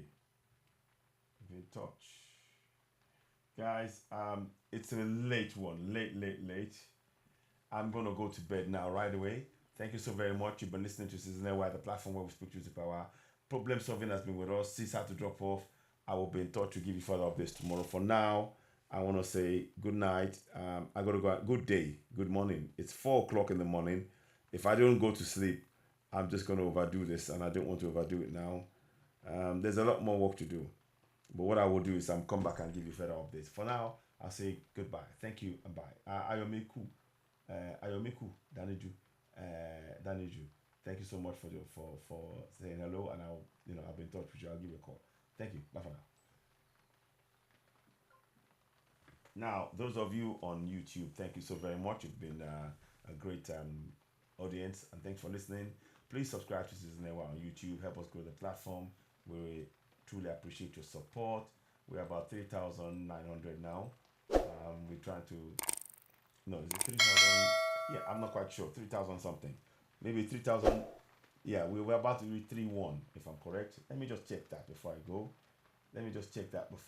I want to make sure that I'm saying the right thing, because I'm really shattered now. I need to go to bed. I know I've got to go to bed. I have to go to bed and sleep. It's late. The streaming just took way longer than expected. I want to thank everybody. Just want to make sure I get this right. Sorry. Here, got it now. I just there's a lot that we need to check up on. So I'll see. Yeah, 3,092. We'd like to get to 4,000. We're over 3,000 subscribers. Help us grow the platform. Help us share our broadcast. Subscribe to us on YouTube, and we are truly